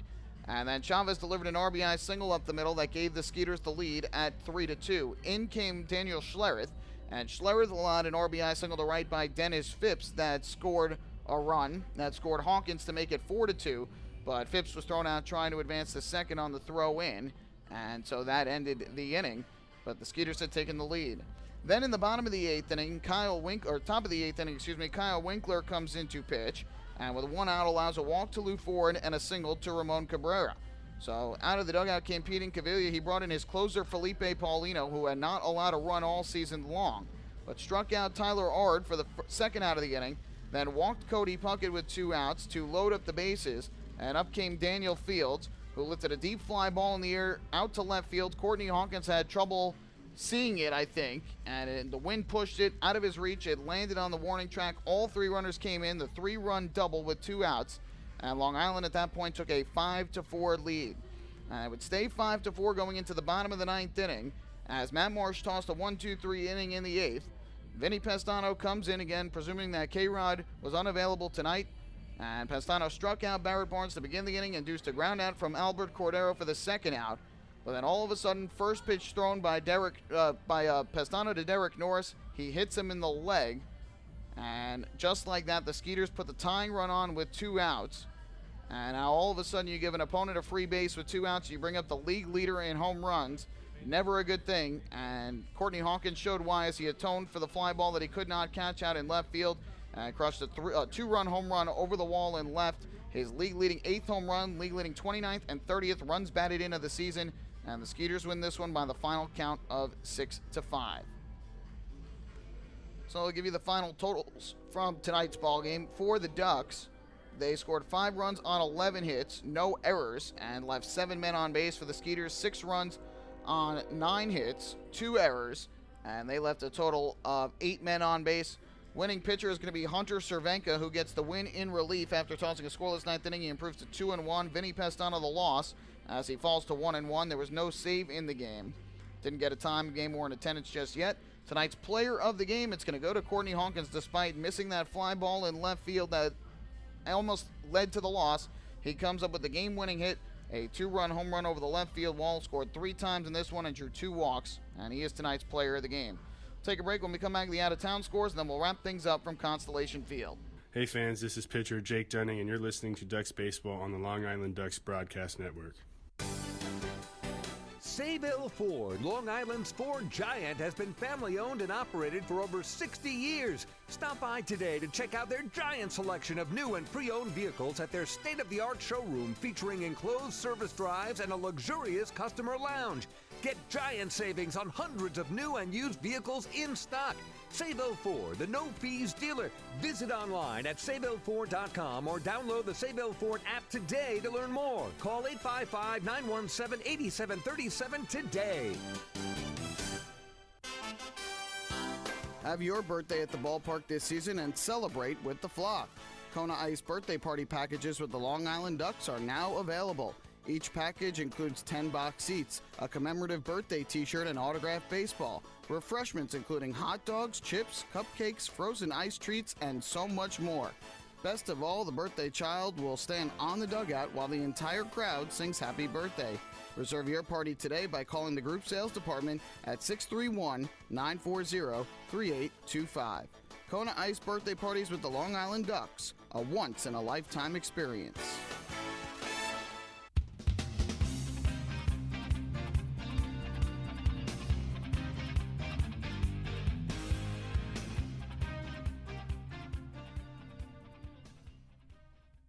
Back here one final time tonight at Constellation Field. The Ducks fall to the Skeeters in heartbreaking fashion, losing this one 6-5 on Courtney Hawkins' walk-off 2-run home run over the left field wall, which followed a 2-out bases empty hit by pitch of Derek Norris. The Ducks were 1 out away from the victory. Instead, now we'll have a rubber game of this 3-game set tomorrow night. On the out-of-town scoreboard, the Ducks failed to pick up a game in the standings. They could have moved to within 2 games of first place as the Patriots were defeated tonight by the Barnstormers 11-6 in Lancaster. Winning pitcher Steve Johnson improved to 3-1. The loser Kyle Davies fell to 0-2. No save in that one. Alex Castellanos hit his 4th home run of the year for the Patriots, and Adam Weissenberger hit his 3rd. Meanwhile, for the Barnstormers, 3 RBIs from Darian Sanford, 3 hits, 2 RBIs, and 3 runs from Anderson De La Rosa leading the way.